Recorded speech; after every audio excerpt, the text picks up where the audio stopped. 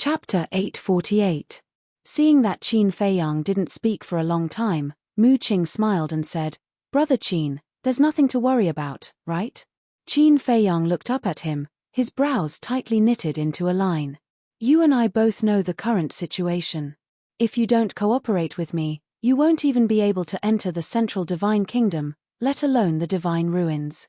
On the contrary, if we cooperate, we will succeed." Mu Qing said.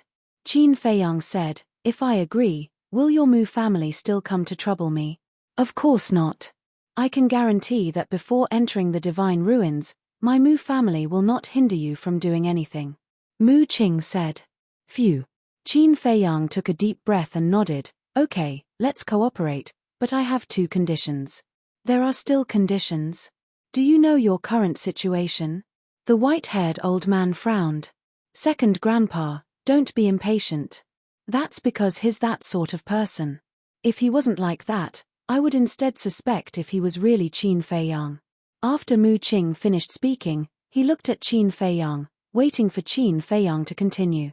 Qin Feiyang said, "First, after the matter is done, release the fire Qilin." Mu Qing was taken aback and said, "Speaking of the fire Qilin, I have a question to ask. Why is it so good to you?" Qin Feiyang said expressionlessly, "This is none of your business. Can you do it?" "This," Mu Qing hesitated for a moment and shook his head. "No, unless you exchange the heart of the demon dragon and the eye of the demon dragon." Qin Feiyang frowned. To be honest, he had a very special feeling for the fire Qilin, as if it was his former partner. If it was really possible, he was willing to exchange the heart of the demon dragon and the eye of the demon dragon. But the key was that even he didn't know where the heart of the demon dragon and the eye of the demon dragon were. Don't misunderstand. I'm not threatening you now. After all, you can't have your cake and eat it. You want me to hand over the fire Qilin, so you have to give me some compensation, right? Mu Qing smiled. "All right. When we come out of the divine site, we will make the exchange face to face." Qin Feiyang nodded. Although the devil dragon's heart and devil dragon's eye had disappeared, Mu Qing did not know about it. He could use this point to stall for time. At least this way, he could temporarily ensure the fire Qilin's safety. Mu Qing said, "Sure, tell me the second condition." "I need your help. Help me become the Tower Master's personal disciple." Qin Feiyang said. "What? Who do you think you are? He even wants to become the Chief Pagoda Master's disciple. Furthermore, the Chief Pagoda Master has never accepted a personal disciple since he took over the position. Don't even think about it." The white-haired old man mocked, his face full of disdain. Mu Qing remained silent, staring at Qin Feiyang, as if trying to see through him. "Don't talk nonsense with me. You must agree to this condition. Otherwise, our cooperation will end here. Don't always think of threatening me. Actually, I also have the capital to threaten you. My capital is the heavenly thunder flame, the cold ice flame, and the sky profound flame. Without these three flames, even if you snatch the heavenly dipper flame, you won't be able to summon the divine sight." Qin Feiyang said indifferently, "You're courting death." The white-haired old man's eyes suddenly burst out with a strong cold light. "Ha ha, however." Mu Qing laughed, and said, "This is the Qin Feiyang I know." The white-haired old man said, "Qing don't spoil him, otherwise he will definitely take advantage of you." "Second grandfather, don't worry, he won't." Mu Qing waved his hand, looked at Qin Feiyang, and said, "I'm very curious. Why do you want to become the direct disciple of the Chief Pagoda Master?" Qin Feiyang said, "I'm also curious. What is your relationship with Lu Xingchen? Are you willing to tell me?" "No." Mu Qing shook his head. Qin Feiyang said, "That's right, we all have our own secrets, why should we expose them?" "That makes sense." Mu Qing pondered for a while, turned to look at the white-haired old man, and said, "Second grandfather, do you know the Chief Pagoda Master's habits? He rarely appears, so I don't know much about him. But it is said that he is a bit of a loner and unreasonable. I'm afraid we can't help him become the Chief Pagoda Master's disciple." The white-haired old man said. Mu Qing nodded, looked at Qin Feiyang again, and said, "We can at most help you, whether you succeed or not depends on your ability." "Okay." Qin Feiyang pondered for a moment and nodded. Mu Qing immediately raised his wine glass and said with a smile, "Then I wish us a happy cooperation." Qin Feiyang didn't bother to talk to him, and said, "When are we going to the Central Divine Kingdom?" Mu Qing was quite embarrassed. He put down his wine glass, got up and said, "Since Brother Qin can't wait, let's go now." "Not now, I have to wait for Fatso and the others to come back," Qin Feiyang said, and then pointed to the purple-clothed young man lying in a pool of blood and said, "And, what should we do with him?" "That's easy. Just say that he was killed by Qin Feiyang," Mu Qing said with a smile. Qin Feiyang's eyes suddenly became cold. "Did I say something wrong?" "I don't think so. Anyway, you will change your name when you enter the Central Divine Kingdom. Even if you stand in front of the gate of the Chilean tribe, they might not be able to recognize you. What are you afraid of?" "All right, you wait patiently. We'll wait for you at the teleportation altar." Mu Qing smiled and left with the white-haired old man. After Qin Feiyang watched the two of them leave, he turned around and stared at the purple-clothed youth's corpse. Suddenly, with a wave of his hand, a red sword chi appeared and pounced towards the purple-clothed youth, destroying the corpse. He had figured it out. In any case, he had already carried so many scapegoats, so it didn't matter if he carried one more. Next, he walked into the tea room and lowered his head in thought. The reason why he proposed the condition of becoming the chief pagoda master's disciple was entirely because of the mysterious lady. The mysterious lady wanted him to snatch the 5-colored spar, which gave him a headache. Because it was almost impossible for the 5-colored spar to be with the chief pagoda master. But if he could become his disciple and gain his trust, the chances would undoubtedly be much higher. About an hour passed. Fatso and Yang Wei finally returned. Qin Feiyang looked up at the two of them and asked with a smile, "How was the harvest?" "Full of rewards. Not only did we buy more than 5 million sets of medicinal ingredients for the battle chi pill, but we also got a lot of medicinal ingredients that were 10,000 years old." Fatso laughed. Yang Wei followed, "But we found that someone seemed to be following us. I don't know if it's an illusion or not." "It's not an illusion," Qin Feiyang said. "What do you mean?" Fatso and Mu Qing were surprised. "The people following you are from the Mu clan." Qin Feiyang explained what had happened in a simple and clear manner. Hearing it, the two of them couldn't help but break out in cold sweat. If before, Qin Feiyang and Mu Qing had a falling out, wouldn't they be in danger? Qin Feiyang rubbed his head and sighed. The Mu clan is actually not terrible. The one who is really terrible is Mu Qing. Yes. His omniscient eye is too heaven-defying. No matter how we disguise, he can see through it. Yang Wei said helplessly. Qin Feiyang said, "That's why I chose to cooperate with him. It's good to cooperate. At least during this time, you can relax." Fatso didn't refute it. It's not that he's afraid of the Mu clan. Since entering the Forgotten Continent, Qin Feiyang has been entangled with the Mu clan and the mysterious lady. Just looking at it made him feel tired, let alone Qin Feiyang, who was involved in it. So, he wanted to let Qin Feiyang have a good rest. "Then let's go. The Central Divine Kingdom. I'd like to see what kind of dragon's pool and tiger's den this place is." Qin Feiyang's eyes flashed, and he led the two of them out of the pavilion and walked towards the stairs.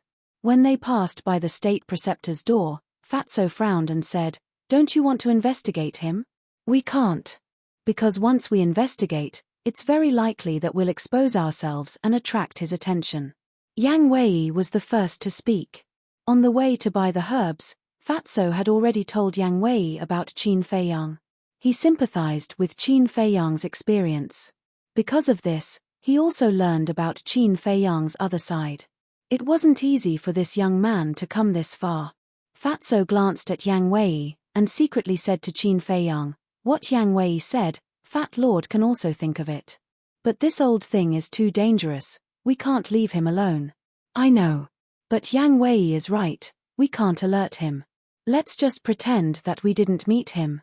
Moreover, if he really came for me, then if he couldn't find me in the 9 regions, he would definitely go to the Central Divine Kingdom." Qin Feiyang said. "Okay." Fatso nodded helplessly. When they came to the first floor, Fatso paid the bill, and the three of them walked out. But as soon as they walked to the door, Qin Feiyang saw the state preceptor also walking toward the restaurant. Don't do anything rash. Qin Feiyang's pupils shrank, and he lowered his head, secretly warning Fatso. He was very relieved about Yang Wei. However, Fatty had a mischievous personality. No one knew what he would do. Don't worry, Fat Lord knows what to do. Fatty replied in his mind, but his eyes were rolling around in their sockets. Suddenly, his eyes lit up, and he ran to the counter and said to the waiter inside, "Give me a pot of wine." Okay. There was a wine cabinet behind the waiter, on which there were large and small wine pots. These wine jugs were all made of top-grade jade. The waiter turned around, reached out and grabbed a wine pot the size of an adult's palm, and placed it in front of Fatso. After the fatty paid the bill, he eagerly ran behind Qin Feiyang and his companion. Then, he opened the wine jug and began to drink leisurely. "What do you want?" Qin Feiyang frowned. "I'm suddenly thirsty, I want to drink." Fatso laughed. "I'm warning you, if you dare to do anything, don't think about coming out of the castle in the future." Qin Feiyang said in a deep voice. "I say, you're so annoying. Why do you care if I drink some wine?" The fatty furrowed his brows, looking very displeased. Qin Feiyang frowned and didn't say anything more. He turned around and walked out of the door with his head lowered. Because at this moment, the state preceptor had also arrived at the door. The two of them passed by just like that. Yang Wei didn't look at the state preceptor, and he was also quite nervous. However, Fatso didn't feel nervous at all. He held the wine pot, swaggered, and glanced at the state preceptor from time to time. Ouch! Just as the two of them brushed past each other, the fatty suddenly let out a howl and staggered forward, falling forward. And the wine pot in his hand, whether it was intentional or coincidental, flew up and hit the state preceptor's head. Chapter 849. In an instant, the place fell into a dead silence. Everyone looked at Fatso and the Grand Preceptor, including Qin Feiyang and Yang Wei.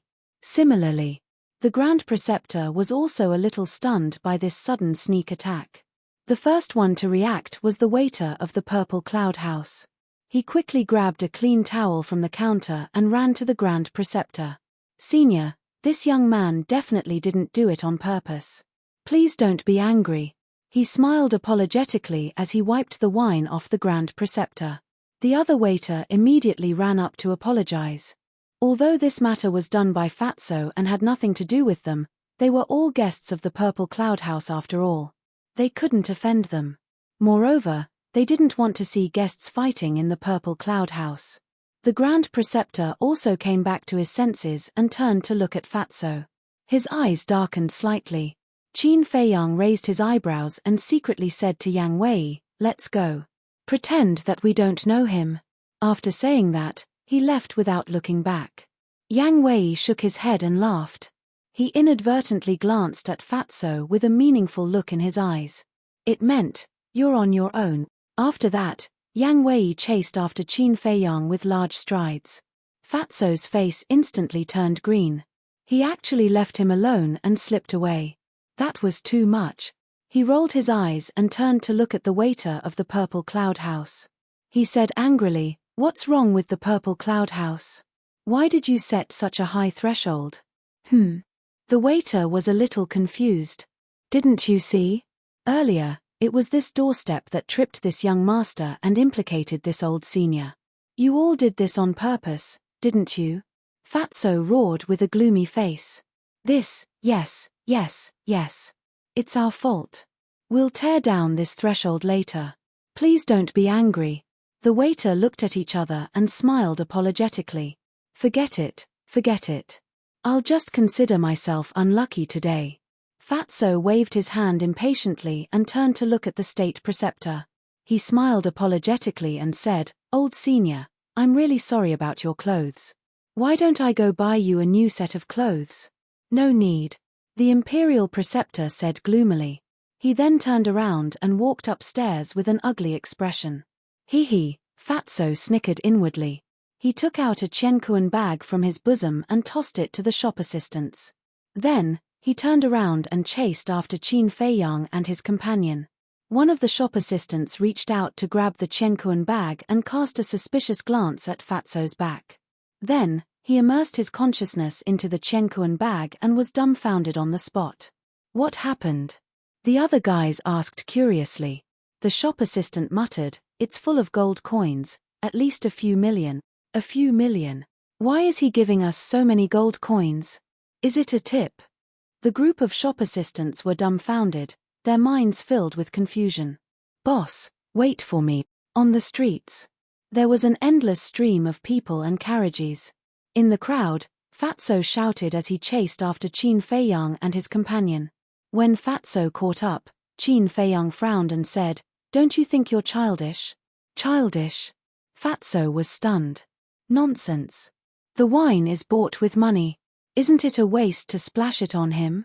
If you really want to embarrass him in public, splash him with foot-washing water.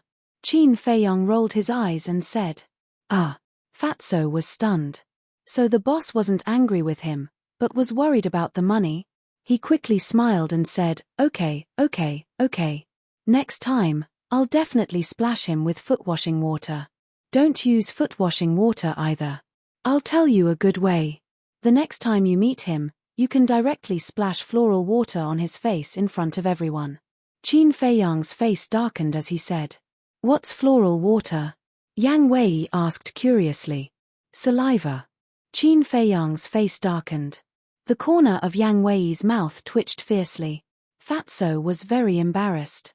It turned out that the boss wasn't worried about the money, but was really angry with him. Boss, I was wrong. Don't be angry, okay?" He hugged Qin Feiyang's arm and said coquettishly, "Get lost." Qin Feiyang shouted angrily. Goosebumps appeared on his skin. A grown man acting coquettishly? How disgusting. Those who didn't know might misunderstand that there was something wrong with his sexual orientation. Yang Wei smiled at the side and didn't say anything. Although he was forced to follow Qin Feiyang, after spending some time together, he found that this group of kids was quite interesting. A moment later, the three of them came to the square. Because the three of them had changed their faces, no one knew that they were the wanted targets of the Pill Pagoda. But in the square, they only saw Mu Qing's second grandpa and didn't see Mu Qing. But next to the white-haired old man stood a strange young man. He was about 1.7 meters tall, about 20 years old, skinny as a match, and could be blown away by a gust of wind. His appearance was also very ordinary, wearing old black clothes. In short, this was a very inconspicuous young man. Stop. When Qin Feiyang and the other two walked into the square, they were stopped by two black armored guards.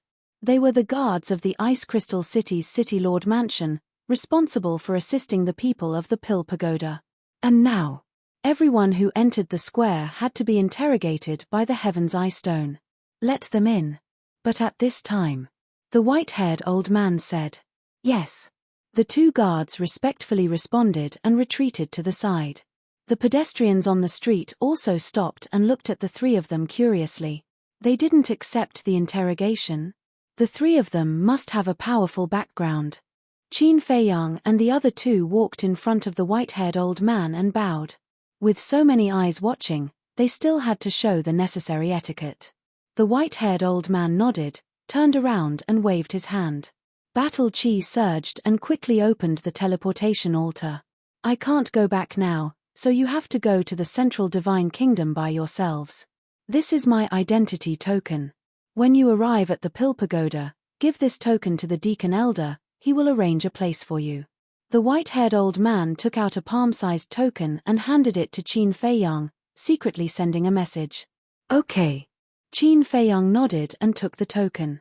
The token was pure gold, with a flame pattern engraved on the front and a name on the back. Liu Xingfeng. Obviously. This was the white-haired old man's name, but it must be a fake name. As for the white-haired old man's real name, Qin Feiyang didn't bother to ask. He took Fatso and Yang Wei and directly stepped onto the teleportation altar. "Be careful." Liu Xingfeng looked at the inconspicuous black-clothed young man next to him and secretly warned him.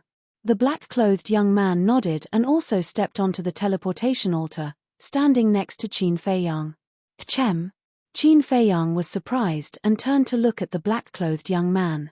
The black-clothed young man grinned and sent a message, "Even you didn't notice, that means my disguise was very successful." Qin Feiyang frowned. So this guy was Mu Qing. Wang. The altar glowed brightly and the four of them quickly disappeared. At the same time. Central Divine Kingdom, Divine City. This city covered an area of a few hundred miles. It was boundless. Tall buildings towered into the sky like precipitous peaks. Every street and alley was filled with people. It was bustling and lively. The most eye-catching place was the central area of the city. That place was located in an ancient building complex. There was an ancient castle. There were tall buildings. There was a palace. There were houses. Among them, there were 10 ancient towers that towered into the sky. From afar, it looked like 10 giants stood in the middle of the city, exuding an unparalleled majestic aura. Although the city was very large, the 10 ancient pagodas could be seen clearly from every corner. They were like kings that attracted the attention of everyone. And right in front of the 10 ancient pagodas, there was a tall stone tablet standing tall. On it, there were 2 grand words carved on it. Pill Tower. There was a flame symbol above it. Whether it was the 2 words Pill Tower or the flame symbol, they all exuded a threatening aura. Under the stone tablet, there was a very big square. In the center, there was also a teleportation altar. Beside the altar, a black-clothed old man sat cross-legged. At this moment, he was looking at the teleportation altar that was glowing brightly. His old eyes exuded a sharp light, and his aura was unfathomable. Suddenly, 4 figures appeared on the altar. It was Qin Feiyang and the other 3. As soon as they appeared, Qin Feiyang, Fatso, and Yang Wei looked around curiously. This was especially true for Yang Wei, who couldn't hide the excitement on his face. He had always yearned to go to the Central Divine Kingdom. But in the past, it was limited to yearning. It was basically impossible to enter the Central Divine Kingdom. He even thought that there was no hope of entering the Central Divine Kingdom in this life. But he did not expect to stand on this sacred land at this moment. Therefore, he was very excited at this moment. Hey, can you guys be more promising? Look at you guys now. Are you any different from country bumpkins? Mu Qing looked at the 3 of them helplessly. It's none of your business. Fatso glared at him fiercely. Nonsense, of course it's my business. We're together now. It's embarrassing for you guys to be like this. Mu Qing said unhappily. Fat Lord has a bad temper. Who's with you? Don't get it wrong. You are you, we are us. We have nothing to do with each other. Fatso said angrily. Of course, the 2 of them talked secretly through voice transmission. Who are you guys? The old man in black glanced at the 3 of them, his eyes flashing coldly. Humph, I'm a magnanimous person. I won't argue with you. Mu Qing glanced at Fatso coldly, jumped off the altar, landed on the ground, and bowed respectfully to the old man in black, saying, Junior Qin Day, greet Senior. Qin Day? Hearing this name, Qin Feiyang and the other 2 could not help but be stunned. Fatso said through voice transmission, Boss, is he indirectly taking advantage of you? Taking advantage of me? Qin Feiyang was stunned and looked at him in confusion. Think about it. Qin Day, isn't it Uncle Qin's idea? If it's a little deeper, then it's a real uncle. In other words, he gave you this name, which is tantamount to saying that he's your real uncle. Fatso analyzed seriously. Qin Feiyang's face twitched. This damn Fatso also had a rich imagination, right? I personally think that Fatso's words are reasonable. After all, you see, there are so many surnames in the world. Why did he choose the same surname as you? Chapter 850. Well, Qin Feiyang couldn't find a reason to refute them. Is that really the case? He looked at Mu Qing's back suspiciously, jumped down the altar, and landed beside Mu Qing. Fatso and Yang Wei also jumped down and bowed to the old man in black. The old man in black asked, What are you doing in the Central Divine Kingdom? We want to enter the main tower. Mu Qing said, and then winked at Qin Feiyang. Qin Feiyang understood and took out Liu Xingfeng's identity token. After seeing the token, The old man in black's expression eased a lot, and he asked, "Are all of you?" "No. Only me and him." Mu Qing pointed at Qin Feiyang and said, "What about them?" The old man in black looked at Fatso and Yang Wei again. Mu Qing coughed dryly and said with a straight face, "They are our servants." Fuck. The fatty's heart was instantly filled with rage. Yang Wei was also a little unhappy. "Servants?"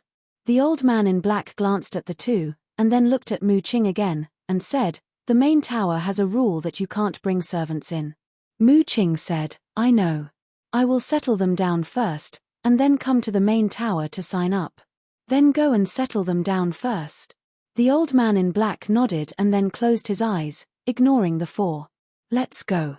Mu Qing whispered to Qin Feiyang and the other two, and then turned and walked to the street on the other side of the square. "What do you mean? It's not enough that you took advantage of my boss, and now you want to take advantage of us?" Fatso chased after and said angrily. "Did I?" Mu Qing looked innocent. "Don't pretend. You think we can't see that you named yourself Qin Day just to take advantage of our boss?" Fatso sneered. "Ooh." Mu Qing was stunned. She shook her head and said, "I just said a name casually. I didn't expect your imagination to be so rich."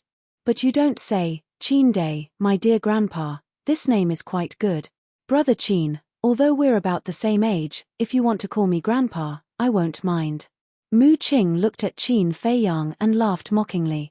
Then, she left with a smile on her face. Qin Feiyang's face darkened. This bastard was obviously toying with him. "Boss, why don't you give yourself a better name? This way, you can also be called Mu Day or Mu Ancestor. At that time, he will have to obediently call you Ancestor." Fatso chuckled. "He's childish, so are you?" Qin Feiyang rolled his eyes at him. He followed Mu Qing unhurriedly and looked around. The buildings in this area were relatively old. There were traces of time left in every place. On both sides of the square, there were green trees planted. Under the trees, there were patches of flower beds. Hundreds of flowers were blooming and the fragrance assailed the nose. Many young men and women were walking hand in hand in the flower beds. There was a deep love between them.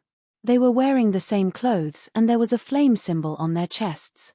Obviously, they were disciples of the Pill Pagoda and they were talking about love here. Why are you doing this to me?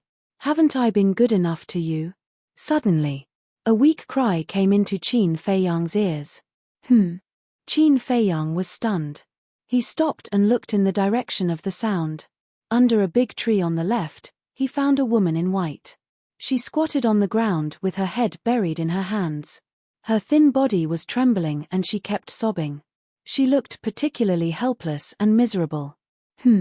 Seeing Qin Feiyang suddenly stop, Fatso and Yang Wei also stopped and looked in the same direction. "She's crying so sadly. She must have been hurt by someone. Fat Lord, go and talk to her." Fatso chuckled and ran over. Mu Qing, who was walking in front, raised her eyebrows and turned to Fatso.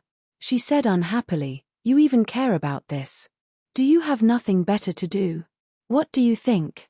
Fat Lord is happy to do it." Fatso glanced at him provocatively and ran to the woman in white. He asked with a smile, "Little girl, do you need help?" The woman in white looked up at Fatso and did not say a word. She hurriedly lowered her head again. Fatso said, "Look at you. You must have been abandoned. Get lost." The woman in white suddenly got up and shouted at Fatso. Seems like Fat Lord guessed correctly. Fatty chuckled inwardly and began to seriously size up this woman.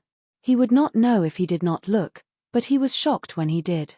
The woman had a petite figure, fair skin, and beautiful looks. She had a pair of big eyes that were crystal clear like black gemstones. Her beautiful black hair was soft and elegant, shimmering with a charming luster. Her snow-white dress made her look like a fairy. Beautiful. Fatso was stunned. What is Fatso doing there? Yang Wei was suspicious. Since Fatso's back was facing them, they could not see Fatso's expression at this moment. That woman is quite pretty. Fatso must have fallen in love with her at first sight. Qin Feiyang said half-jokingly. Slap. But before he finished, The woman in white suddenly raised her hand and slapped Fatso's face. Ah! Qin Feiyang and Yang Wei looked at each other. What was going on? None of you stinky men are good. The white-clothed woman scolded Fatty, then turned around and ran towards the street on the other side.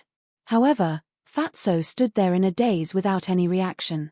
Qin Feiyang and Yang Wei looked at each other and walked over suspiciously.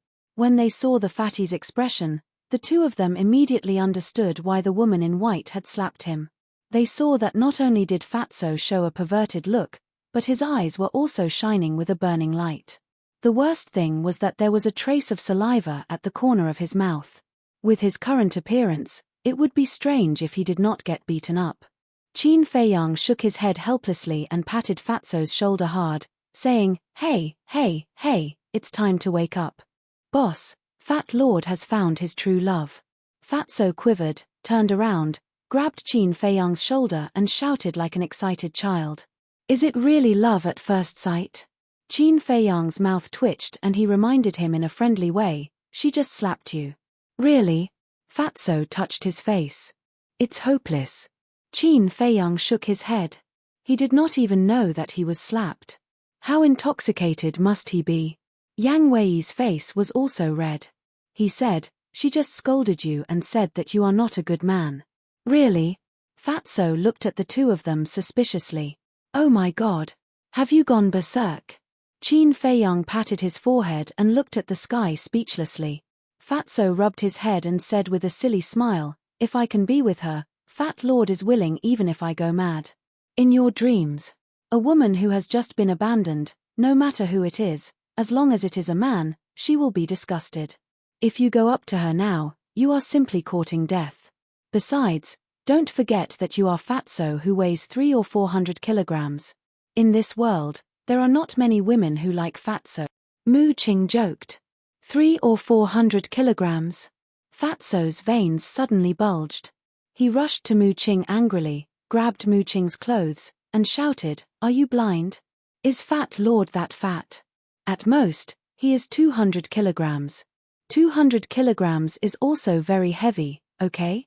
And didn't you say that the woman is very beautiful? A beautiful woman, she has no shortage of suitors. So you'd better give up as soon as possible. She will never fall for you. Also, don't come so close to me. I am not interested in men." Mu Qing reached out and pushed Fatso away. With a bright smile, she turned and strode forward. Fatso lowered his head and his eyes dimmed. Yang Wei frowned and said, "This man's words are too hurtful. Isn't he just looking for a sense of superiority?" Qin Feiyang sneered and walked to Fatso's side. He said, "If you really like her, I will support you unconditionally." Yang Wei said with a smile, "Don't be discouraged. Although your body shape is a little, well, you are still very kind. I believe that someone will find your inner beauty. Do you know how to comfort people?" Fatso glared at Yang Wei.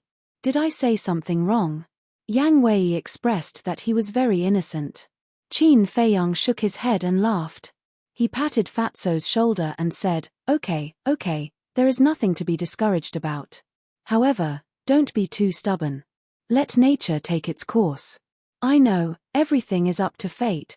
Fatso nodded and finally cheered up. Then, Qin Feiyang and the other two followed behind Mu Qing and entered the streets outside the square. They followed the crowd and walked aimlessly. "Where are you taking us?" "Very soon." Fatso became impatient. Mu Qing said with a smile, "It is your first time in the Central Divine Kingdom. I have to give you a welcome. Would you be so kind?" Not only Fatso was suspicious, Qin Feiyang and Yang Wei were also suspicious. Mu Qing stopped and turned to look at the three of them. He frowned and said, "Could it be that in your eyes, I am a two-faced villain? More or less?" Fatso pursed his lips. "Your words make me bitterly disappointed. I originally wanted to take you to the trading pavilion after drinking some wine. But now it seems that I was not thinking too much. You and Yang Wei find a place to stay. Brother Qin and I will go to the Pill Pagoda to report now." Mu Qing said. "Trading pavilion." Qin Feiyang and the other two looked at each other. The trading pavilion of the Divine City is the largest trading place in the central Divine Kingdom. There are all kinds of rare treasures. I thought you would be interested, but who knew that it was just my wishful thinking? Mu Qing sighed, his face full of helplessness. Of course I am interested. Don't be angry. Fat Lord will apologize to you. Next, we will listen to your arrangements. What do you think? Fatso quickly smiled apologetically. The corner of Mu Qing's mouth twitched fiercely. This speed of change was faster than flipping a book. He said, "So, it is not my wishful thinking?" "Definitely not." Fatso said matter-of-factly. Mu Qing said again, "Will you really listen to my arrangements?" Fatso said angrily, "Why are you so long-winded? If I say we will listen to you, we will definitely listen to you." "Okay. Then let's go to the Dragon Phoenix Pavilion first. Let me tell you, the Dragon Phoenix Pavilion is the most luxurious restaurant in the Divine City. Those who can enter are basically all famous figures in the central Divine Kingdom. Of course, it also includes those famous playboys. In short, the Dragon Phoenix Pavilion is a gathering place for people with power and influence. Naturally, it is also the best place to ask for information. Chapter 851. Dragon Phoenix Tower. This most luxurious restaurant in the city was located next to the central area. It was only a few miles away from the Pill Pagoda. After an hour, Qin Feiyang and the others walked and stopped, and finally arrived at the entrance of the Dragon Phoenix Tower. This restaurant was very tall, very big, and had an ancient feel to it. Above the door, there was a fiery red phoenix, and on the roof, there was a golden divine dragon. Although the golden dragon and phoenix were both carved from stone, they were lifelike, making this Dragon Phoenix Tower look incomparably imposing. At this time, it was noon. There was an endless stream of people coming in and out. But without exception, everyone was dressed in gorgeous clothes, exuding an extraordinary aura. "For guests, please come in." A waiter ran out and welcomed Qin Feiyang and the other three into the hall. In the hall, there were hundreds of tables neatly arranged. These tables were all made of high-quality jade and were overflowing with light and color. Even the seats were inlaid with all kinds of gems. The moment they walked into the hall, they could feel a thick and luxurious aura blowing against their faces. Moreover, the business here was very good. It was full of guests, and only a few tables in the corner were empty. There were also rooms upstairs, a total of 10 floors. Of course, the rooms upstairs were all private rooms. However, although it was crowded, it was very quiet. When everyone spoke, they deliberately lowered their voices.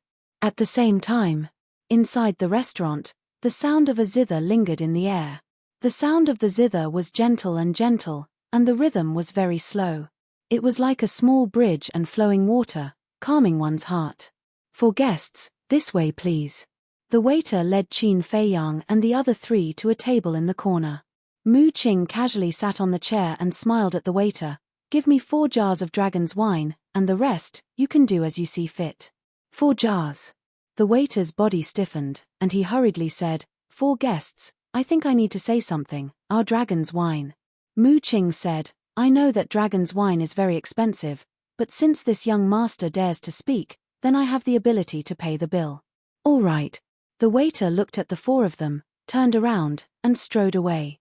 Now, whether it was Qin Feiyang and the other 2, or Mu Qing, all of them had changed their appearances. Qin Feiyang and the other 2 were better off. Even though his disguise was more common, he was still very particular about what he was wearing.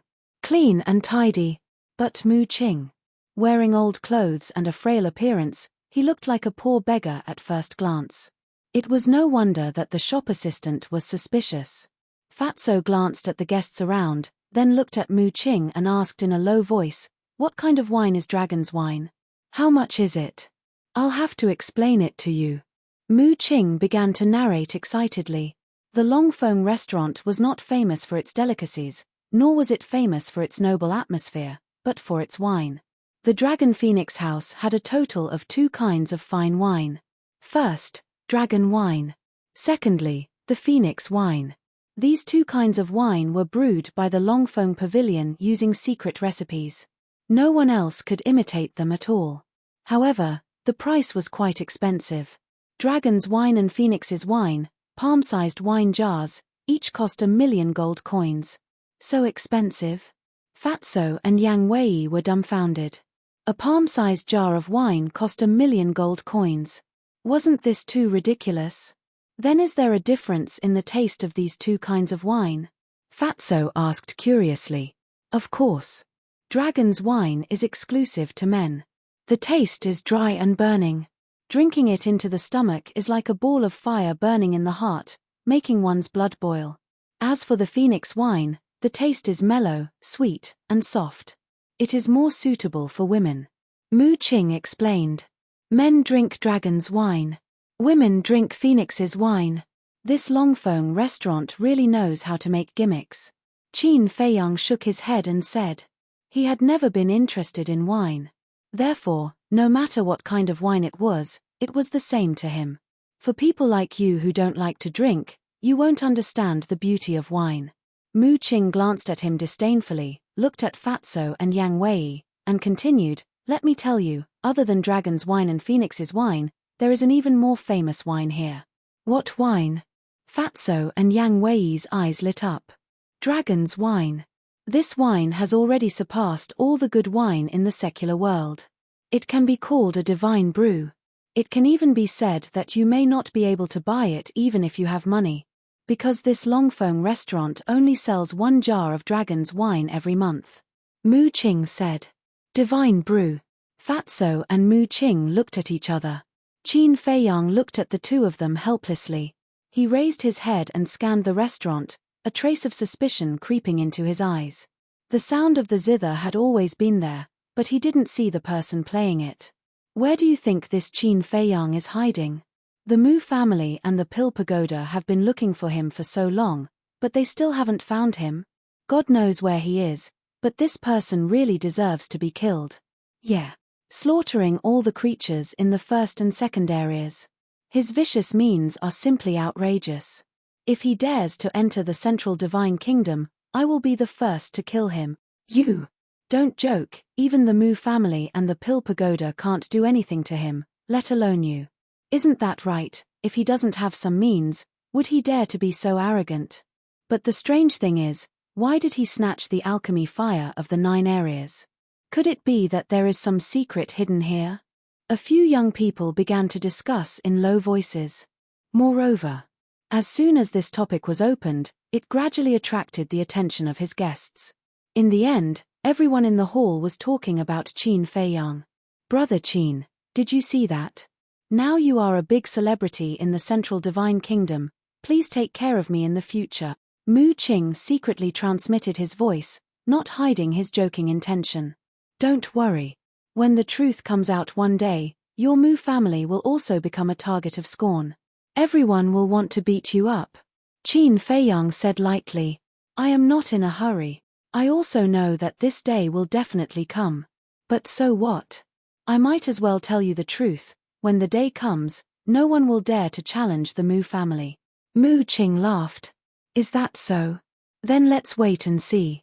Qin Feiyang smiled faintly. So what if he is Qin Feiyang? If he dares to come to the Central Divine Kingdom, I, Guoming, will make him kneel and beg for mercy. Suddenly, a proud voice came from above. Everyone looked up and saw a young man in purple strode out from the 2nd floor with a beautiful woman in his arms.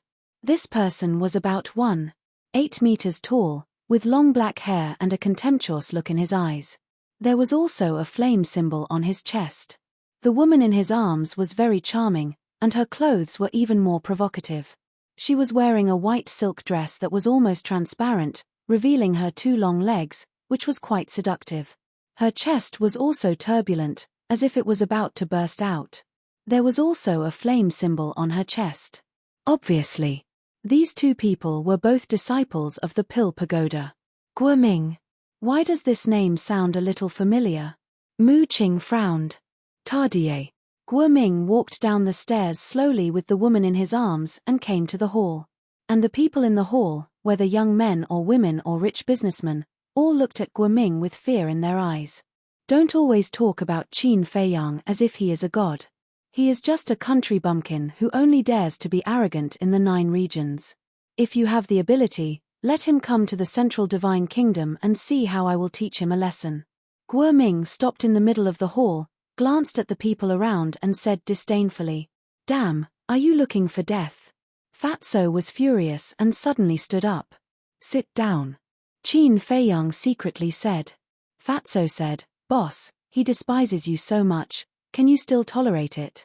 Qin Feiyang's eyes were cold, and said, "Sit down when I tell you to, stop talking nonsense." Fatso raised his eyebrows and went back to his seat helplessly. At this moment, the enchanting woman in Guoming's arms suddenly looked at Fatso, her red lips slightly raised, and said in a coquettish voice, "Brother Ming, that person stood up just now, seems to be a little dissatisfied with you. Looking for trouble?" Qin Feiyang raised his eyebrows. "Who?" At the same time, Guoming asked. "Him." The enchanting woman pointed at Fatso and said. Guoming raised his head and looked at Fatso, a trace of playfulness crawling up his face. Next, he hugged the enchanting woman and walked to the table of Qin Feiyang and the others. Mu Qing looked at Guoming, and suddenly his eyes flashed, and asked with a smile, "What's the matter?" Guoming looked at Mu Qing with disdain, and looked at Fatso. "I'll give you a chance to say what you wanted to say just now." "All right." Fatso crossed his arms over his chest, leaned on the chair, and said indifferently, "If you're so awesome, why don't you go to the 9 regions to look for Qin Feiyang?" Guoming said arrogantly, "He is not qualified for me to personally go." Fatso teased, "Is it that he is not qualified, or that you do not dare?" Guoming's eyes narrowed slightly, revealing a dangerous signal. "Stop pretending. Who can't see through your thoughts? Don't you just want to pretend in front of this woman? I'm very awesome, I'm very arrogant, I'm invincible. If you follow me, I'll guarantee you a good life. Maybe she'll warm your bed at night. Of course, if you want to pretend like this, we won't object, nor do we have the right to object. But let me advise you, don't overdo it." Fatso sneered. "Ha ha," Mu Qing laughed. And it was a presumptuous laugh, without any concealment. Although the guests in the hall did not laugh out loud, their faces were red. As for Qin Feiyang and Yang Wei, of course, they were also gloating. Of all people to provoke, he had to provoke Fatso. Wasn't this looking for a beating? On the other hand, Guoming and the enchanting woman's faces were gloomy. "What's wrong? Did I hit the nail on the head and make you angry from embarrassment? Boy, you're still too inexperienced. Go back to your mother's womb to study, then come out and fight with me." Fatso sneered, as if looking at a fly, full of disgust. "How dare you?" The enchanting woman's face turned cold and shouted. "I haven't said anything yet, what are you shouting for? Look at you, in public, in front of everyone, wearing so little and hugging a man. Didn't your mother teach you what is etiquette, justice, integrity, and shame? Why don't you just take it all off and let everyone feast their eyes? Anyway, you don't know shame." Chapter 852. Yes, yes, yes, that's right. Mu Qing slapped the table and laughed. "Is it so funny?" Qin Feiyang rolled his eyes. As for the others, no one answered. To be exact, no one dared to answer Fatso's words. They just hid aside and snickered. And without a doubt, the enchanting woman was furious. Her delicate body trembled. She held Guoming's arm and said angrily, "Brother Ming, he humiliated me. You must help me teach him a lesson." At the same time, Guoming's face was so gloomy that it was about to drip water. He said, "Do you know who I am? How dare you talk to me like this? I don't know, and I'm not interested to know. However, if you are willing to be my grandson, although you are a little useless, I won't mind." Fatso grinned, revealing a mouthful of white teeth. It was very annoying. "You're courting death." Guoming's eyes flashed with killing intent. "You want to play?" Fatso slowly got up. His eyes were also surging with cold light. This time, Qin Feiyang did not stop Fatso. "Stop." But at this time, a shout was heard. The waiter who served Qin Feiyang and the other 3 before rushed over with an exquisite tray. On the tray, there were several plates of delicious food, 4 wine jars, and 4 sets of bowls, chopsticks, and wine glasses. After putting the tray on the table, the waiter looked at Guoming and Qin Feiyang and the others. He was puzzled and said, "What's going on? Why are you quarreling?" Guoming said with a sullen face, "I haven't asked you yet. Why did you invite such an uncultured person in?" "I'm uncultured. Who was the one who was boasting like a dog just now?" Fatso laughed angrily. "Say it again." Guoming suddenly looked at Fatso. His eyes were cold and piercing. "What, did I say something wrong? I think it's too flattering to say that you're a dog."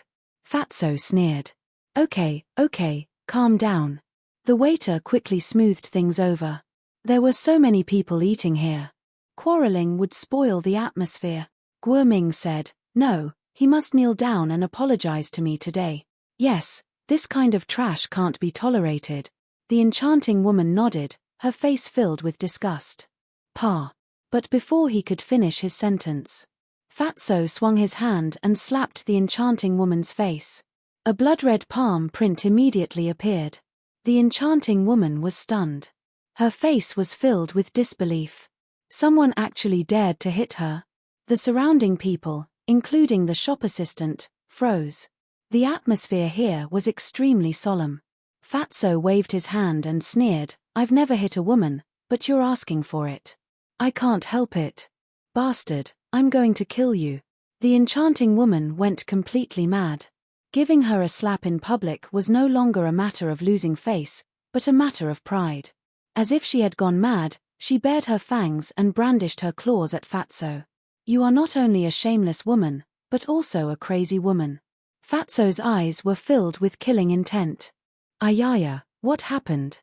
Why is it so lively?" At this time, a strange laughter suddenly sounded. Following closely, a young man, surrounded by a group of young men and women, walked into the Dragon Phoenix house. This person was wearing a white robe that was spotless. His black hair was like a waterfall, his facial features were handsome, his figure was slender, and his entire body was emitting a unique aura. The young men and women who were surrounding this person were also wearing luxurious clothes and had an extraordinary temperament. "He's finally here." Looking at the white-clothed young man, Mu Qing's eyes flashed. But he concealed it very well. Even Qin Feiyang, who was sitting opposite him, did not notice. As soon as the white-clothed young man arrived, he was like a star that was the focus of attention. Everyone's eyes shifted to him. And the originally arrogant and despotic Guoming and the enchanting woman also instantly became obedient. Their expressions were also filled with unconcealable respect and fear. "It seems that his background is not small," Qin Feiyang muttered. "Young Master Hao, your exclusive private room has been cleaned up for you. Please go upstairs." The waiter who was trying to mediate the fight directly ignored Qin Feiyang's group and Guoming's group. He ran to the white-clothed young man and said with a flattering smile, "No need. I can go up by myself. However, I don't want to hear anyone quarreling."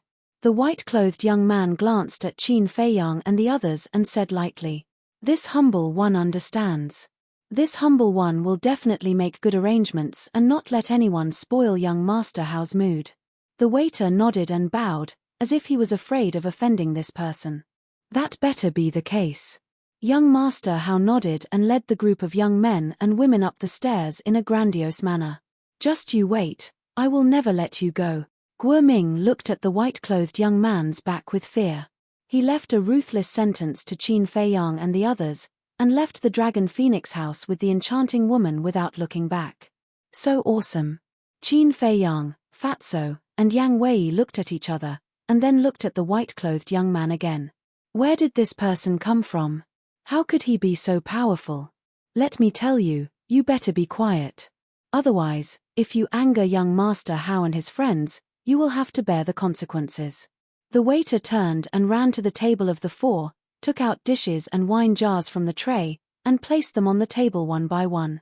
He then warned them in a low voice and left with the tray. At last, young Master Hao led his friends to a private room on the top floor. The people in the hall also withdrew their gazes, but their voices were even quieter than before. Qin Feiyang also lowered his head, looked at Mu Qing and asked, "Do you know who young Master Hao is?" Mu Qing smiled and said, "He is such a famous person." Of course I know. Who? Qin Feiyang asked. Fatso and Yang Wei also looked at him expectantly. Mu Qing did not answer. He picked up a wine jar and tore the paper on it. A strong wine fragrance suddenly came to their nostrils. Good wine. Fatso and Yang Wei's eyes suddenly lit up. Just by smelling the wine, they felt a little intoxicated. Try this wine first. It tastes really good. Mu Qing smiled and got up, holding the wine jar, and filled the wine glasses in front of Qin Feiyang and the other two one by one. Fatso and Yang Wei could not wait to grab the wine glass, put it on the tip of their nose, and then put it to their mouth and gently took a sip. Suddenly, a fiery heat flowed down their throat to their lower abdomens. The two of them quivered, and their pores opened. It is really the best wine. Yang Wei was full of praise as he drained the cup in one gulp. In an instant, his whole body seemed to be burning, his blood vessels were spurting, and his face was red.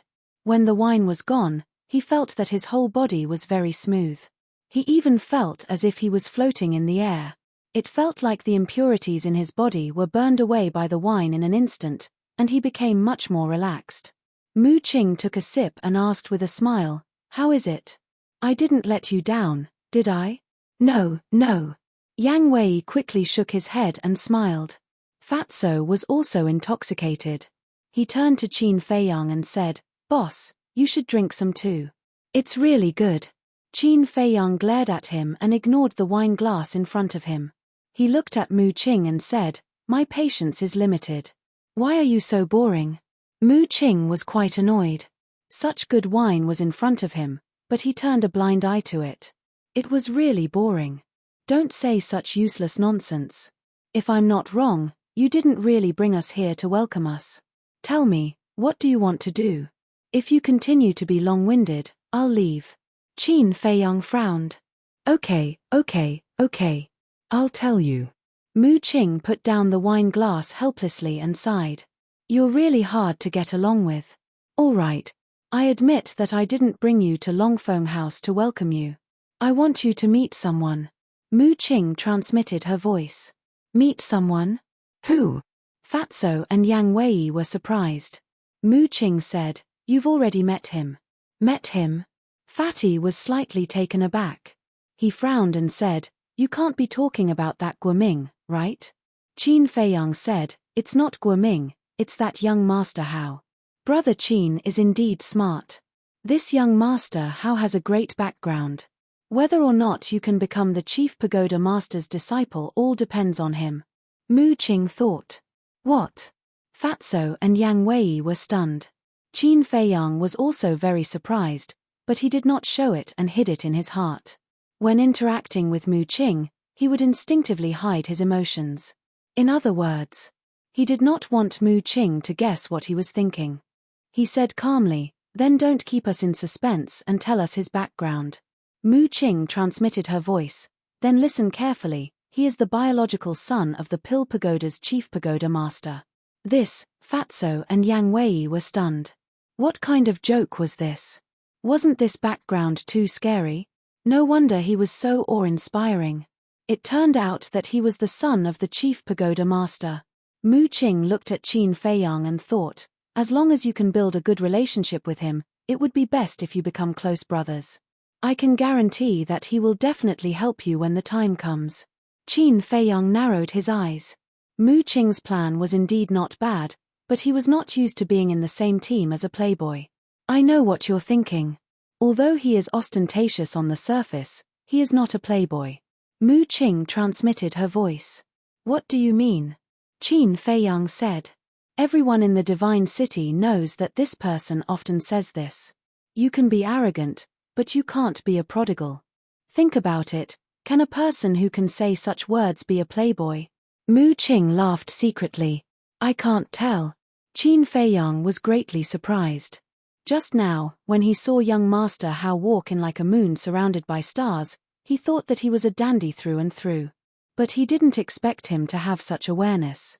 It seemed that this person could not be underestimated.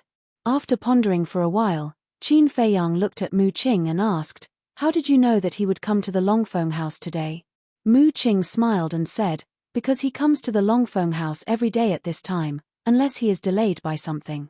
Qin Feiyang was stunned and asked, "Why?" Mu Qing pointed up and smiled mysteriously. "That person who plays the zither." Chapter 853. I heard that the person playing the guqin is a peerless beauty.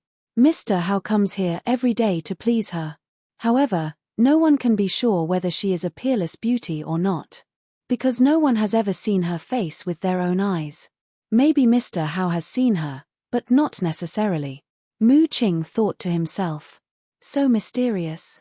Qin Feiyang was surprised. Very mysterious. Mu Qing nodded and then said with a smile, "As I said, I can only help you. As for how to get close to Mr. Hao, it depends on your ability. Of course, I also believe that with your ability, it will be easy for you to do it." After that, he added. Qin Feiyang smiled, finally picked up the wine cup in front of him, put it to his mouth, and tasted it. "It's really good." He nodded, then drank it in one gulp, got up, and said, "Let's go. Take us to the trading pavilion."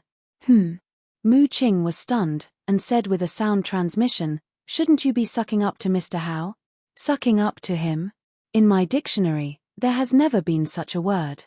Because it has always been others sucking up to me. Qin Feiyang said lightly, then turned and walked toward the door. Mu Qing hurriedly said, "What about the wine? You can't waste it, can you? Idiot, don't you know to pack it up and take it away?" Fatso looked at him disdainfully, held 2 wine jars, and ran toward Qin Feiyang. "This wine really can't be wasted."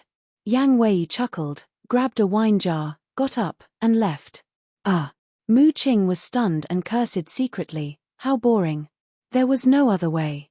He could only hold the last jar of wine, get up, go to the counter to pay the bill, and then chase after the 3. People came and went on the street, and it was noisy.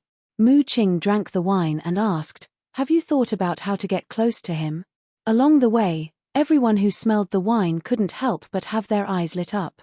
"No." Qin Feiyang shook his head. "Really?"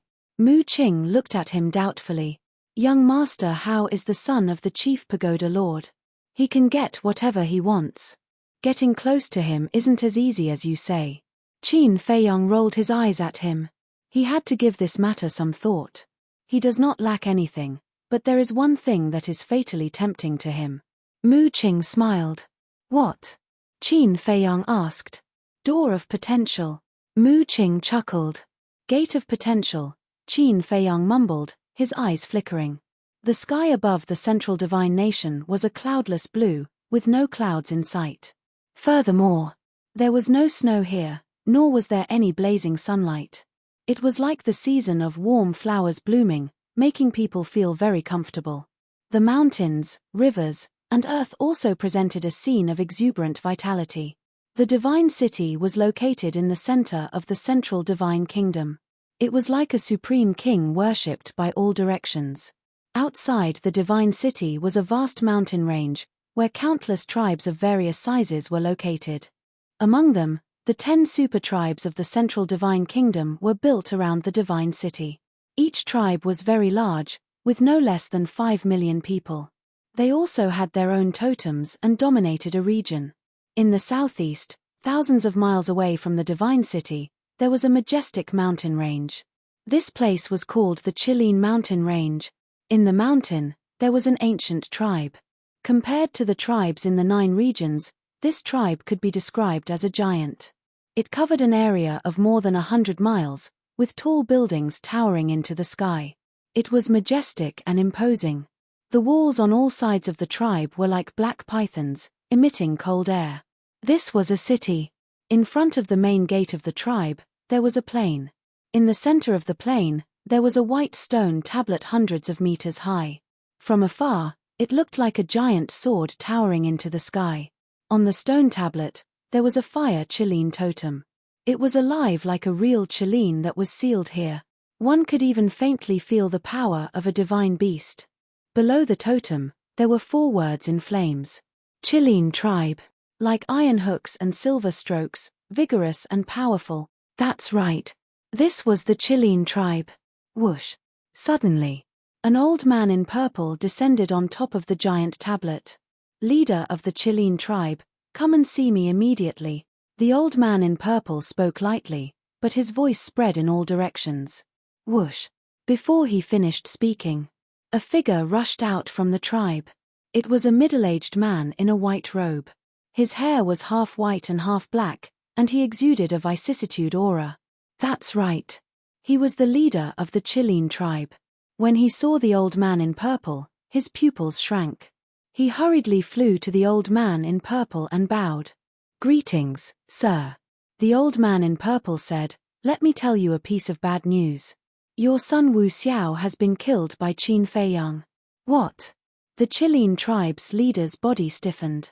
The old man in purple deeply sighed. Regarding this matter, this old man is very sorry. Please restrain your grief. Wait. The Chilean tribe's leader waved his hand. He couldn't react. Didn't you say that you want to take my son to your Mujia? How could he die? Yes. This old man wanted to take him to my Mujia. But when this old man was about to send a message and call someone to pick him up, Qin Feiyang and his accomplices suddenly appeared and mercilessly killed him.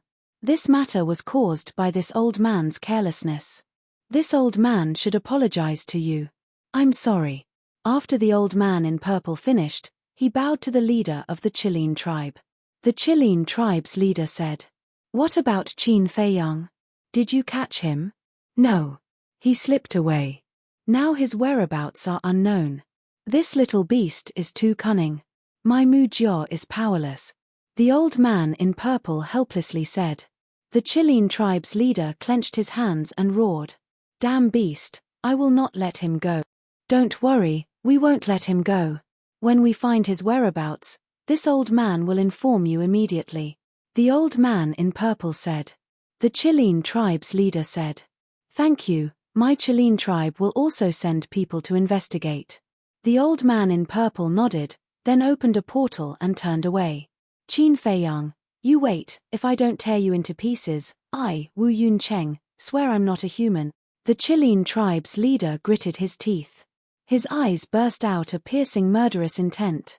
At the same time, southwest of God City, thousands of miles away, there's also a towering mountain range. This mountain range is called Scorpio Mountain Range, and here, there's also a behemoth, Scorpio tribe. Inside the tribe, in a hall, a middle-aged man was sitting on the throne. Beside him stood a skinny old man. Do you recognize them? The middle-aged man pointed to the void and looked at the old man. There were 4 phantoms in the void in front of him. If Qin Feiyang and the rest were here, they would definitely recognize that these 4 phantoms were their current appearances. The old man glanced at the 4 phantoms and shook his head. I don't recognize them. Why? Ming just sent me a message saying that these 4 people humiliated him in front of everyone in God City's Longfeng Pavilion. He wants me to investigate their origins as soon as possible. The middle-aged man said. Humiliated him? The old man was stunned and shook his head. I think it must be this kid who took the initiative to provoke others. The middle-aged man's expression froze. He smiled bitterly. I really can't hide anything from you. To be honest, leader, you really have to discipline him properly. Otherwise, sooner or later, he will bring disaster to our Scorpio tribe. The old man said. I know. But you also know Ming-Er's character. Although he's a little arrogant, he still knows who can be provoked and who can't be provoked. The disaster that you said definitely doesn't exist. The middle-aged man smiled. The old man nodded and said, okay, I'll go investigate now. You also have to talk to him properly. Right now, our forgotten continent is in chaos because of Qin Feiyang. All the major forces are secretly taking advantage of this opportunity to scheme. There can't be any mistakes. I understand. When I have time, I'll talk to him properly. The middle-aged man nodded. Okay, then I'll go first. After the old man finished speaking, he turned and left. Qin Feiyang, you dare to challenge the Pill Pagoda and the Mu family. What's your background? The middle-aged man muttered to himself, his eyes full of curiosity. God City. The structure of the God City was very similar to that of the spiritual state's capital. It was divided into 4 major districts and the central district. The central district was naturally where the Pill Pagoda was located. The 4 major districts were the north, south, east, and west. At this moment, on a street in the north district, Qin Feiyang and the other 3 stood in the crowd, looking at a towering building in front of them. This was the trading pavilion, and the trading pavilion was also very powerful in the central divine kingdom. It could even be said that it was not inferior to the 10 super tribes. Every city had a branch, including the 4 major districts of the God City. And the central divine kingdom was not only the God City, there were other cities. But they were all a bit far from the God City. Hey, the 4 of you, can you not stand there? How can others come in like this? Suddenly, a displeased voice sounded. In front of the trading pavilion, there were 2 guards in black, and the one who spoke was one of them. Are you talking about us? Fatso was slightly stunned, looked at the 2 guards, pointed at his nose, and asked. Yes. I'm talking about you guys. If you don't come in, don't block our door and hinder our business. The 2 said impatiently. In an instant, the eyes of the people coming and going fell on the 4 of them. Oh. Fatty let out a strange cry and said, Are you guys blind? Can't you see that we are all standing on the street? How can we hinder you? The streets around the trading pavilion are under my control. Don't talk nonsense, get out of here. The 2 waved their hands in disgust. I have a bad temper. Fatso stepped in front of the door of the trading pavilion and said arrogantly, Since you said that we are blocking the way, then I really have to block it. Come, I opened this place, I planted this tree, if you want to pass through here, you have to pay the toll. Then, he looked at the crowd and shouted. Without a doubt, those who wanted to enter and leave the trading pavilion were all stopped. Is this person crazy? How dare he cause trouble in the trading pavilion? Just wait, there will be a good show soon. Chapter 854. At the same time, looking at the arrogant and insufferably arrogant Fatso, Mu Qing's mouth twitched violently. She secretly said, Brother Qin, aren't you going to stop him? Why should I stop him? Qin Feiyang asked rhetorically. Mu Qing said, This is the trading pavilion. People who make trouble here will not have a good ending. You have to remember one thing. It's not us who are making trouble. It's them who are making trouble first. Qin Feiyang said lightly. He was also very puzzled. The place where they were standing now was more than 10 meters away from the door of the trading pavilion. How could such a wide distance hinder his business in the trading pavilion? They were obviously looking for trouble. His style had always been that if you respected him, he would respect you tenfold. But if they were looking for trouble, he was not afraid of trouble. Yang Wei whispered, Why do I feel that they are looking down on us? Qin Feiyang and Mu Qing were stunned. They looked at the 2 guards in black and then glanced at the crowd around. They found that there was a trace of disdain on the faces of these people more or less. I understand. It must be because our current appearance is too ordinary. Especially you, Mu Qing. Look at you, dressed like this. If I were you and blocked my door, I would also drive you away. Yang Wei said helplessly. Mu Qing said in surprise, So, I am too low-key? What do you think? Yang Wei rolled his eyes. The status of the divine city here was equivalent to the imperial capital of the central divine kingdom. The people here, no matter how poor they were, would dress decently. Unlike this guy, who was dressed like a beggar. Of course. It did not mean that Mu Qing's current appearance was really sloppy and terrible. Although his clothes were a bit old, they were still clean. But compared with the other people's dressing, he was really no different from a beggar. Keeping a low profile can also attract trouble. Mu Qing began to feel unhappy. He had disguised himself to enter the God City so that he wouldn't attract any attention. Who would have thought that it would have the opposite effect? Whoosh. Suddenly, he landed beside Fatso and blocked the door with Fatso. He said arrogantly, If I don't cause a ruckus today, I'll write my name backwards. Fatso was surprised. Then, he hooked his arm around Mu Qing's shoulder and chuckled. Fat Lord realized that you're not that bad after all. Get lost. Do I know you that well? Mu Qing's face darkened. If not for the anger in his heart, he would not have accompanied Fatso to do such a childish thing. You, seeing this. The two black-clothed guards were about to explode from anger. What about us? Since you guys don't know how to treat your guests, yours truly will have to teach you guys a lesson. Mu Qing sneered. Guest? With your shabby appearance, how can you be worthy of being my trading pavilion's guests? Let me tell you, if you know what's good for you, scram immediately. Otherwise, don't blame us for being impolite. The two guards said with disdain. You're welcome, then let me tell you, if you don't apologize to me today, no one will be able to enter this door, and no one will be able to come out. Mu Qing crossed his arms and looked at the two of them in ridicule. These two people were not weak. They were both 9-star war sect, so he was definitely not their match. But he wasn't afraid at all. Because right now, there were 3 lawless and ruthless characters here. Naturally, it was Qin Feiyang, Fatso, and Yang Wei. You're courting death. The two black-clothed guards were enraged. At the same time, they stepped forward and slapped Fatso and Mu Qing. Are you really going to make a move? Fatso's gaze turned cold. Not only are we going to make a move, we're going to cripple you.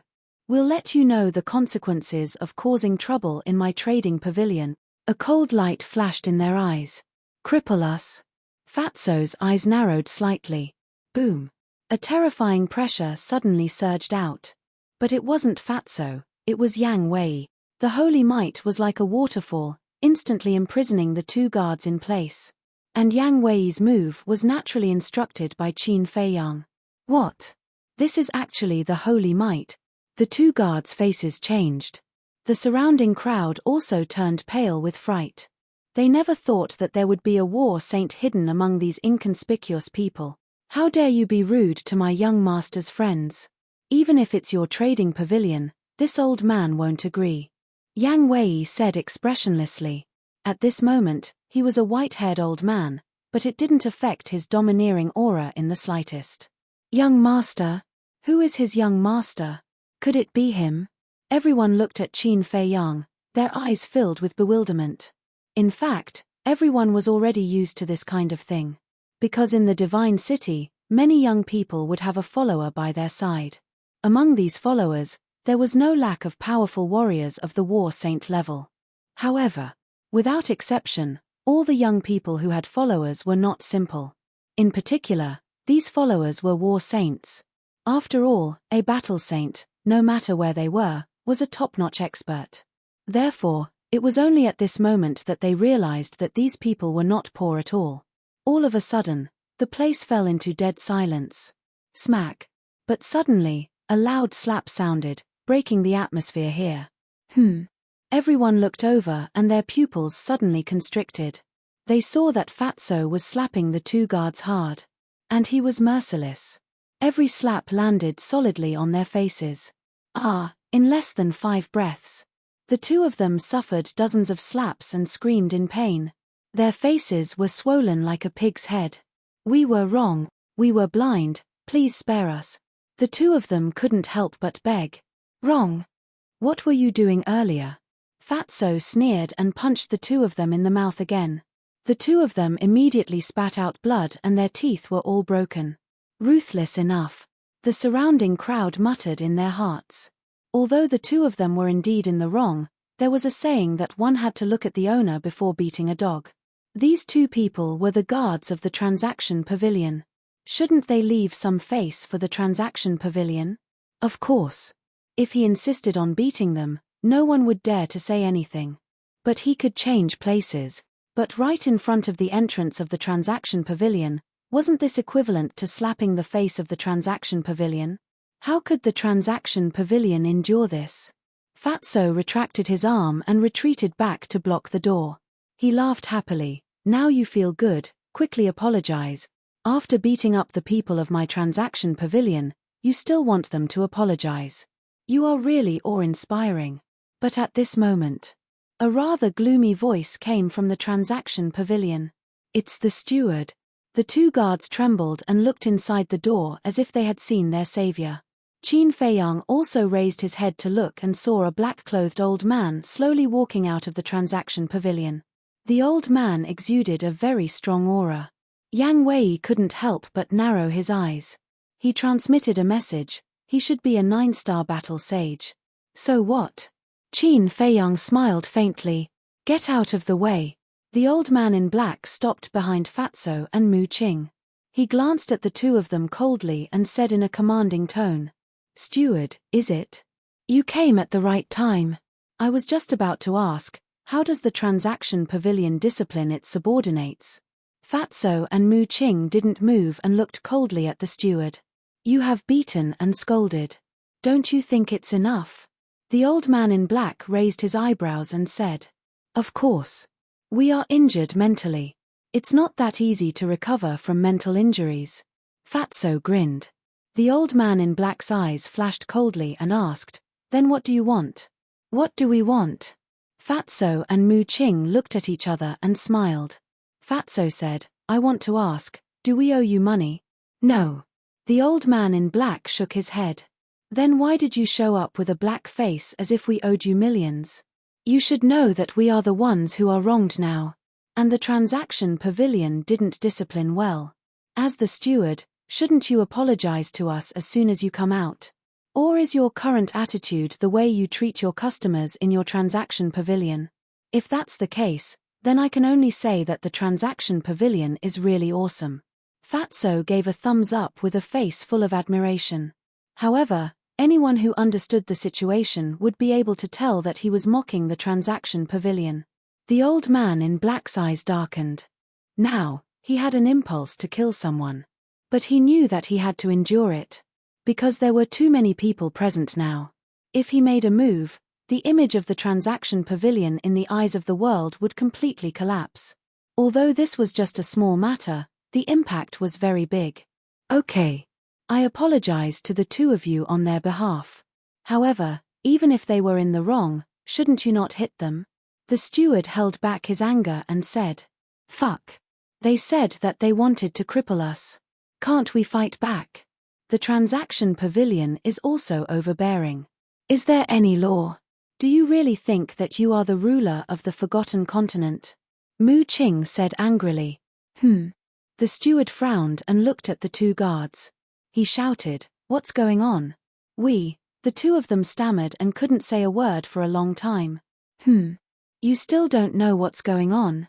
Then why are you talking nonsense here? Come. Young master will explain it to you."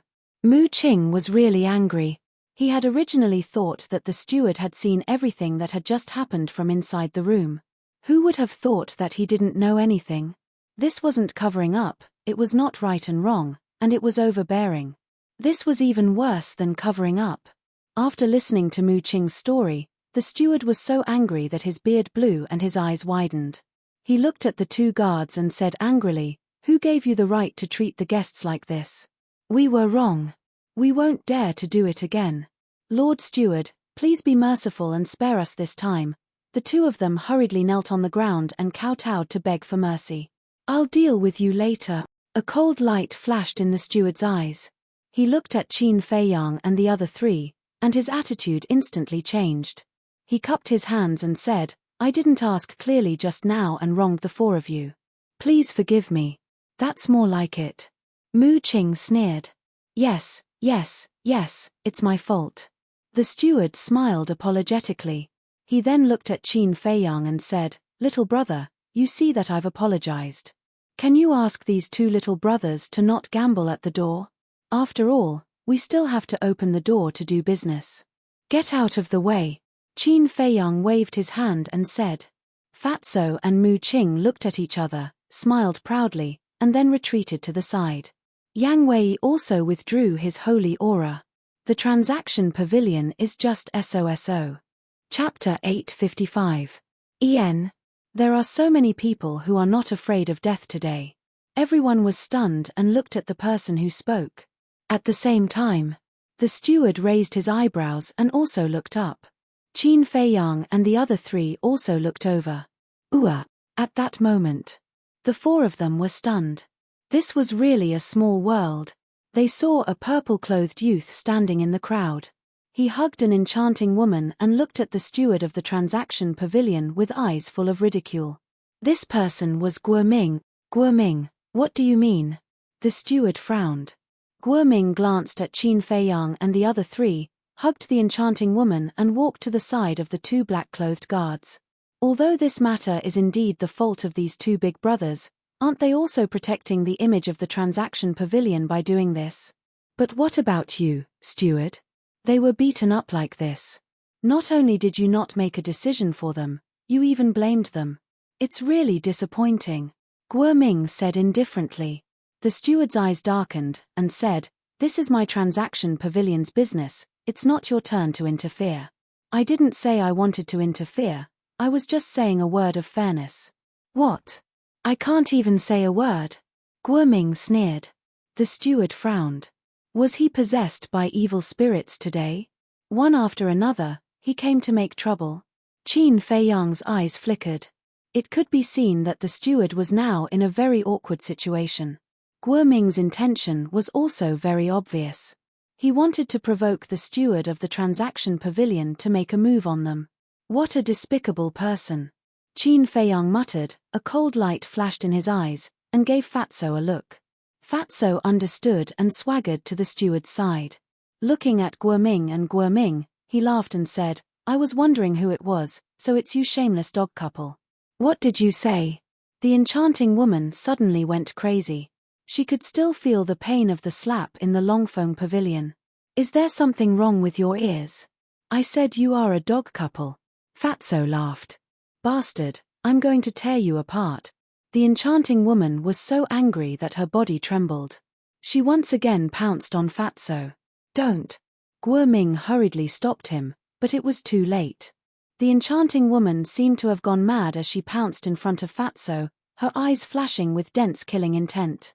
Looks like the lesson I taught you at Longfeng Pavilion was not enough. Fatso smiled coldly and sent the enchanting woman flying with a kick. Next. He landed in front of Guoming in a single step, raised his arm, and slapped Guoming's face. Pa! A bright red palm print instantly appeared. Guoming was sent flying and smashed into the crowd behind him. He was in an extremely sorry state. The crowd was dumbfounded. The manager of the trading pavilion also had a look of disbelief on his face. Because they all knew. Guoming dared to be so arrogant because there was a massive force behind him. Even the trading pavilion had to be courteous to such a force. But he never expected that these unfamiliar faces would actually beat up Guoming on the street. Did they not know Guoming's family background? Or did they not care about the forces behind Guoming at all? Brat, I'll say it again. In front of us, you'd better be honest. Otherwise, even if your father is the Jade Emperor, I'll make you suffer. Fatso smiled coldly and turned around to walk into the trading pavilion with Mu Qing. Clown. Qin Feiyang glanced at Guoming and Mu Qing with disdain and also entered the trading pavilion with Yang Wei. The manager of the trading pavilion looked at Guoming and the enchanting woman, then looked at the backs of Qin Feiyang and the other three. His eyes flashed slightly and he also chased after them. The dignified young lord of the Scorpion tribe was actually beaten up like this. How pitiful. This is called evil people will be dealt with by evil people. The surrounding crowd also immediately cast gloating gazes at Guoming. However, Guoming turned a blind eye to these gazes. He stared at the backs of Qin Feiyang and the others, his brows filled with ruthlessness. Brother Ming, are you all right? The enchanting woman got up awkwardly and ran to Guoming's side with concern. Guoming shook his head, got up and glanced at the crowd. Suddenly, the crowd dispersed in an uproar. The enchanting woman said bitterly, Brother Ming, this matter can't be let go like this. Don't worry, anyone who offends me, I won't let him see the sun tomorrow. Wait for me here. Guoming turned around and walked into a secluded alley alone. Soon, he came out of the alley with a bone-piercing coldness on his face. Subsequently, he also entered the trading pavilion with the enchanting woman. There were more than 10 floors in the trading pavilion. The first floor was the reception. The second floor and above were the places where goods were sold. And the higher one went, The rarer and more expensive the goods were sold. At this moment, the manager was leading Qin Feiyang and the others to the second floor. When they walked to the stairwell, the manager asked calmly, "May I know your names?" "Qin Day." Mu Qing took the lead and looked at Qin Feiyang, his face full of ridicule. Qin Feiyang raised his eyebrows, but he was too lazy to care and was about to say a name casually. But before he opened his mouth, Fatso said first, "My boss is called Ancestor Mu." Mu as in admire, ancestor as in ancestor, ancestor as in ancestor. After saying that, Fatty even tried to analyze it. The manager was slightly stunned and couldn't help looking at Qin Feiyang and Mu Qing suspiciously. Why were the names of these two so strange? And why hadn't he heard of these two names before? At the same time, Mu Qing's face also darkened. The manager didn't know, but he knew that Fatso must have done it on purpose. What else could Qin Feiyang say? He could only smile helplessly. The manager glanced at Yang Wei, who was silent, and said, "May I ask which super tribe you two come from?" With the followers of the battle sage, he naturally thought that Qin Feiyang and Mu Qing came from a super tribe of the Central Divine Kingdom. Qin Feiyang smiled and said, "You misunderstood. We come from the 9 regions. This is the first time we have come to the Central Divine Kingdom." The 9 regions. The manager was stunned. It turned out that they were not from the Central Divine Kingdom, and his attitude changed a little. But it was not obvious. But even so, it was clearly caught by Qin Feiyang. Previously, the manager thought they were from a super tribe, and there was a trace of flattery on his face. But now, when he heard that they were from the 9 regions, there was a trace of disdain in his eyes. Of course, Qin Feiyang wasn't someone who liked to haggle over minor matters. He turned his head to look at Mu Qing and Yang Wei, and said, "You two go stroll around first. I have some private matters to discuss with the steward." "Okay." Yang Wei nodded. "Private?" Mu Qing's eyes flashed slightly. She didn't ask anything and walked quickly to the second floor with Yang Wei. Fatso glanced at the two and then looked at Qin Feiyang and said, "What about me?" "You follow me."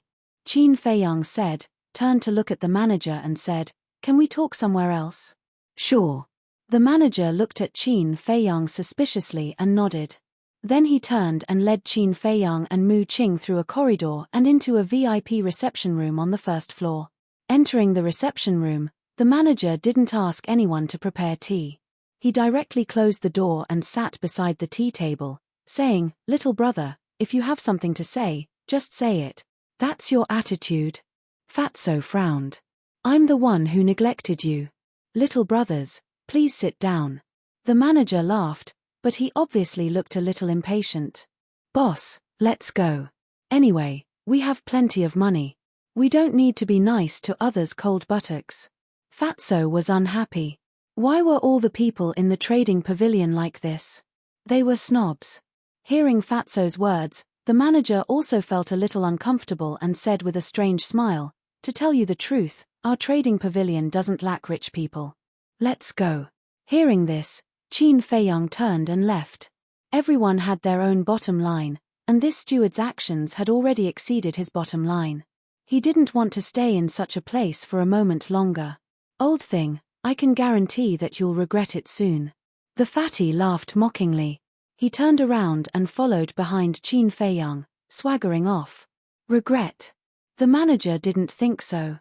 What could a few people from the 9 regions do that would make him regret? Go and ask Yang Wei to come down.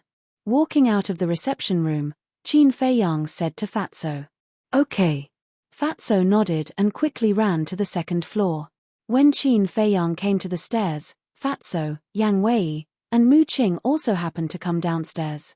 "What's wrong? Why do you want to leave all of a sudden?" Mu Qing looked at Qin Feiyang suspiciously and asked. "This place disgusts me." Qin Feiyang said expressionlessly and walked to the door without looking back. Disgusted? Mu Qing and Yang Wei looked at each other, their faces full of doubts. "Here's the thing." Fatso sighed deeply and explained to the two as he chased after Qin Feiyang. "I see." Mu Qing suddenly understood and shook her head with a smile. I have to say that the manager of the Northern City Trading Pavilion really has no taste. In fact, it's normal for him to be like this. Because in the eyes of the people of the Central Divine Kingdom, people from the 9 regions are very lowly. What's more, he is the manager of the Trading Pavilion. Yang Wei said. But he doesn't know that he just brushed past a rich man. Fatso sneered. Well, let's go to the Eastern City District.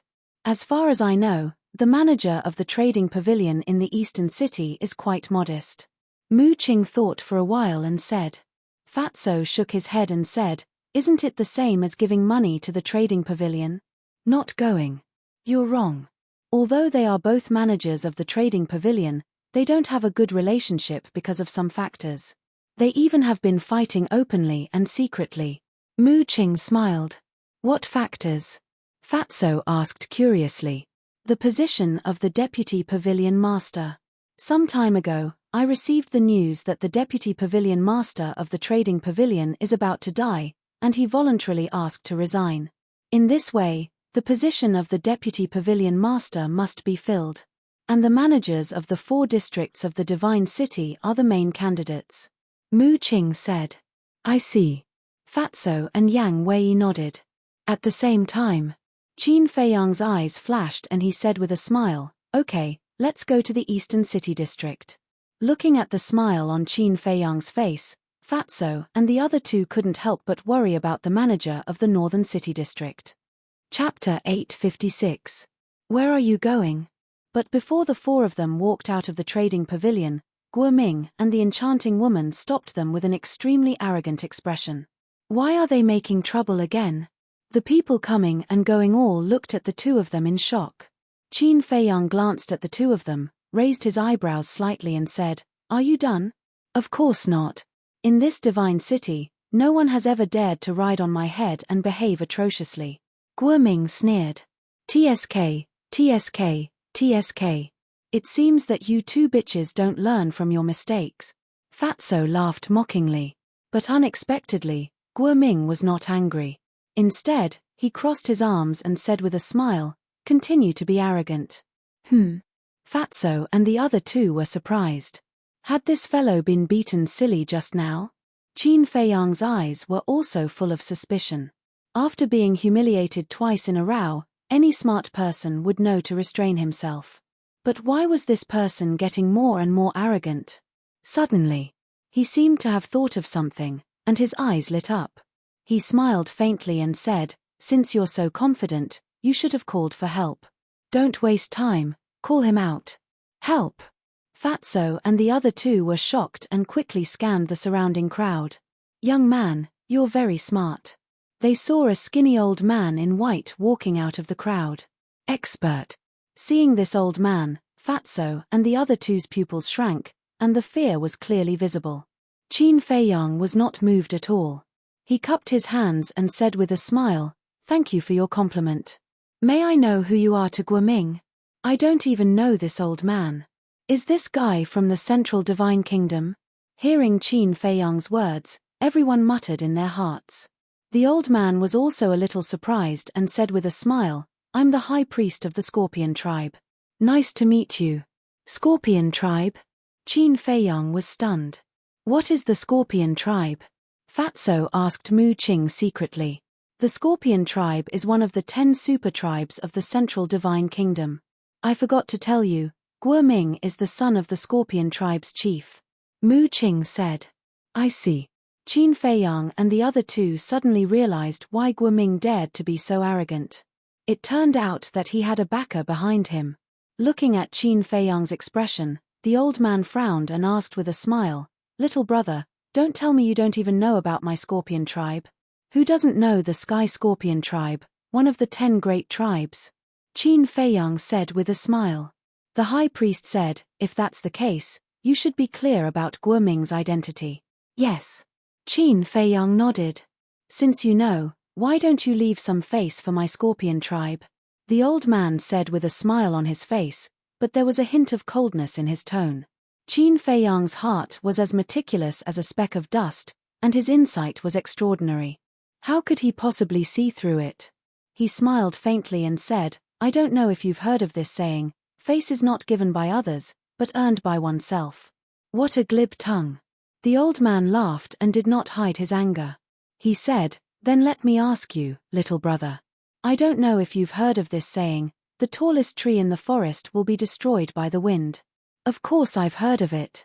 However, this also depends on whether the wind can blow," Qin Feiyang said with a smile. The old man's face suddenly became gloomy. "What do you mean?" Someone next to him was puzzled. "Can't you see? The high priest of the Scorpion tribe came here to teach this person a lesson. The tallest tree in the forest will be destroyed by the wind." He was threatening him. But this boy is not afraid at all. No. It's not that he's not afraid. He's very arrogant.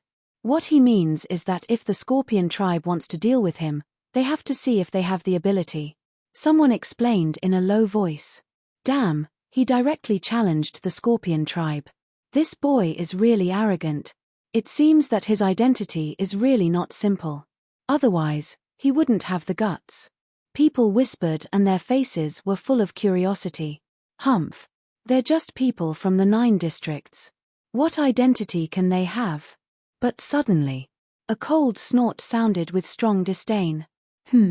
People from the 9 districts. Everyone was stunned and looked at the person who spoke. It turned out to be the steward of the trading pavilion. The manager walked out arrogantly with his hands behind his back. His gaze was filled with disdain as he glanced at Qin Feiyang and Qin Yu. Fu Anshan, are they really people from the 9 districts? The high priest of the Scorpion tribe glanced at Qin Feiyang and the other 3, then looked up at the steward and asked. He said it himself. Can it be false? The steward Fu Anshan smiled coldly and said, "If you want to make trouble, go out and do it. Don't hinder our business here." Swish. The people present once again turned their eyes to Qin Feiyang and the other 3. The look in their eyes changed. Disdain, ridicule, as if looking at a clown. "I was wondering what kind of background you have. It turns out that you're just trash from the 9 districts. A bunch of trash dare to be arrogant in the divine city. You really don't know what you're talking about." Guoming and the enchanting woman also sneered. But in their hearts, they were more ashamed and resentful. They were actually humiliated by a few lowly people. This was simply unbearable for them. Looking at the faces of these people, Fatso was burning with anger and said, "Are the people of the Central Divine Kingdom great? Of course. You people from the 9 districts are lowly and inferior to ants. Here, you have to bow and scrape like slaves and beg us to give you a meal." Guoming smiled proudly. "Yes. Kneel down and repent immediately. You dare to bully the people of the Central Divine Kingdom. Regardless of right or wrong, you can't be forgiven." The surrounding people roared with righteous indignation. My bad temper, whether it's the Central Divine Kingdom or the 9 districts, they are all part of the Forgotten Continent. You people of the Central Divine Kingdom, what right do you have to look down on the people of the 9 districts? What right do you have to discriminate against others? Moreover, people come out of their mother's womb. Could it be that the people of the Central Divine Kingdom are all born of pigs? Are you born superior to others? Fatso was so angry that smoke was coming out of his head. These people's discrimination was simply too much. You're the one born of pigs. Everyone, did you hear that? How did he scold us? Can you tolerate it? Anyway, I can't tolerate it. This kind of trash should be cut into pieces. Guoming roared, fanning the flames and bewitching the people. Yes, kill them. Damn lowly people, how dare they scold us? I can't tolerate it. The crowd roared with ferocious expressions. They couldn't wait to pull out the tendons and skin Qin Feiyang and the other 3. Swoosh. Seeing that the situation was not good, Yang Wei stepped in front of Qin Feiyang and looked at Qin Feiyang vigilantly. Fatso and Mu Qing also moved closer to Qin Feiyang, their faces rather gloomy. Even if you're a battle saint, I'm afraid you can't protect them today. Guoming smiled disdainfully and gave the high priest of the Scorpio tribe a look. Immediately, the high priest took a step forward, and a terrifying pressure surged towards the 4 of them. At the same time, the steward's eyes flashed and he also took a step forward, blocking Qin Feiyang and the other 3. Originally, This old man didn't want to care about your previous rudeness. But I didn't expect you to be so arrogant and scold the people of the Central Divine Kingdom. This old man will definitely not tolerate this. Today, this old man will teach you a good lesson on behalf of your parents. The steward smiled coldly and a terrifying pressure rushed out of his body, pouncing toward Qin Feiyang and the other three. Damn. If this young master doesn't get angry, do you think this young master is a sick cat? You just wait for this young master.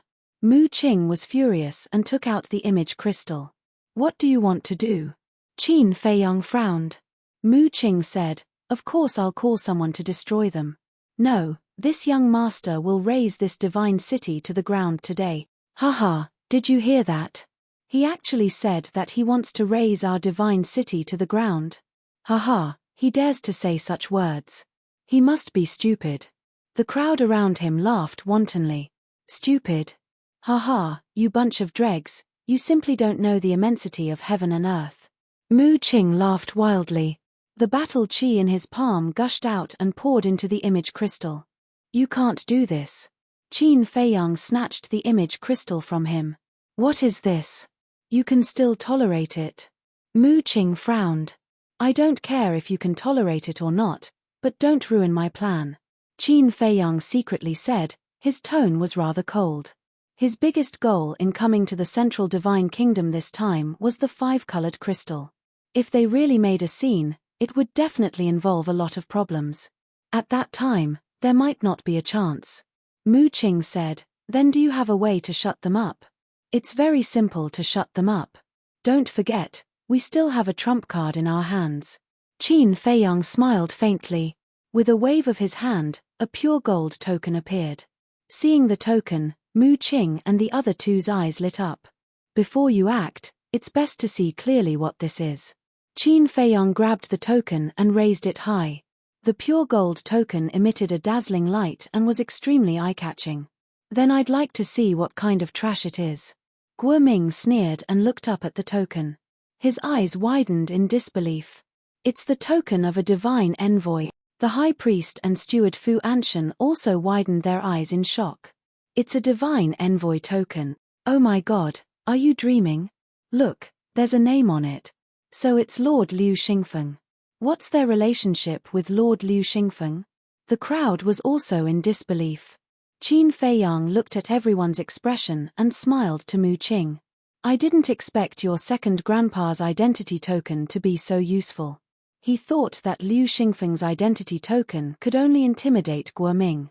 After all, Guo Ming was a disciple of the Pill Pagoda. He didn't expect that even the high priest of the Sky Scorpion tribe and the high priest of the trading pavilion would be so afraid. Are you kidding? A divine envoy's position in the Pill Pagoda is second only to the chief pagoda lord. Furthermore, they have the power to decide the life and death of all tribes, including the 10 supreme tribes. To put it simply, a divine envoy is the same as the Great Qin Empire's law enforcement hall. Mu Qing said. That powerful?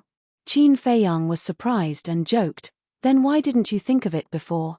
Why didn't you ask your Mu family to come? I was a little muddle-headed and forgot about it. Chapter 857. Qin Feiyang shook his head and laughed. Then, a cold light flashed in his eyes as he looked at Guo Ming and said, if I didn't hear wrongly, you said that this oracle token is trash? Guo Ming stammered, his face full of panic. He never thought that these people were actually related to the oracle.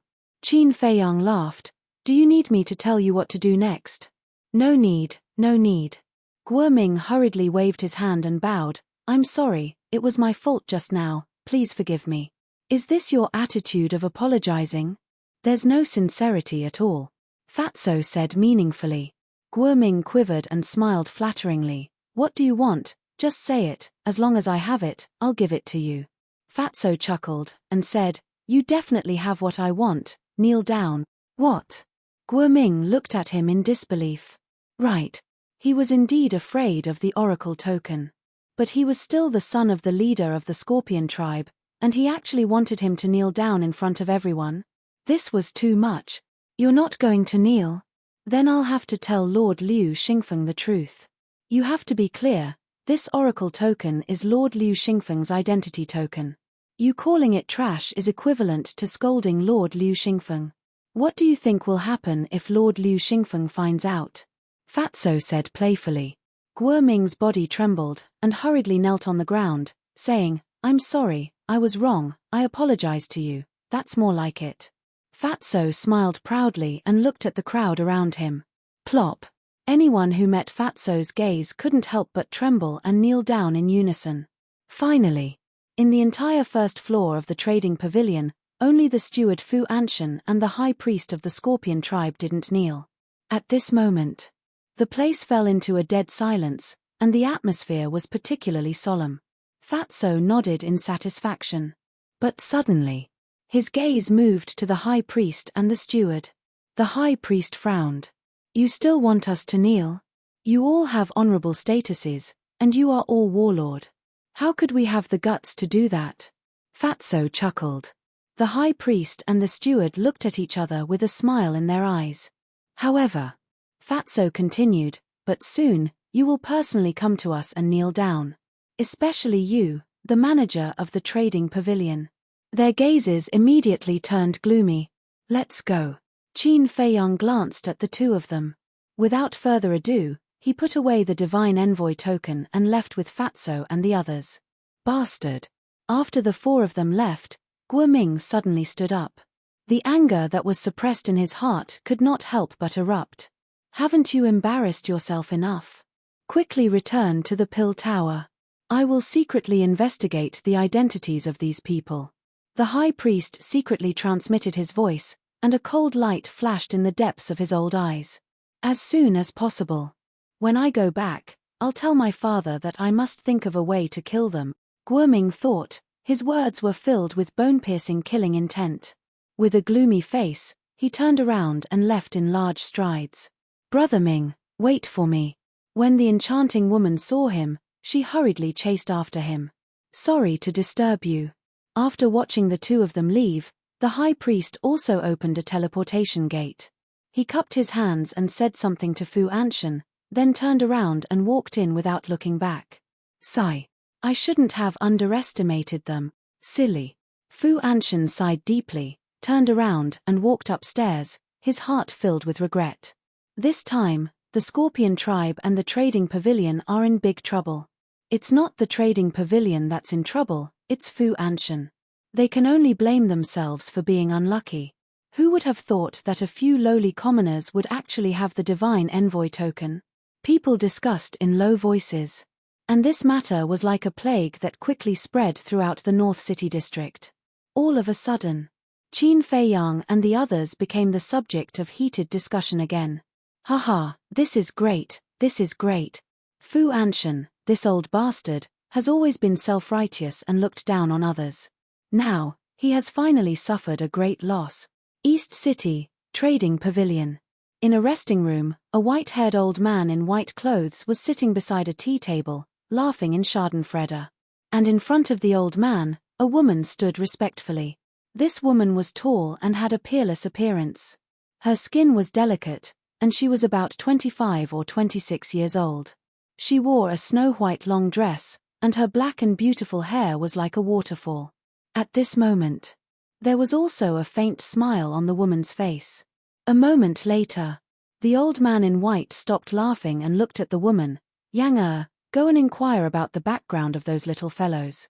The woman was slightly stunned, and smiled. It seems that grandfather is very interested in them. Of course.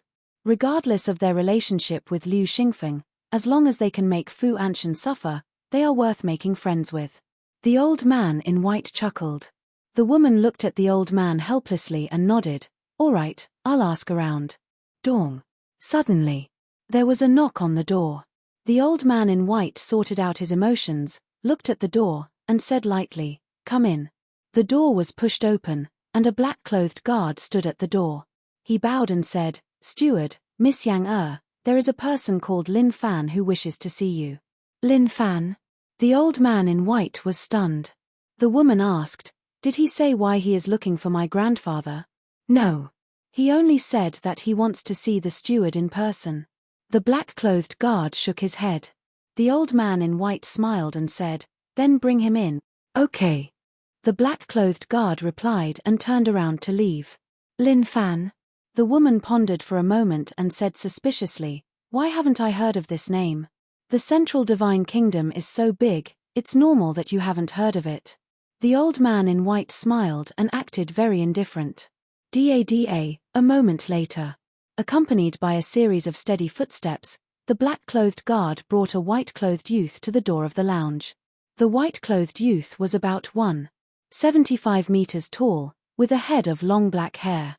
His skin was slightly dark, and his appearance was ordinary. The aura he exuded was also quite ordinary. In short, he was a very ordinary person. If he was in a crowd, no one would take a second look at him. The black-clothed guard pointed at the white-clothed youth and said, "Sir, miss, it's him." The old man in white smiled and said, "Come in." The white-clothed youth walked into the lounge and cupped his hands. "Greetings, steward." Then, he glanced at the woman, and a trace of surprise flashed across his eyes. The old man in white pointed to the chair opposite the tea table and said with a smile, "Please sit." "Thank you." The white-clothed youth cupped his hands and said.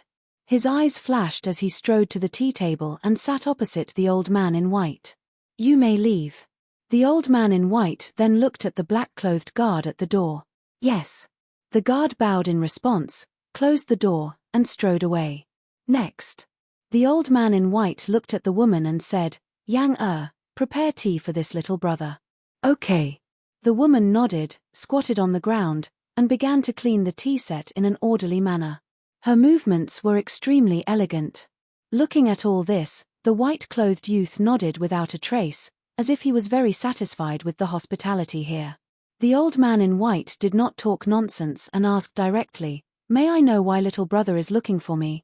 The white-clothed youth said, "I want to buy a pill." "What pill?" the old man in white asked curiously. The white-clothed youth smiled and said, "Healing pill." The old man in white's face stiffened. At the same time, the woman who was making tea also paused her arm slightly and looked up at the white-clothed youth suspiciously. They originally thought that this person specially coming to find them was definitely to buy some precious medicinal pills. But they did not expect that it was just a healing pill. The grandfather and grandson looked at each other. The old man in white asked, "Little brother, are you sure it's just a healing pill?" "Yes." The white-clothed youth nodded. "Are you deliberately looking for trouble?" The woman immediately put down the teapot and looked at the white-clothed youth unkindly. "Looking for trouble?" The white-clothed youth was stunned and said in confusion, "Miss, I'm really here to buy a healing pill. How can you say that I'm looking for trouble? It's just a healing pill. Can't you just go to the staff directly? You even came to look for my grandfather. Do you think my grandfather has nothing better to do?" The woman said angrily, "Yang, don't be rude." The old man in white reprimanded with a straight face. The woman said, "Grandfather, he's doing it on purpose, understand? All right. Since our transaction pavilion is open for business, no matter how much you buy, you're a customer. Quickly, go and get this little brother a healing pill." The old man in white smiled and comforted the woman before instructing. "All right." The woman glared at the white-clothed youth fiercely and walked towards the door reluctantly. At this moment, the white-clothed youth smiled and reached out his hand. "Miss, there's no need." The woman raised her eyebrows and turned to glare at the white-clothed youth. "Are you playing with us?" The old man in white also looked at the white-clothed youth suspiciously, but he was not angry and was as easygoing as usual. The white-clothed youth smiled faintly and stood up to look at the old man in white. He cupped his fists and said, "Senior, please forgive me for offending you earlier." The old man in white was even more confused. "To tell you the truth, I did that on purpose to test your character, senior." The white-clothed youth smiled. "Test me?" The old man in white was stunned. Then, his face twitched and he asked, "Why?" "Because a friend told me that you're more easygoing and reasonable than Fu Anshan. You're not as arrogant as Fu Anshan and look down on others. But I didn't believe it, so I wanted to test you. I didn't expect the result to be as what my friend said." The white-clothed youth smiled. "I see." The old man in white came to a realization. Then, he looked at the white-clothed youth from head to toe and suddenly laughed. The woman was stunned and asked in confusion, "Grandfather, what are you laughing at?" "Yang, we're guests. Hurry and fill this little brother's cup of tea." The old man in white laughed. "No." The woman turned her head away. She was a little arrogant and unhappy. The old man in white was a little embarrassed. He looked at the young man and said apologetically, "Little brother, I've spoiled my granddaughter. Please don't mind her." The white-clothed youth smiled helplessly and said, "It's my fault." "You can't blame her. Little brother, you're really magnanimous. In that case, please reveal your true colors." Chapter 858. Lu Shan's True Face. When the woman heard this, she couldn't help but look at the young man in white in surprise.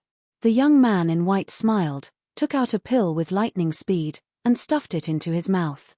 But it wasn't the facial restoration pill, it was the illusionary form pill. Soon, a blue-haired youth appeared in front of the grandfather and grandson. "It's you." The woman was surprised. That's right. This person was Qin Feiyang.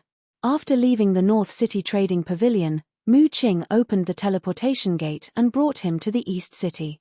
In order to prove Mu Qing's words, he deliberately changed his appearance and entered the trading pavilion. Moreover, he also thought of a very direct way to test the waters. Buy healing pills. And only buy one. If it was Fu Anshan who encountered such a thing, he would definitely be angry on the spot and ask someone to kick him out. But the old man in front of him not only did not do so, he was even polite to him. It was enough to see that this person's character were indeed not bad. Qin Feiyang looked at the woman and cupped his hands. "Miss, I have no choice but to do so, please forgive me." "Humph. My grandfather's temper is famous in the Divine City. You actually have such a way to test him. This is too much." The woman snorted coldly, not buying it at all. Her face was filled with anger. "Yang, this little brother has just arrived in the Divine City after all, so it's understandable for him to do this. If you continue to be like this, Grandpa will be angry," the white-haired old man said with a straight face.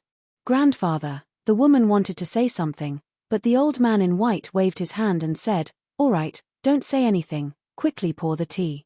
The woman stomped her feet angrily, picked up the teapot, grabbed a teacup, filled it to the brim, and placed it in front of Qin Feiyang with a bang.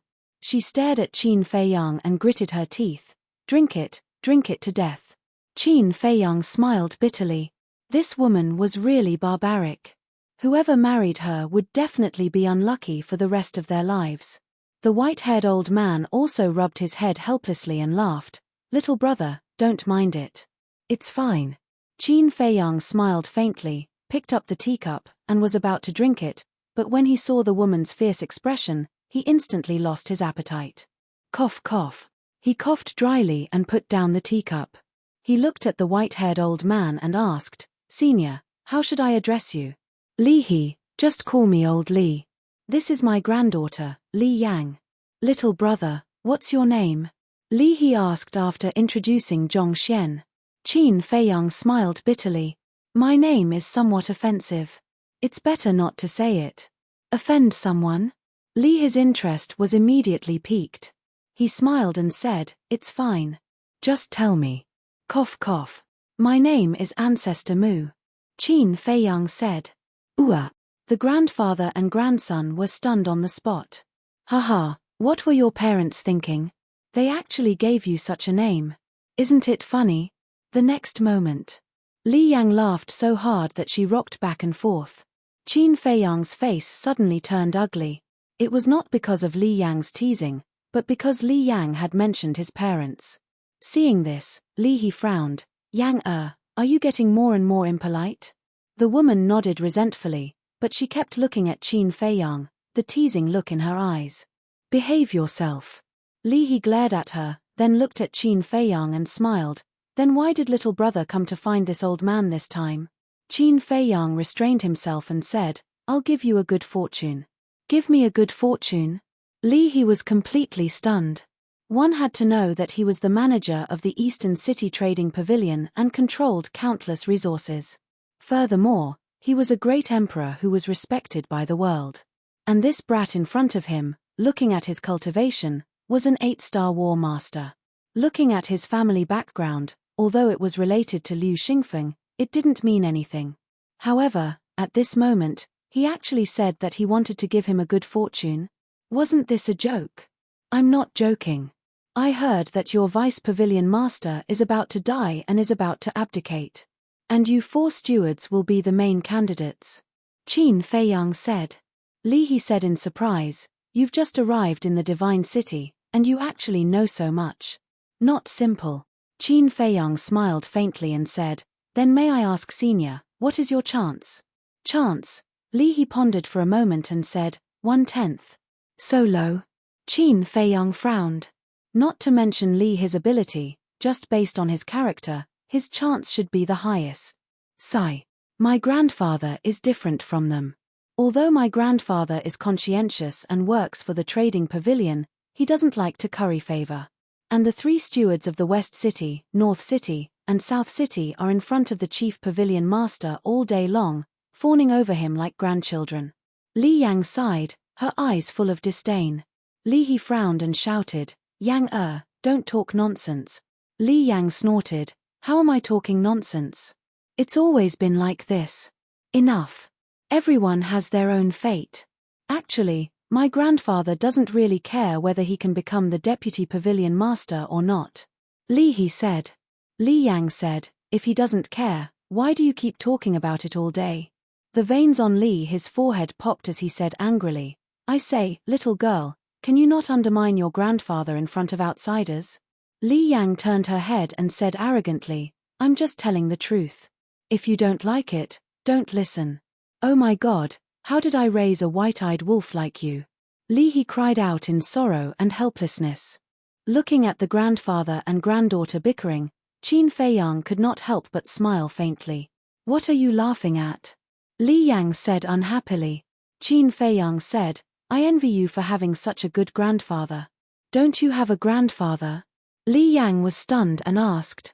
My grandfather. Qin Feiyang was silent for a while, then shook his head and said, let's not talk about it. Let's get to the point. He looked at Li He and said, if you are willing to cooperate with me, I can help you increase the chances to 100%. What? 100%? Li He suddenly stood up and looked at Qin Feiyang in surprise. Li Yang's almond-shaped eyes also widened. I'm not kidding. Qin Feiyang took out a yellow pill and placed it on the tea table. The grandfather and granddaughter looked down at the pill. A moment later, Li Yang looked up at Qin Feiyang and asked, what kind of pill is this? Why have I never seen it before? Juku Yellow Dragon Pill. It can make the Battle King and Battle Emperor break through a small realm in an instant. Qin Feiyang said. The grandfather and granddaughter looked at each other. Wasn't this the same as the red fire glass pill? But why didn't they remember that there was such a pill in the world? Moreover, the effect of the Juku Yellow Dragon Pill is determined by the patterns. The more patterns there are, the more realms you can break through. For example, this Juku Yellow Dragon Pill with 5 patterns can make the Battle King and Battle Emperor break through 5 small realms in a row. Qin Feiyang said again. Hearing this, Li He grabbed the Juku Yellow Dragon Pill and looked at it over and over again. As far as he knew, only martial artists, martial masters, and martial grandmasters could use pills to improve their cultivation. As for those above the War King level, they had to cultivate step by step, and there were no shortcuts. Thus, he felt that what Qin Feiyang said was too excessive, too illusory, and simply impossible to believe. Senior, if you don't believe me, you can find someone to test it. But the test subject must be a tight-lipped person. I don't want this pill to be exposed yet. Qin Feiyang said with a faint smile. I have to try. Li He turned around and handed the Juku Yellow Dragon Pill to Li Yang, saying, go home immediately and let Haolong take it. Li Yang grabbed the pill and hesitated. Don't worry, if little brother wanted to harm us, he wouldn't use such a clumsy method. Li He patted her shoulder and laughed. Li Yang glanced at Qin Feiyang and did not say anything else. She opened a teleportation gate and quickly left.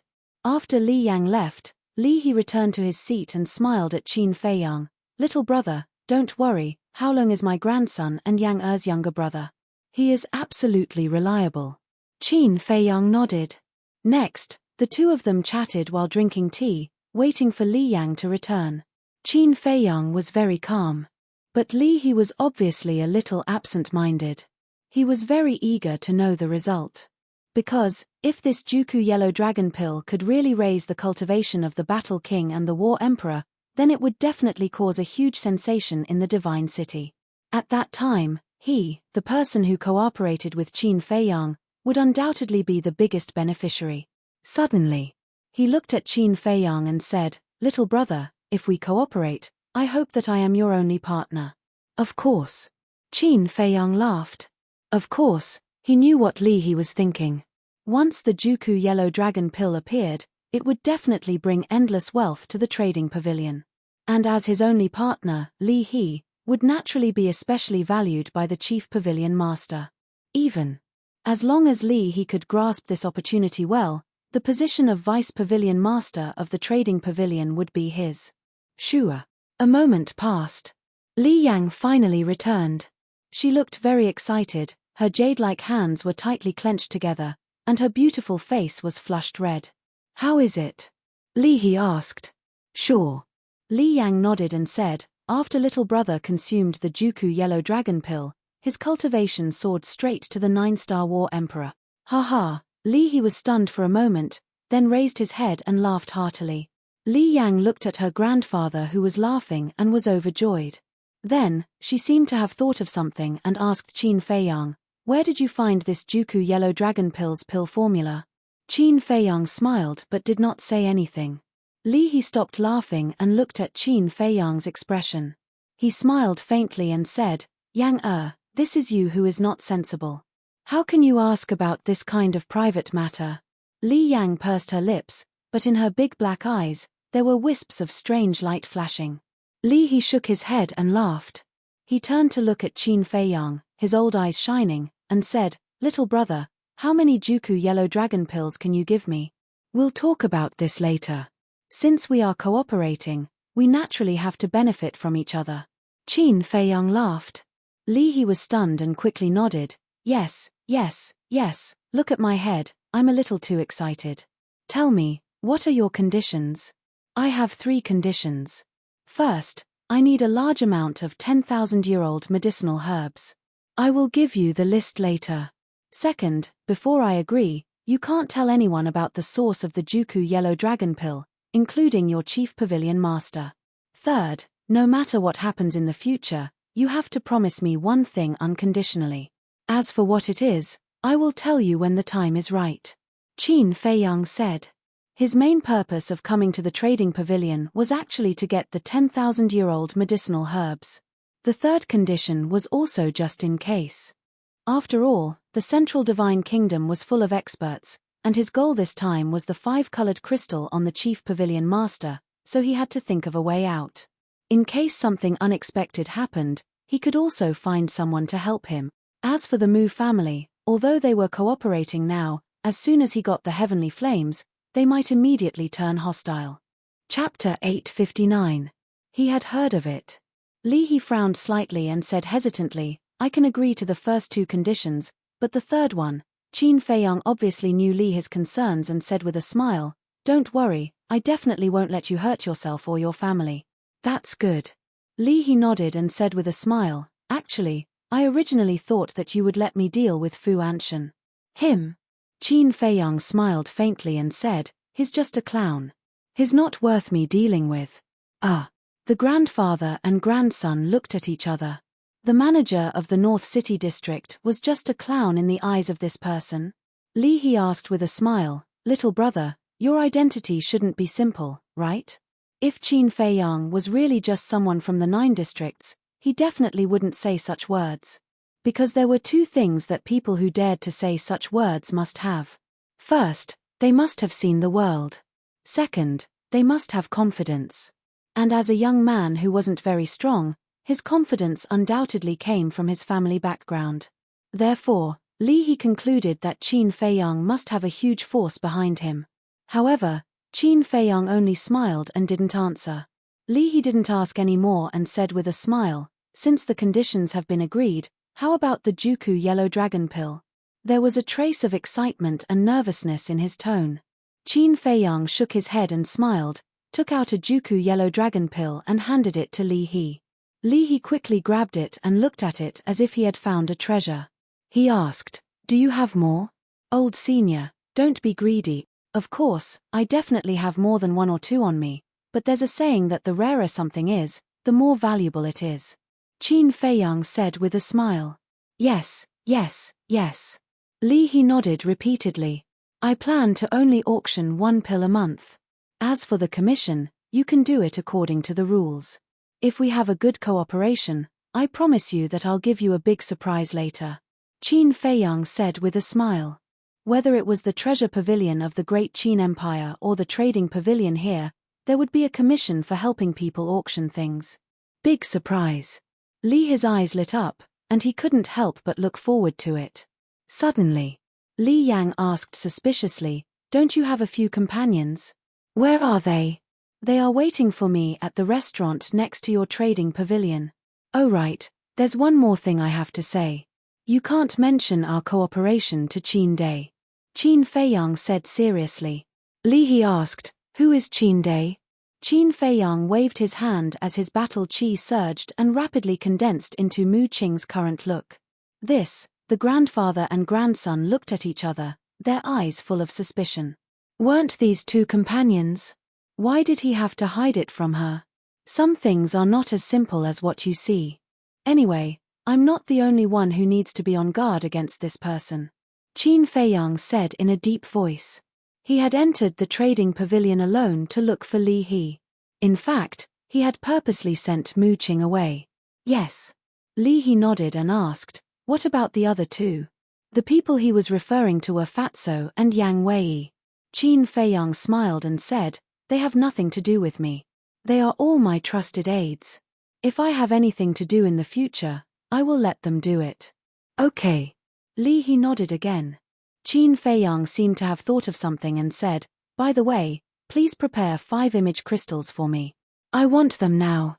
"No problem." Li He looked at Li Yang and said with a smile, "Yang go and prepare them for little brother immediately." "Okay." Li Yang glanced at Qin Feiyang, then turned and walked out quickly. "Little brother, please sit down." Li He then asked Qin Feiyang to sit down and personally poured tea for Qin Feiyang. "May I ask, little brother, where are you going next? If you have nowhere to go, you can stay in my trading pavilion. I believe that with little brother's talent, you will definitely be able to show off your skills in my trading pavilion." Li He asked with a smile as he filled the tea. Qin Feiyang was stunned and shook his head with a smile. "Thank you for your kindness, senior, but I have to go to the Pill Pagoda." "Go to the Pill Pagoda?" Li He was slightly stunned.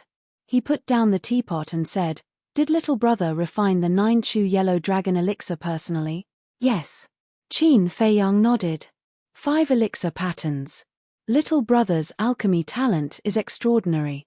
But I don't understand. With little brother's ability, it seems that you can't learn anything in the Pill Pagoda. Is it for the elixir recipe? If it is really for the elixir recipe, my trading pavilion can also provide it. And it will be provided free of charge." Li He said. Qin Feiyang was stunned. This condition was extremely tempting. Because elixir recipes were very important to alchemists. There were even some people who risked their lives for a single pill formula, not hesitating to give up their lives. So, if it were other alchemists, they would definitely be tempted by Li He's condition. But for Qin Feiyang, it was of no value. Because he didn't need all the elixir recipes recorded in the alchemy scripture. Of course, he couldn't directly say that he didn't like their elixir recipes.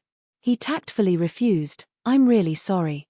Senior, I can only accept your kindness." "You little brat." Li He shook his head and smiled helplessly. "Well, to each his own.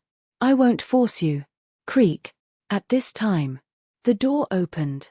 Li Yang grabbed a Chenkuan bag and walked in quickly. "It's all inside." After closing the door, Li Yang threw the Chenkuan bag to Qin Feiyang. She didn't look good from beginning to end. This woman is really narrow-minded. Qin Feiyang sighed helplessly. Without checking the Qiankuan bag, he got up and looked at Li He. He cupped his hands and said, "It's getting late. I'll take my leave first." "You're leaving now?" Li He was stunned and hurriedly said, "I still want to have a few drinks with little brother." Qin Feiyang smiled and said, "There will be plenty of time in the future. There will be opportunities in the future." "Well, then I won't see you off." Li He nodded and smiled, but his smile was a little bitter. Although he wasn't a big shot in the Central Divine Kingdom, with his identity as the manager of the trading pavilion, there were definitely many people who wanted to invite him to dinner and drink. There was even a long line. However, he didn't expect that he would be rejected when he took the initiative to invite him. This little guy really couldn't be treated with ordinary eyes. After Qin Feiyang left, Li He let out a long breath, looked at Li Yang, and asked with a smile, "Yang, what do you think of this person? He's very mysterious, very rude, and very cunning." Li Yang snorted coldly. Grandpa doesn't know what to say about you. Grandpa admits that at first he was indeed very rude, but later you saw that he was very polite. But there's one thing you're right about. He is indeed a cunning little fox. There are many geniuses in the Divine City, but this man is the only one I can't see through. I can even predict that in the near future, his reputation and prestige will directly affect the situation of the Central Divine Kingdom. Li He's eyes flashed. Affect the situation of the Central Divine Kingdom? Grandpa, are you exaggerating? Just by him? Li Yang said disdainfully. Yes, just by him. Li He nodded. Li Yang's eyes were full of surprise. This was the first time she saw her grandpa praise someone so much. She asked, "Then where is he going now?" "The Pill Pagoda," Li He said. The Pill Pagoda. Li Yang didn't say anything, and her eyes flashed with an inexplicable light. Back to Qin Feiyang. After leaving the trading pavilion, he went directly to the restaurant next door to meet up with Fatso and the other two. After meeting up, Qin Feiyang briefly explained and then set off for the Pill Pagoda with Mu Qing. Chapter 860. The Central Area. Pill Pagoda Square. This Pill Pagoda Square was the place where Qin Feiyang and the other three first appeared. At this moment, it was afternoon. There were more young people dating in the square. And as soon as Qin Feiyang and Mu Qing entered the square, these young people all looked at them. Guo Ming's matter had already spread to the Pill Pagoda. So, now, all the disciples in the Pill Pagoda basically knew that Qin Feiyang had Liu Xingfeng's oracle token. Everyone was very curious. What was the relationship between Qin Feiyang and Liu Xingfeng? And next to the teleportation altar, the old man in black was still sitting there like a stone statue, without any aura. "Senior, we are here to report." Qin Feiyang and Mu Qing stood in front of the old man in black and bowed. As for the surrounding gazes, the two directly ignored them. "Go to the examination hall above." The old man in black opened his eyes, looked at the two, pointed behind him and closed his eyes again.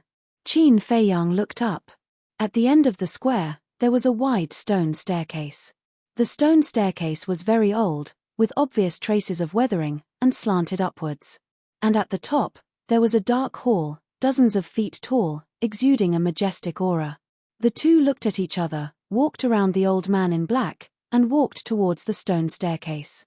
Qin Feiyang glanced at the old man in black and secretly asked, "Who is he? He seems to be very strong." "Nonsense. He is the law-enforcing elder of the main pagoda. Do you think he is strong?" Mu Qing rolled her eyes at him. Qin Feiyang was puzzled. With the oracle, why do we still need the law-enforcing elder? This is different in nature. The oracle is a sharp blade of the main pagoda, and will only appear under special circumstances. The law-enforcing elder is responsible for managing the disciples and maintaining the order of the Pill Pagoda. Although these law-enforcing elders are not as strong as the oracle, you must not underestimate them, because the weakest of them is a 9-star battle saint. Mu Qing said. Qin Feiyang nodded. Next. Mu Qing pointed at the 10 towering ancient pagodas and said, "Do you see those 10 stone pagodas?" Qin Feiyang looked over. When he had just arrived at the Central Divine Kingdom, he had already noticed the 10 ancient pagodas. It was because there was no way they wouldn't notice it. The 10 ancient pagodas were too obvious, reaching into the clouds. As long as one was in a divine city, no matter where they were, they would be able to see them. The main tower is different from the 9 great regions. There are no restrictions here. You can take the test at any time.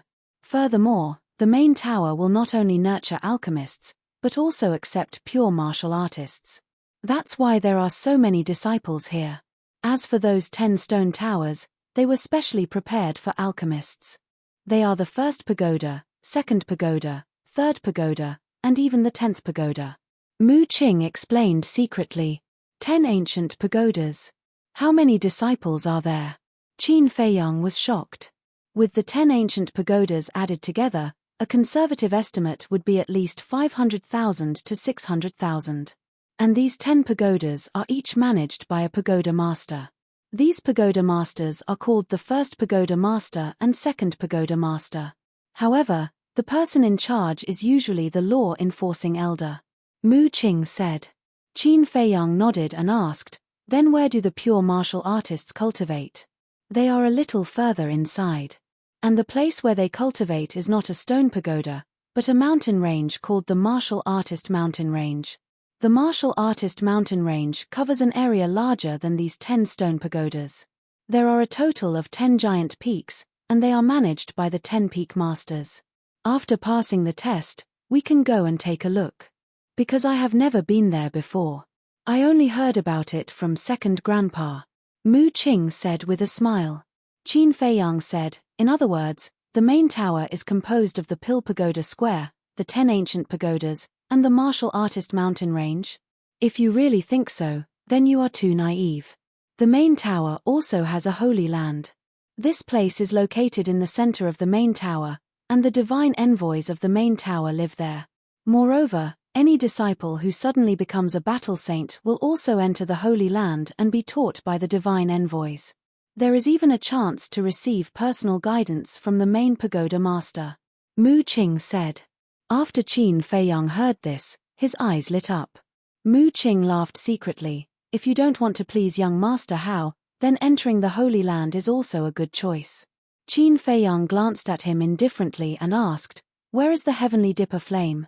Mu Qing said, it is also in the Holy Land.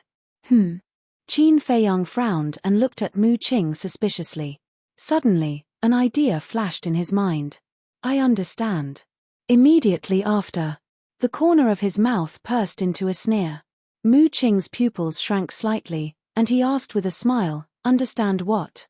The Holy Land requires disciples who have suddenly reached the Battle Saint realm to enter.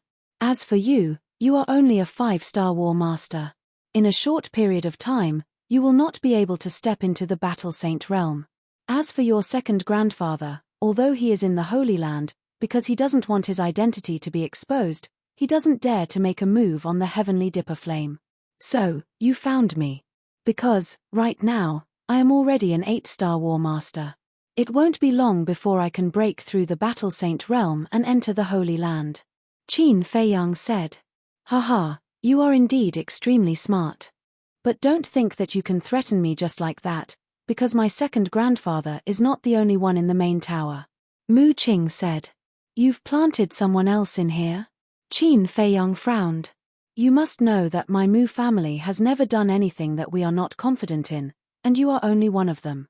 Of course, our greatest hope is still on you. How is it? Are you touched that we trust you so much and look forward to it? Mu Qing laughed secretly. Yeah, I'm so moved that I'm about to cry. Qin Feiyang laughed coldly. But suddenly, he turned his head to size up Mu Qing, a hint of bewilderment in his eyes. What are you doing? I'm warning you, I'm very normal in that aspect. Don't be greedy for my beauty. Mu Qing stared at him warily, as if a little girl had met a pervert. Scram. Qin Feiyang's face darkened. What kind of person did he think he was? Mu Qing laughed embarrassedly, and said, then why are you looking at me?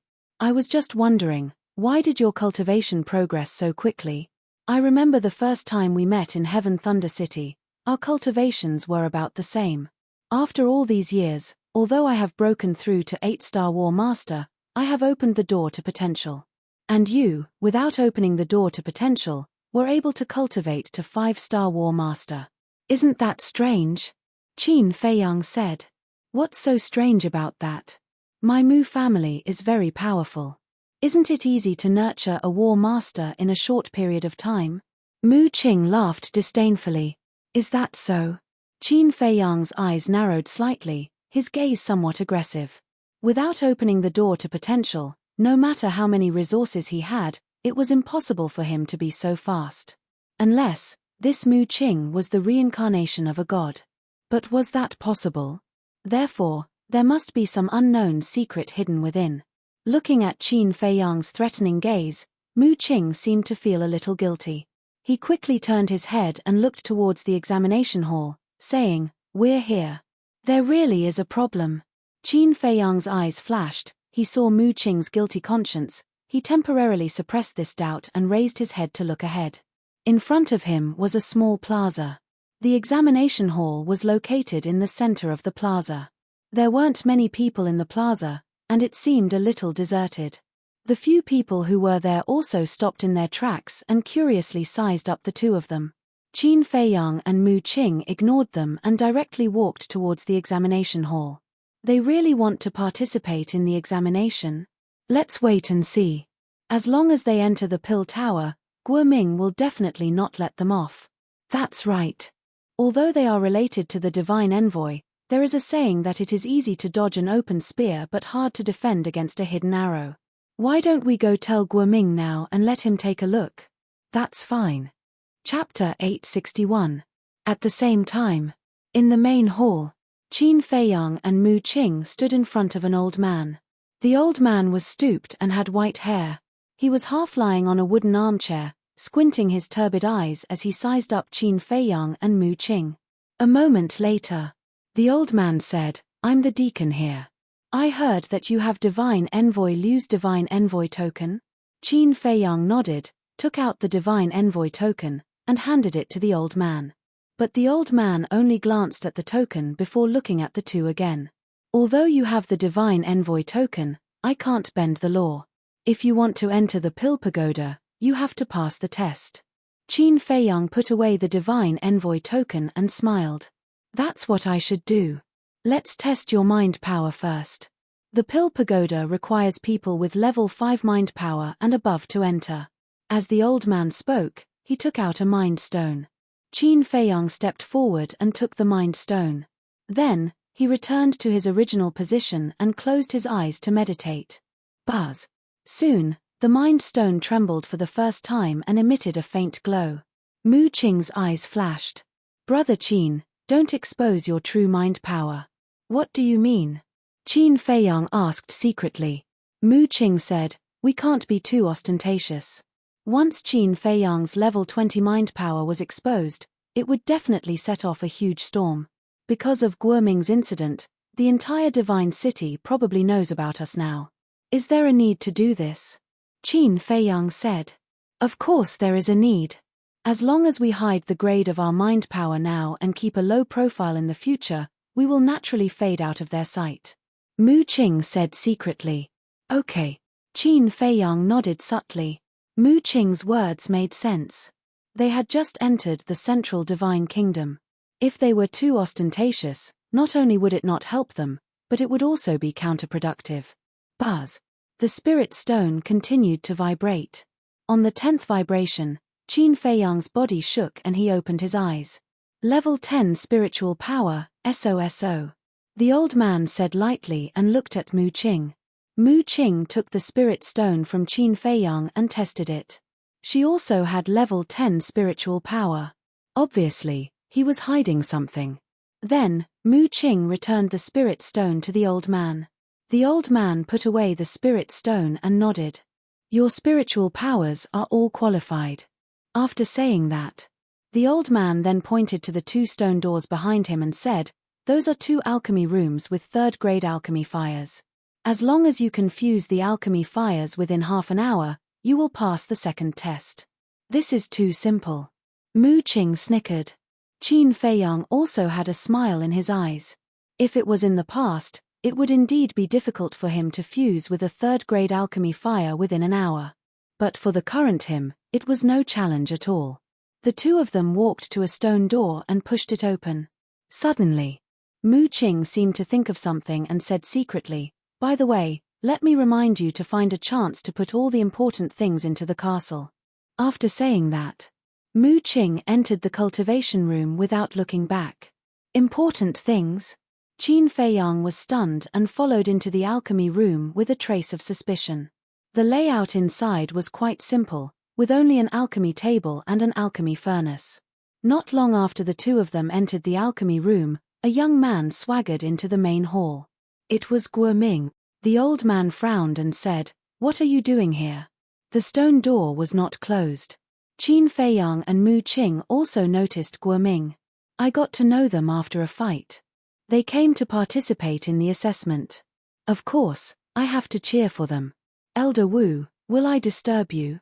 Guoming smiled. "As long as you don't mess around, whatever." Elder Wu said indifferently. Then, he moved his armchair and turned around to keep an eye on Qin Feiyang and Elder Wu. "Cheer for them."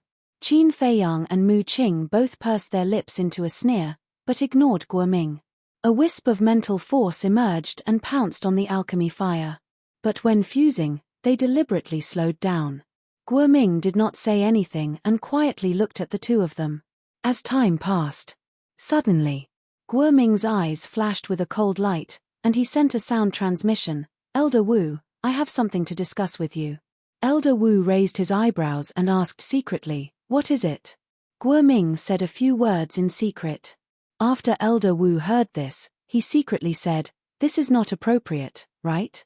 If this matter is exposed and the higher-ups investigate, it will be difficult for me to shirk the responsibility. Don't worry about that. As long as you can trick them, I guarantee that they will never return. And as long as there is no evidence, even if Liu Xingfen comes in person, he won't dare to do anything to you." Guoming sent a sound transmission, full of confidence. This, Elder Wu hesitated for a moment, and finally said, "All right, take it as repaying the favor of your Scorpion tribe." "Thank you, Elder Wu." Guoming secretly thanked him, then looked at Qin Feiyang and Mu Qing, and said with a smile, "I'll go prepare a celebratory banquet for the two of you. The two of you have to work hard, don't let me prepare for nothing." With that, Guoming turned around and left. Sigh. Favors are all debts. After Guoming left, Elder Wu secretly let out a long sigh, filled with helplessness. After observing Qin Feiyang and Mu Qing for a moment, he simply closed his eyes, looking slightly haggard. Time flew by. Half an hour passed by quickly. Qin Feiyang and Mu Qing walked out of the alchemy room at almost the same time. Exactly an hour. Congratulations on passing the second round of the examination. Next is the third round. Elder Wu also opened his eyes. This third round is a bit dangerous, you have to be careful. You need to go to the mountains outside the city within 3 days and find 100 types of precious medicinal herbs. The total value of these medicinal herbs must exceed 10 million gold coins. Elder Wu said. 10 million gold coins for 100 herbs is not difficult. Qin Feiyang muttered. But before you leave, you have to give me your Chenkuan bag and image crystal. After all, young people nowadays like to play tricks. Elder Wu laughed. This, Qin Feiyang hesitated and secretly asked Mu Qing, "Is there such a rule in the main tower examination?" "Yes. Taking away the Chenkuan bag is to prevent the examinees from using the medicinal herbs in their Chenkuan bag to make up the numbers. And taking away the image crystal is also to prevent the examinees from asking for help from their relatives and friends. This is the reason why I asked you to put the important things in the castle just now. Of course, the Pill Pagoda also has a written rule that the managing elders are not allowed to privately check anyone's Chenkuan bag, let alone take a single cent." Mu Qing transmitted her voice. Qin Feiyang said, "What if we encounter danger? I heard from my second grandpa that the elder in charge of the examination will give us a jade slip. If we really encounter a life and death crisis, we can crush the jade slip. At that time, the managing elder will personally come to rescue us. But crushing the jade slip means that we have failed the examination." Mu Qing secretly explained. "I see." Qin Feiyang muttered. Mu Qing secretly said, Did you put those important things in the castle? Yes. Qin Feiyang said. Previously, when Elder Wu had closed his eyes to recuperate, he had found an opportunity to send Kang Shui, the ribs, the elixirs, and anything else that he felt was valuable to the ancient castle. Now, there were only some ordinary medicinal herbs, gold coins, and some daily necessities left in the Chenkuan bag. That's good. Mu Qing secretly said. The two of them handed over their Chenkuan bag and image crystal one after another. After keeping their Chenkuan bag and image crystal, Elder Wu took out an empty Chenkuan bag and handed it to the two of them. There is a teleportation gate in this Chenkuan bag. Once you find enough medicinal herbs, use this gate to teleport back. Also, on account of Divine Envoy Liu Xingfeng, I'll point you in the right direction. Go to Tornado Cloud Mountain Range. There are medicinal herbs everywhere. I estimate that you'll be able to complete the mission in less than half a day. However, there are many saint beasts in Tornado Cloud Mountain Range. You have to be careful. Elder Wu reminded and handed a jade slip to the two of them. The jade slip was the size of a baby's palm. It was pure white and there was a flame symbol on it. Thank you, Elder. The two of them received the jade slip and cupped their fists to express their gratitude. Good luck. Elder Wu smiled and opened a teleportation gate with a wave of his hand. Qin Feiyang and Mu Qing took a deep breath and strode in. Don't blame me. I didn't want this to happen either. Looking at the teleportation gate that disappeared, Elder Wu muttered to himself. Although he felt guilty, there was a hint of relief in his eyes. He had finally repaid this debt of gratitude. In the sky above a mountain range, Qin Feiyang and Mu Qing appeared out of thin air. The moment they appeared, the two of them stood back to back and scanned the area below with vigilance. The mountain range was vast and boundless. Strange peaks and lofty ridges stood tall and majestic. A torrential river was like a horned dragon, winding and twisting as it extended to the end of the world. And in the mountain stream, ancient trees towered into the sky. Terrifying beasts' auras enveloped the entire area. Two of the ferocious auras had reached the level of saint beasts. However, these two saint beasts' auras were still a little far from their current location, so they could not consider them for the time being. As for the nearby beasts, they were basically only at the War Master level. Some of them were even at the War Emperor level. Seeing the situation clearly, the two of them heaved a sigh of relief. Qin Feiyang put the white jade slip into his bosom and said, "Let's split up and look for it. If anything happens, just shout. Don't. I'm only a 5-star War Master. It's too risky to split up. Let's go together." Mu Qing hurriedly said. Not interested. Qin Feiyang replied expressionlessly, then rushed towards the mountain stream below. I don't care. I'm going to follow you anyway. Mu Qing said, and chased after Qin Feiyang. Yang Wei was currently in Qin Feiyang's ancient castle, so following Qin Feiyang was the best choice. Shua. The two of them landed on top of a valley one after another. Qin Feiyang scanned the valley, and his brows gradually furrowed. What's going on? Didn't Elder Wu say that this place is filled with medicinal herbs? But why can't I see a single one? Mu Qing also frowned. Of course you can't see it, because there are no medicinal herbs here.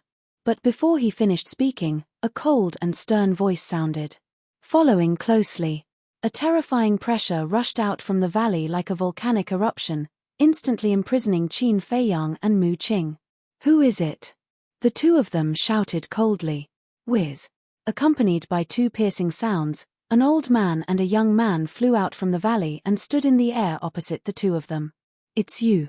Seeing the two of them, Qin Feiyang and Mu Qing's faces immediately darkened. Chapter 862. Qin Feiyang asked in a deep voice, "Why are you guys here?" Guess. Guo Ming laughed in ridicule. Qin Feiyang thought for a moment, then said in shock and anger, "It's Elder Wu." Ha ha, Guo Ming laughed out loud, and said, "That's right, it was Elder Wu who deliberately tricked you guys here. That's impossible. Elder Wu is the Deacon Elder of the Pill Pagoda, he would never collude with you guys." Mu Qing shook his head. Yes. According to his original intention, it's impossible for him to help us. But there's no other way. He owes my scorpion tribe a favor. Guoming said. The high priest said, don't talk nonsense with them, quickly kill them. There's no rush. I have to make them pay for the humiliation they gave me in the divine city. You have to restrain them well. Don't let them escape. Guoming laughed sinisterly, his eyes shining with a cold light. You can rest assured about that. This old man is a war king after all. It's simply a dream for them to break free from my restraints. The high priest chuckled. Haha, you guys didn't expect that you would fall into my hands so easily. How do you want to die? Tell me, and I'll definitely fulfill your wish. Guoming laughed, and walked towards Qin Feiyang and Mu Qing, but his eyes were filled with hatred. Mu Qing looked at Guoming gloomily, and cursed in his heart, this damned elder Wu, I thought he was a good person, but I didn't expect him to harm us. Qin Feiyang sighed, this is what it means to know what's in a person's heart. At this moment, Guoming landed in front of the two of them and grinned, without the image crystal, you can't ask for help. Are you in despair? Mu Qing said in a deep voice, you're playing with fire. Playing with fire? Guoming laughed, but his gaze turned cold as he slapped Mu Qing's face. A crisp sound of a slap rang out. A striking palm print also appeared on Mu Qing's face, and half of his face was even swollen. He was mad with hatred. The dignified young lord of the Mu Jiao was slapped in public. What a great humiliation. I'm telling you, you better release me immediately and kneel down to apologize. Otherwise, your Scorpio tribe will soon meet its end. Mu Qing enunciated each word clearly, her eyes flashing with killing intent. Apocalypse. Guoming seemed to have heard the funniest joke in the world. He couldn't help but raise his head and laugh wildly. The high priest's face was also filled with mockery. Mu Qing gritted her teeth and said, don't regret it. I'm fine. Even if we regret it, we will make you suffer a fate worse than death before we regret it. Guoming waved his hand, took out a dagger, and directly stabbed Mu Qing's lower abdomen. Ah! Mu Qing immediately let out a blood-curdling scream as her face contorted. Isn't it great? The fun part is yet to come. Guoming smiled sinisterly and stabbed Qin Feiyang's lower abdomen again. Blood splattered everywhere. But Qin Feiyang didn't even frown. He just looked at Guoming silently. Look at you guys. How dare you go against me? Do you think you're so great because you have the oracle token? Let me tell you, brains are the only weapon to win these days. Idiots like you, I have 10,000 ways to torture you to death. After Guoming finished speaking, he stabbed their lower abdomens again. Blood gushed out. You've really pissed me off. I swear, everyone in your Scorpio tribe will die miserably because of your stupid behavior. Mu Qing's face twisted. Except for Zhuge Mingyang, he had never wanted to kill anyone like this. No. He wanted to slaughter an entire tribe. And Zhuge Mingyang was also on his must-kill list. Because his sister Mu Shuer had died miserably in the hands of Zhuge Mingyang. You still dare to be arrogant? Guoming was stunned. Cold light flashed in his eyes. He grabbed the dagger and stabbed Mu Qing in the chest. Ah, the shattering of her heart caused Mu Qing to howl in agony. Blood spurted out like a fountain. Try again. Guoming laughed. Some blood splashed on his face, making him look particularly ferocious. Mu Qing shouted secretly, Qin Feiyang, think of a way, or we'll all die here. Even if I open the gate of potential, I can't break free from the pressure of a combat emperor. What can I do? Qin Feiyang said helplessly. Don't we still have Chang Shui and the castle? Back at the Black Dragon Glacier, they could even suppress the heart of the demon dragon and the eye of the demon dragon, let alone this emperor's aura. Ask them to come out and help us. Mu Qing said angrily. They were still hiding it. That was enough. Qin Feiyang smiled bitterly. Chang Shui and the castle did have the ability to help them, but they had to listen to his orders. Not arrogant anymore. Not angry anymore. And here I was wondering how tough your bones were. So that's all there is to it. Fine, I won't torture you. I'll let you die a quick death. Remember to keep a low profile in your next life. There are some people you can't afford to offend. Guoming laughed. Murderous intent flashed in his eyes. He suddenly raised his arm and swung it at the two's heads. The dagger in his hand flashed with a shocking light. I didn't expect to die in the hands of such a person. How sad. Mu Qing sighed deeply. But Qin Feiyang didn't give up. Because he didn't believe that Chang Shui and the castle would leave him in the lurch. Go to hell! Guoming roared. The dagger was about to pierce Qin Feiyang's head. Boom! A terrifying aura suddenly spread between heaven and earth. But it didn't come from Chang Shui or the castle. The aura was erratic, and it was impossible to pinpoint the correct direction. The high priest and Guoming were shocked. They quickly scanned their surroundings. Qin Feiyang and the other man were also bewildered. There was actually another expert hiding here. The high priest shouted, Ming-er, the situation has changed. Get rid of them quickly. Guoming shuddered. He quickly grabbed the dagger and slashed at Qin Feiyang and Mu Qing's necks. Boom! At the same time, an invisible force rose from somewhere in the mountain stream and rushed toward the high priest like a huge wave. Get lost! The high priest shouted angrily. He waved his hand, and a battle chi cut through the sky and collided with the invisible force. For a moment, mountains and rivers shattered, and the void distorted. Giant mountains collapsed one after another. The rumbling was like thunder, deafening. Puff! The high priest spat out a mouthful of blood. His old face quickly turned pale, and he was blasted away. The high priest was severely injured. The emperor's aura that imprisoned Qin Feiyang and Mu Qing also disappeared in an instant. The two fell down powerlessly. Damn it! Guoming was flustered and exasperated. He chased after them like lightning. Boom! But at the same time, that invisible force surged. Guoming's body trembled, and accompanied by a scream, he smashed into a giant mountain in the distance like a meteorite. With a loud bang, the giant mountain that was more than 10,000 feet tall collapsed in an instant. Huge rocks rolled down and buried him. Ming-er. Seeing this, the high priest's expression changed drastically. After stabilizing his body, he ignored Qin Feiyang and Mu Qing and hurriedly flew over. At the same time, that invisible force also swept up Qin Feiyang and Mu Qing and disappeared at the end of the world. Ming-er, how are you? A moment later, the high priest finally found Guoming. However, at this moment, Guoming's eyes were closed. It was unknown whether he was dead or alive. His body was broken and dripping with blood. He can't die. The high priest was extremely anxious. He reached out and pressed on Guoming's neck.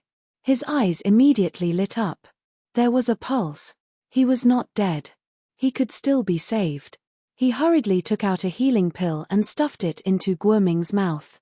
Then he picked up Guoming and looked in the direction where Qin Feiyang and Mu Qing had disappeared. He opened a portal and quickly left.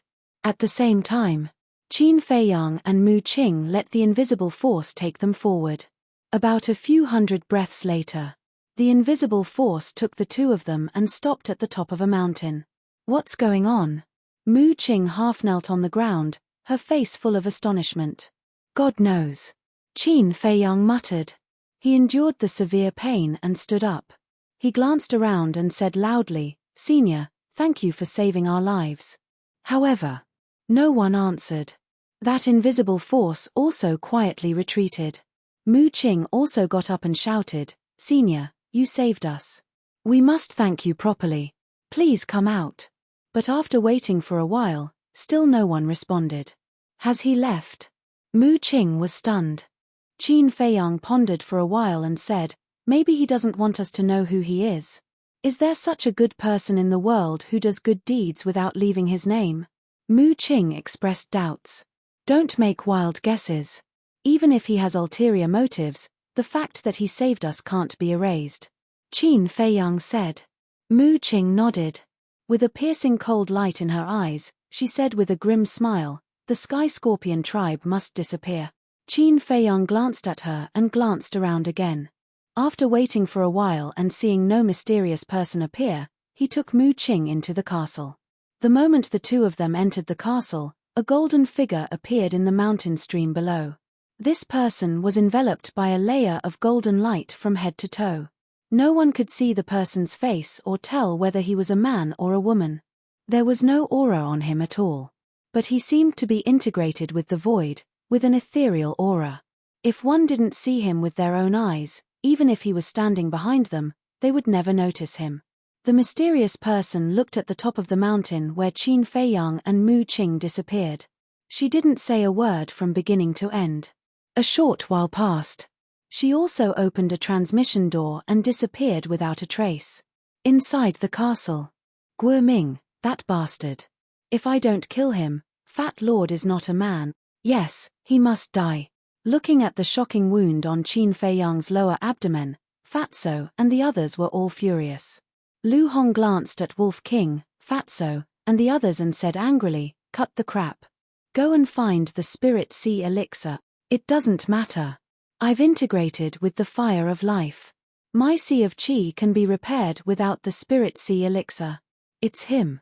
Qin Feiyang looked at Mu Qing. Mu Qing raised his eyebrows and said anxiously, "I don't have a spatial divine object, so my heart protection elixir and Spirit Sea elixir are in my Chenkuan bag. Now, we're in the same boat. You can't leave me to die. Do you know me well? Do you know how expensive the Spirit Sea elixir and heart protection elixir are? If you want, we can give them to you, but one elixir and one sacred weapon." Fatso said. "Damn it, why don't you rob me?" Mu Qing was mad. The sharp pain from his heart and Sea of Qi almost made him faint. Qin Feiyang shook his head and said, "Okay, just give it to him. After all, if we want to eradicate the Scorpion tribe, the Mu family has to do it." "Yes. Without the Mu family's help, with your ability, you're not enough to fill the gap between the teeth of the Scorpion tribe." Mu Qing smiled proudly. "You're so cocky." Chapter 863. Mu Qing grabbed the Spirit Sea elixir and heart protection elixir and stuffed them into her mouth. She then crossed her legs and closed her eyes to recuperate. "You guys continue to cultivate too," Qin Feiyang said to Fatso and the others before calming down to recuperate his Qi ocean. At the same time, main pagoda. Elder Wu sat in the main hall with his eyes closed. He seemed to be resting, but his expression was anxious. Buzz. Suddenly, the image crystal in his arms buzzed and vibrated. He hurriedly took it out and channeled his battle Qi into it, causing a figure to appear. It was none other than the High Priest of the Sky Scorpion tribe. At this moment, the High Priest's old face was extremely dark. Seeing that, Elder Wu's heart skipped a beat. He waved his hand and the doors of the main hall closed quickly. He then looked at the High Priest and asked, "Why do you look so pale? Did something happen?" "Yes. They managed to escape." The High Priest nodded. "What?" Elder Wu suddenly stood up and said angrily, "Didn't we agree that as long as I deceived them, I would ensure that they would never return?" Initially, there was no problem. However, at the critical moment, a mysterious person suddenly appeared and saved them. Ming was also severely injured by that person. "We don't know if he's dead or alive. The leader said that you have to find a way to get rid of them as soon as possible." The High Priest said in a deep voice with undisguised killing intent. "That's impossible. I deceived them. You guys didn't have the ability to make them stay. I've already repaid the favor I owe you guys. I won't help you anymore." Elder Wu shook his head. "You won't help. You have to think carefully. They already know that you're our accomplice. When they return to the Pill Pagoda, they'll definitely expose you. When Liu Xingfeng finds out, do you think you'll be able to survive? Even if Liu Xingfeng doesn't pursue the matter, the upper echelons of the Pill Pagoda won't allow someone who harmed their disciples to continue staying in the Pill Pagoda." The High Priest sneered. Elder Wu's face darkened. "Right now, we're on the same boat. If you help us, it's equivalent to helping yourself. I also promise you that as long as you can get rid of them, we won't owe each other anything from now on." The High Priest said. "Let me think." Elder Wu said weakly. He turned off the image crystal and sat on the armchair, looking extremely haggard. Time flew by. An hour passed. Inside the castle, Qin Feiyang was the first to open his eyes. Not only had his Qi Si been repaired, but his injuries had also healed. "Are you done?" He looked at Mu Qing and asked. Mu Qing opened her eyes and stood up. It's about time. A cold light flashed in Qin Feiyang's eyes as he said, then let's go back. Mu Qing nodded as a strong murderous intent filled the space between his brows. Wait. But at this moment, Lu Hong opened her beautiful eyes and looked at the two of them. What is it? Qin Feiyang and the other man looked at her suspiciously. Lu Hong took out the image crystal and said with a smile, I have recorded your conversation with Guoming. What? Mu Qing was stunned. He looked at Lu Hong and said, don't tell me you also recorded the conversation that was destroyed last time? Do you have a problem with that? Lu Hong asked. Mu Qing's mouth twitched violently. He turned to Qin Feiyang and said seriously, I like her. Can you give her to me? Qin Feiyang was stunned. Fatso and the others also opened their eyes and looked at Mu Qing in a daze. Ahem. Mu Qing coughed and said awkwardly, I think you have misunderstood. I like her attentiveness, and I happen to lack a maid. Get lost. Before Mu Qing finished speaking, Qin Feiyang and the others shouted almost at the same time. Do you know Lu Hong's position in our hearts? Fat Lord, let me tell you, she is our little princess. How dare you say that you want her to be your maid? Are you looking for a beating? Fatso and Wolf King said. Their fierce eyes made Mu Qing a little scared. Hearing this, Lu Hong's eyes couldn't help but heat up. She really didn't expect that she had such a high position in everyone's hearts. Little princess, what an honor. Qin Feiyang also glanced at Mu Qing and said lightly, watch your words in the future. Don't get beaten up without knowing the reason. Ha! Mu Qing scratched his head and laughed dryly. Asking for a beating? I can't control the primitive force in my body. Hurry up and take him out. Wolf King waved his claws and said impatiently. Qin Feiyang rolled his eyes and looked at Lu Hong with a smile. Well done. Now we don't have to be afraid of Elder Wu's sophistry. After saying that, Qin Feiyang waved his hand and left the ancient castle with Mu Qing. Then, he took out the Chenkuan bag that Elder Wu gave them and took out the only portal. Clang! Battle chi surged and the portal quickly opened. The two of them stepped in one after another. The next moment, the two of them landed in the main hall. The door of the main hall was still closed and Elder Wu was still sitting on the armchair. Sensing the aura of the two of them, Elder Wu suddenly opened his eyes and two cold rays of light burst out.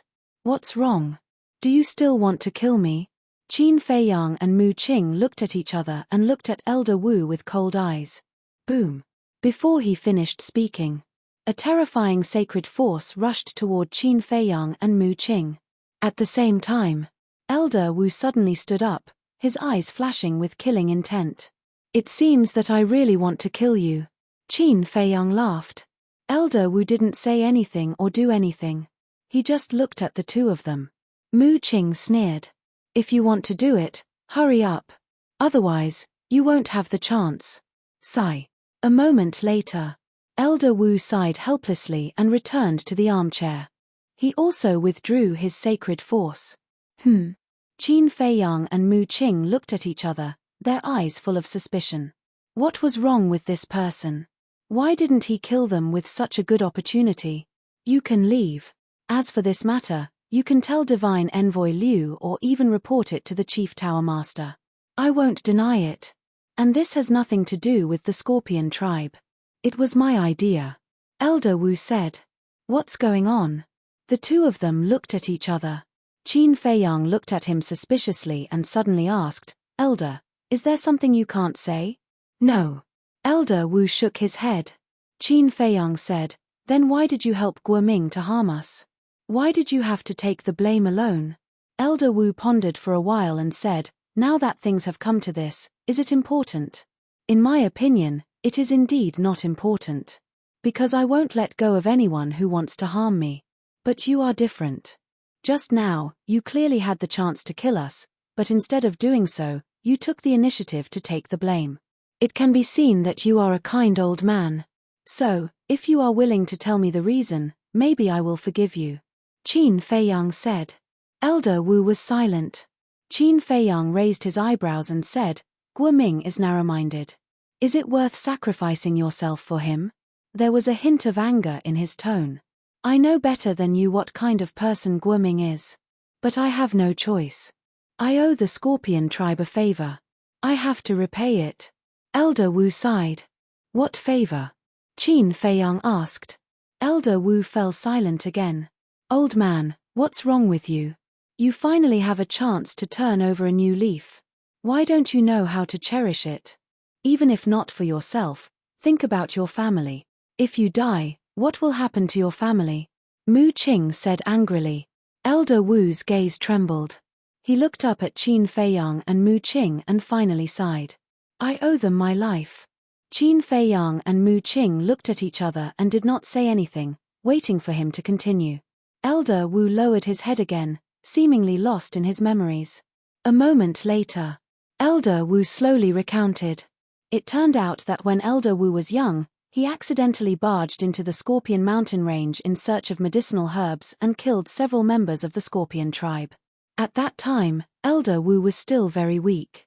Against the Scorpion tribe, which was full of experts, he did not have any power to resist. Elder Wu thought that he would definitely die, but he did not expect the leader of the Scorpion tribe to let him go. And the so-called favor was the favor of not killing him. So that's the case. The two of them came to a realization. That's not right. The Scorpion tribe is one of the 10 super tribes of the Central Divine Kingdom and is famous. Why would you barge into their territory and kill their people? Mu Qing frowned. To be honest, I'm actually from one of the 9 regions like you. It was the pagoda master of the 9th region who recommended me to enter the main pagoda. And I had just entered the Central Divine Kingdom and did not know that it was the Scorpion tribe's territory. Elder Wu sighed. I see. Qin Feiyang and Mu Qing looked at Elder Wu with complicated expressions. Mu Qing said telepathically, should we kill him or not? Forget it. He's not a heinous person. Moreover, the real mastermind is the Scorpion tribe. Qin Feiyang pondered for a moment and said, all right. Mu Qing nodded and looked at Elder Wu. We won't pursue this matter and won't mention it to anyone. You really won't pursue it? Elder Wu was stunned and somewhat in disbelief. Mu Qing said again, however, you'd better not have any contact with the Scorpion tribe. Elder Wu was overjoyed.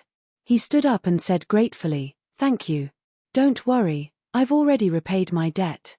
I won't bother with them anymore. That's good. Return the image crystal and cosmos bags to us, Mu Qing said. All right. Elder Wu took out their cosmos bags and image crystals and returned them to them. The two checked their cosmos bags and confirmed that nothing was missing. Mu Qing smiled faintly and said, what about our test? You must pass. Elder Wu laughed heartily and took out 2 tokens from his bosom, handing them over to the two of them. The tokens were the size of a baby's palm and were completely black. The front was blank and had a flame totem on it. Elder Wu said, engrave your names and you'll officially become disciples of the main pagoda. The two raised their arms at the same time and battle chi surged. They engraved their names on the front of the tokens. Here's your clothes. Elder Wu took out 2 more cosmos bags and handed them to Qin Feiyang and Mu Qing. Then, he said, you can go to the first pagoda. As for the alchemy room, you'll have to find the disciplinary elder of the first pagoda to arrange it for you. Thank you. The two cupped their fists and thanked him. Then, they turned and walked toward the door. Thank you. Elder Wu's grateful voice came from behind them. Chapter 864. Look. They're out. As soon as Qin Feiyang and Mu Qing walked out of the main hall, the disciples gathered in the distance began to discuss in low voices. They came out so quickly. It seems that they didn't pass the test. Are you blind? Didn't you see the identity tokens in their hands? You're right. That's too fast. They haven't even been in there for 2 hours. The group of people was in disbelief. Qin Feiyang raised his head and glanced at those people. Then, he soared into the air and flew toward the 10 pill towers. He had already noticed these people who wanted to see the world in chaos before entering the main hall, but he was too lazy to pay attention to them. Mu Qing caught up with Qin Feiyang and said, I thought about it. It's too easy to let Elder Wu go just like that. Qin Feiyang said, don't be so narrow-minded. Sometimes, if you're magnanimous, you might be able to get unexpected gains. I don't see any gains. Mu Qing pursed his lips. Qin Feiyang said, does Elder Wu's friendship not count? I can guarantee that after this matter is over, he will definitely treat us very well. For example? Mu Qing said. Qin Feiyang thought for a moment and said, for example, if the Scorpion tribe wants to deal with us again, he will definitely inform us in advance. If they want to deal with us again, they don't have the chance anymore. Mu Qing sneered. Qin Feiyang was slightly stunned. He turned his head and looked at him in surprise. Why are you looking at me? I have to vent my anger. Otherwise, I'll feel terrible. Mu Qing sneered. Qin Feiyang turned his head and said expressionlessly, up to you, but you'd better not ruin my plan. What's your plan? Mu Qing came to Qin Feiyang's side and asked curiously. Qin Feiyang said lightly, isn't my plan your plan? Snatch the heavenly star flame. Don't give me that. You can fool others, but you can't fool me. You definitely have other motives. Otherwise, why would you insist on taking the Chief Tower Master as your master? Mu Qing chuckled. Qin Feiyang frowned. It was really a headache to get along with a smart person like Mu Qing. Suddenly, Qin Feiyang looked down at the identity token in his hand and asked, what's with this token? What do you mean what happened? Mu Qing was puzzled. Qin Feiyang asked suspiciously, your second grandpa's identity medallion is reddish gold. Why are our identity medallions black? Of course, the color of the token will be different as well. Mu Qing said. It was said that the disciples' medallions were all black. The Deacon Elder's token was white. The Law Enforcement Elder's token was red. The tokens of the 10 Tower Masters and 10 Peak Masters were purple in color. The token of the God Envoy was pure gold in color. But other than that, there was another exception in the main tower. This exception was the martial arts list and the elixir list. Only the most outstanding alchemists and martial artists could be on these two lists. As for the disciples on the list, the color of their tokens was also purple. In other words, the status of these disciples in the main tower was almost the same as that of the Law Enforcement Elder. I see. After Qin Feiyang heard this, he nodded in realization. The so-called martial arts list and elixir list were actually the same as the elixir list and martial god list of the Divine Hall. Junior brothers, please wait a moment. Suddenly, a clear voice sounded from behind the two of them. The two were slightly stunned. They stopped in the void and turned around to see a young man in white flying towards them. This person was tall and straight, with sword-like eyebrows and a faint smile on his face, giving people an inexplicable sense of familiarity. Are you calling us? Qin Feiyang asked. Yes. The young man in white nodded and smiled. He landed in front of Qin Feiyang and said, let me introduce myself. My name is Wu Yang, a disciple of the Second Tower. Nice to meet you, Wu Shixiang. Qin Feiyang and Mu Qing bowed politely. Junior brothers, you don't have to be so polite. May I ask, which tower did Elder Wu assign you to? Wu Yang asked with a smile. Qin Feiyang looked suspicious and said truthfully, the first tower. I see. Then I sincerely invite you two to join our second tower. Wu Yang didn't talk nonsense and directly stated his purpose. He was a straightforward person. Qin Feiyang was a little surprised. He secretly asked Mu Qing, is there a difference between the first tower and the second tower? There is no difference between the 10 towers. It's the same no matter where you go. But it is said that the disciples of each tower are fighting openly and secretly. Mu Qing said with a voice transmission. Qin Feiyang said, do you mean this person is here to recruit us? Definitely. After all, we have the Oracle token. Mu Qing said with a chuckle. To be honest, I've already prepared an alchemy room for you two before coming. And it's the best alchemy room. This humble one is truly sincere. I hope that the two junior brothers will agree.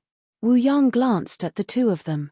He knew that the two of them were secretly communicating, so he struck while the iron was hot and tempted them. But he didn't know. His temptation might work on other new disciples, but it wasn't attractive to Qin Feiyang and Mu Qing at all. This, Qin Feiyang pretended to hesitate and said, "This was assigned by Elder Wu. It's not appropriate for us to go to the second tower now, is it?" Since there was no difference, there was no need to go to the second tower. As for the alchemy room, it wasn't important to him at all. It was dispensable, because he had the netherworld demonic flame. However, since the other party came with sincerity, he couldn't directly refuse and embarrass him, right? Therefore, he said it very tactfully. When Wu Yang heard this, he raised his eyebrows without leaving a trace. He was obviously displeased, but he concealed it very well. "It seems that I won't be able to invite the two of you with my personal charm.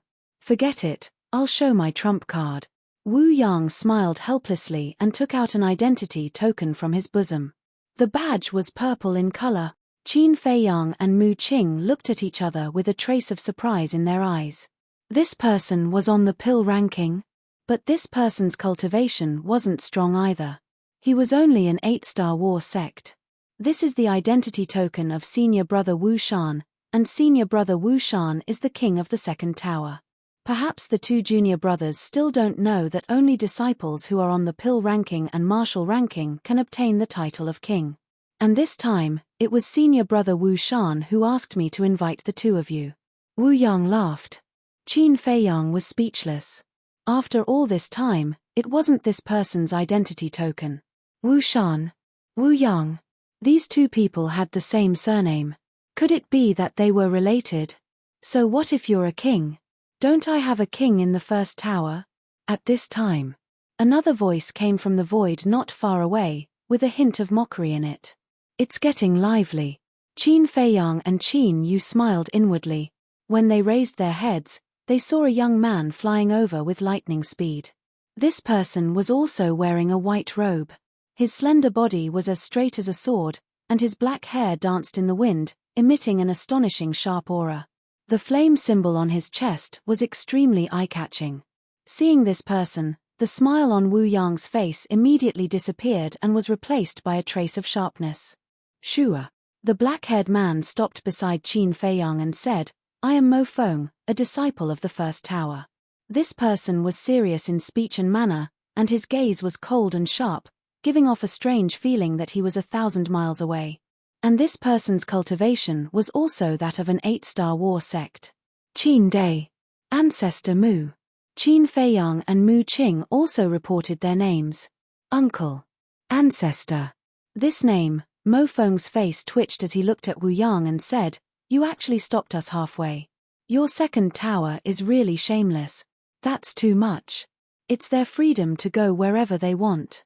What do you care?" Wu Yang said indifferently, with a hint of tit for tat. "It's none of my business. But they definitely won't go." Mo Fang smiled disdainfully. He looked at Qin Feiyang and Qin Yu and said, "Junior brothers, we've also prepared an alchemy room for the two of you. We've even prepared a great gift, 2 6th-grade alchemy furnaces. 6th-grade pill furnaces." Qin Feiyang was dumbfounded. These people really knew how to spend a lot of money. Did you see that? This is the benefit of the Oracle token. Without the Oracle token, they wouldn't care about us. Mu Qing snickered. However, Wu Yang frowned. He also didn't expect the first tower to be so generous. One had to know. A 6th-grade pill furnace was already comparable to a rare treasure. It was basically priceless. Even if there was, people without a family background couldn't buy it. And this first tower actually gave out 2 6th-grade pill furnaces. This was much more tempting than the conditions he offered. "The pill furnaces are in the pill refining room we have prepared for you. As long as you go to the first tower, they will be yours." Mo Feng continued. Qin Feiyang smiled faintly and said, "Senior brother is too polite. Elder Wu originally arranged for us to go to the first tower. Even without these, we would still go. My two junior brothers indeed have good eyes. Then, follow me." Hearing Qin Feiyang say so, Mo Feng was very satisfied and turned to fly towards the pill tower. "Wu Shixiang, I'm sorry." Qin Feiyang faced Wu Yang and said apologetically, then turned and flew towards Mo Feng. Wu Yang's face was very ugly. He snorted coldly and said, "If you want the 6th-grade pill furnaces, just say it." Why are you so hypocritical? Qin Feiyang raised his eyebrows, stopped and looked at Wu Yang, and said, "What did you say?" From the beginning to the end, he had been very polite. It wasn't that he was afraid of trouble, but that he didn't want to cause trouble. But this Wu Yang actually said that he was hypocritical? Didn't you hear me clearly? I said that you are hypocritical. Tell me with your conscience, if the first tower didn't give you a 6th grade pill furnace, would you choose to go to the first tower? Wu Yang sneered. Well, I'll tell you with my conscience, even if your second tower gives me a divine pill, I'm not interested, understand? Qin Feiyang said. This sentence could be said to be a slap in the face. Wu Yang's face instantly darkened. Interesting. And Mo Feng also stopped and turned to look at Qin Feiyang and Wu Yang, with a smile on the corner of his mouth. This smile was very bright. Seeing Mo Feng smiling at the side, Wu Yang was even more furious. Swish. He stared at Qin Feiyang and said word by word, "You will regret it." Regret? Qin Feiyang smiled and said indifferently, "Don't provoke me again, or the one who will regret it will not be me, but you." After saying that, he turned to look at Mo Feng and said with a smile, "Senior brother Mo, let's go." Okay. Chapter 865. Whoosh. Just as Qin Feiyang and the other two left, another 8 young men and women landed beside Wu Yang. Looks like we're late. First Pagoda has really picked up a big bargain this time. Looking at Qin Feiyang and Mu Qing's fading figures, the 8 of them had a look of pity. Suddenly, a woman in white looked at Wu Yang and asked, "Didn't you arrive earlier than Mo Feng? Why didn't you intercept them successfully?" Wu Yang glanced at the 8 of them and didn't say anything. With a gloomy face, he rushed toward Second Pagoda. Looking at his face, he must have been defeated. I wonder what kind of tempting conditions the people of First Pagoda offered. Let's not talk about it anymore. Let's go back and report. The 8 of them discussed for a while and then went back to their respective residences. Back to Qin Feiyang and Mu Qing. Under Mo Feng's lead, the 2 of them stopped in the air above a large hall. The large hall was more than 10 meters high and had a total of 2 floors. It was dark and emitted an ancient aura. This is the law enforcement hall of our Pill Pagoda. The law enforcing elders who are in charge of our 10 Pill Pagoda live here. If you have any problems in the future, you can come here directly to find them. Of course, the disciples of First Pagoda can only find the elders who are in charge of First Pagoda. The law-enforcing elder of First Pagoda is called Zhu Deyuan. He is a 9-star battle saint and is very kind to people. However, if you anger him, his temper is not ordinary. Mo Feng explained. Who doesn't have a temper? Qin Feiyang shook his head and smiled, remembering this name. Immediately, he raised his head and looked around. The 10 Pill Pagoda were built around the law enforcement hall. They towered high and emitted a majestic aura. Compared to these 10 Pill Pagoda, the law enforcement hall was like a speck of dust. Previously, when looking from afar, the 10 Pill Pagoda were gathered together and close to each other. Now that he looked closer, he realized that there was a long distance between each Pill Pagoda. According to Qin Feiyang's estimation, there was at least a distance of 5 to 6 miles. Beside each Pill Pagoda, there was a stone tablet erected.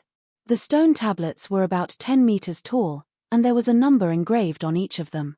On a scale of 1 to 10. In other words, the stone tablet with the word 1 carved on it was the first tower, and the stone tablet with the word 2 was the second tower. Let's go. Mo Feng waved his hand and brought the 2 of them, flying straight towards the first tower. Suddenly, Qin Feiyang asked suspiciously, "Senior apprentice brother Mo, how did you know we were assigned to the first tower?" Mo Feng said, "Because we are paying attention to you, including the people from the other 9 pagodas." Attention?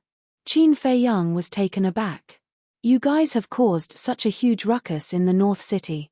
Even the high priest of the Scorpion tribe has come.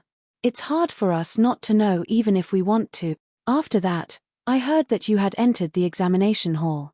I immediately sent people to the examination hall to pay attention to your movements. After I found out that you all had passed the test, I sent a message to Elder Wu. Only then did I find out that you all had been assigned to our first tower. I also anticipated that the people from the other 9 pagodas would definitely go and intercept you all. That's why I specially came to receive you all. Mo Feng said. I see. Qin Feiyang suddenly understood. Mo Feng continued, but to be honest, before I saw you guys, I still somewhat looked down on you guys. Why? Qin Feiyang and Mu Qing were taken aback and looked at him suspiciously. Because in my opinion, you guys relied on your relationship with Divine Envoy Liu Xingfeng to successfully enter the Pill Pagoda. But just now, when I saw your attitude towards Wu Yang, I realized that I had underestimated you guys. Mo Feng said. Qin Feiyang was stunned and smiled. Senior apprentice brother Mo is really a frank person. I don't like to keep my words to myself. If I have offended you in any way, please forgive me. Mo Feng said expressionlessly. Even his apology was so cold, which really made Qin Feiyang and Mu Qing feel a little helpless. Senior apprentice brother Mo is too serious. Actually, I like to associate with straightforward people like senior apprentice brother Mo. It's very relaxed, very comfortable, and there's no need to scheme. Qin Feiyang smiled faintly. A faint smile finally appeared on Mo Feng's face. This also meant that he agreed with Qin Feiyang's words. However, although you are confident, you still have to be careful of Wu Yang and Wu Shan in the future. Because these 2 people are from the Qilin tribe. Also, although Wu Yang looks like a gentleman on the surface, he is actually a sinister villain. This time you have offended him, so he will definitely find a chance to take revenge. Mo Feng warned again. Qilin tribe. Qin Feiyang and Mu Qing looked at each other.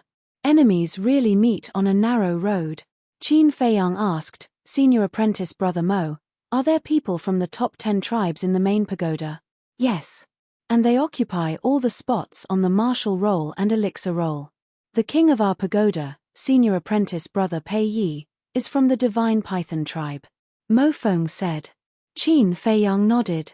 Mu Qing asked, what about the sky scorpion tribe? There are many people in the sky scorpion tribe, but only 2 people are the most famous.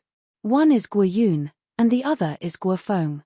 Guo Yun is the king of the 3rd pagoda of the Pill Pagoda, and Guo Feng is the king of the 3rd peak of the Warrior Mountain Range. Both of them have reached the peak of the 9-star Battle Master and are only half a step away from the Battle Saint realm. And the reason why Guo Ming dares to be so arrogant is because he has the support of these 2 people. I know, because of Guo Ming, you will definitely target the people of the Sky Scorpion tribe. But I have to advise you, it's best not to go. Although you have the Divine Envoy token, it's too easy for them to plot against you. And as long as you stay in the pagoda and don't cause trouble, senior apprentice brother Pei Yi will always be your backer. Mo Feng warned. Plot. Qin Feiyang and Mu Qing sneered inwardly. Since you are so good at plotting against others, let's see who can out-scheme who. But on the surface, both of them nodded in agreement. After all, Mo Feng had good intentions. While talking, the 3 of them landed in front of the pagoda. The tall pagoda door was closed, and there were no disciples wandering around nearby. The disciples of our main pagoda are basically cultivating when they have nothing to do. Very few of them are wandering outside. And the key to open the pagoda door is our identity token. Mo Feng took out his identity token and poured his battle chi into it. A black light swept out and merged into the pagoda door. Boom! Immediately, the pagoda door opened quickly, and a wide corridor appeared in front of the 2 of them. On both sides of the corridor, there was a stone door every 3 meters. Behind the stone door was the alchemy room. Follow me. Mo Feng turned into a stream of light and rushed into the depths of the corridor. Qin Feiyang and Mu Qing followed closely behind. After the 3 of them left, the pagoda door closed automatically. A moment later, the 3 of them came to the center of the stone pagoda. In the center was a circular patio. Standing in the patio tribe, they could clearly see the top of the stone pagoda. Whoosh! Qin Feiyang and Mu Qing followed Mo Feng and flew directly to the top floor. Subsequently, Mo Feng led the 2 of them to the space between the 2 stone doors and said, "These 2 alchemy rooms are specially prepared for you." Qin Feiyang and Mu Qing raised their heads to look. On the stone door, there was a number, namely 10 and 9. The 2 of them were quite surprised. They actually arranged such a front alchemy room for them. The Divine Envoy's token was really useful. I'm in the third alchemy room. If there's anything you don't understand, feel free to look for me. In addition, we also have people from the Scorpion tribe in the first pagoda. Be careful. Mo Feng reminded them and turned to the other side. But he didn't go back to the third alchemy room, but to the first alchemy room. The owner of the first alchemy room should be the king of the first pagoda, Pei Yi. Mu Qing muttered. Why? Want to snatch it? Qin Feiyang asked with a smile. Mu Qing's eyes were full of disdain. This time, he entered the main pagoda to snatch the Tiangang flame. The alchemy room was not important at all. He glanced at the 9th and 10th alchemy rooms and asked, which one do you want? Whatever. Qin Feiyang shrugged his shoulders. Hearing that, Mu Qing directly walked into the 9th alchemy room. Qin Feiyang turned his head to look at Mo Feng. His eyes flashed and he also followed into the 10th alchemy room. This alchemy room was very large. It was estimated to be more than 100 feet. There was a separate lounge, an alchemy room, and a cultivation room. And it was very clean and tidy. Qin Feiyang looked around and entered the alchemy room. On the alchemy table, there was indeed an alchemy furnace made of green copper. A lifelike fire phoenix was engraved on the wall, emitting a dazzling light.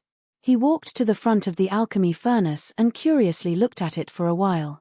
Then he cut his finger and dripped blood to bind it. At that moment, a piece of information flowed into his mind.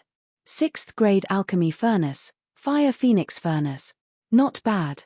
Looking at the fire phoenix furnace, Qin Feiyang's face was full of smiles. No matter what the other party's reason was, he would accept this alchemy furnace. And last time in Tianxian City, when he snatched the Tianxian flame, he also took Wu Yong's alchemy furnace. That alchemy furnace was called the Scorching Sun Furnace, which was also a 6th grade alchemy furnace. Now, with this fire phoenix furnace, he had 2 6th grade alchemy furnaces. Even if the furnace accidentally exploded in the future, he didn't have to worry about the alchemy furnace. Then, he pressed a button next to him, and a burst of alchemy fire suddenly surged out from the center of the alchemy table. The temperature of the alchemy room also rose rapidly.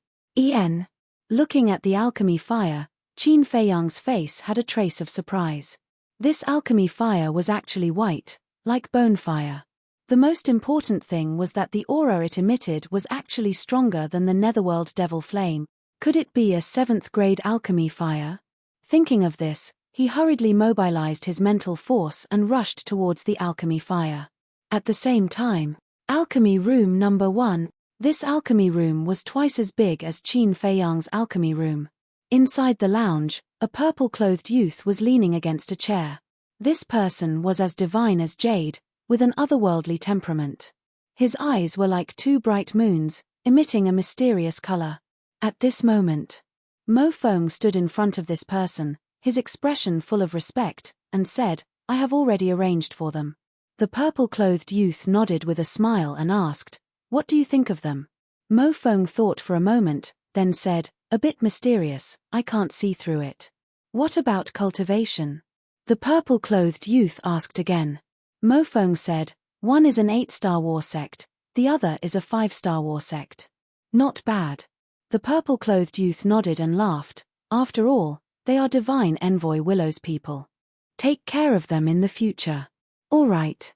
Mo Feng nodded, muttered to himself for a moment, and then said, I don't understand, even if they are related to Divine Envoy Willow, there is no need to give them a 6th grade pill furnace. Your eyes are still not good enough.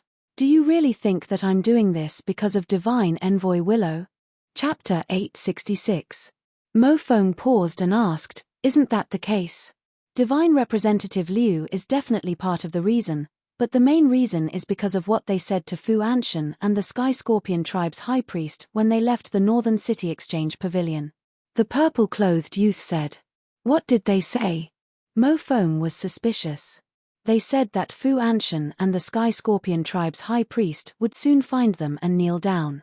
Think about it, why would they dare to say such a thing? The purple-clothed youth said. This, Mo Feng scratched his head and couldn't figure it out. Although these people had Liu Xingfeng's support, Fu Anshan and the Sky Scorpion tribe's high priest weren't ordinary people either. Logically speaking, these people shouldn't be so arrogant in front of Fu Anshan and the high priest. The purple-clothed youth suddenly raised his hand and pointed his index finger. There's only one explanation for them to say such a thing. What? Mo Feng was surprised. Apart from Liu Xingfeng, there's also a huge force behind them, and this force isn't any weaker than the Sky Scorpion tribe and the Exchange Pavilion. The purple-clothed youth smiled. Mo Feng's expression froze, and he hurriedly said, "That's impossible. There's nothing impossible in this world. Moreover, didn't you say that these two people are very mysterious and can't be seen through? Moreover, if they're just ordinary people, how could they know Liu Xingfeng? You have to know that Liu Xingfeng is from the Central Divine Kingdom, and they claim to be from the 9 regions.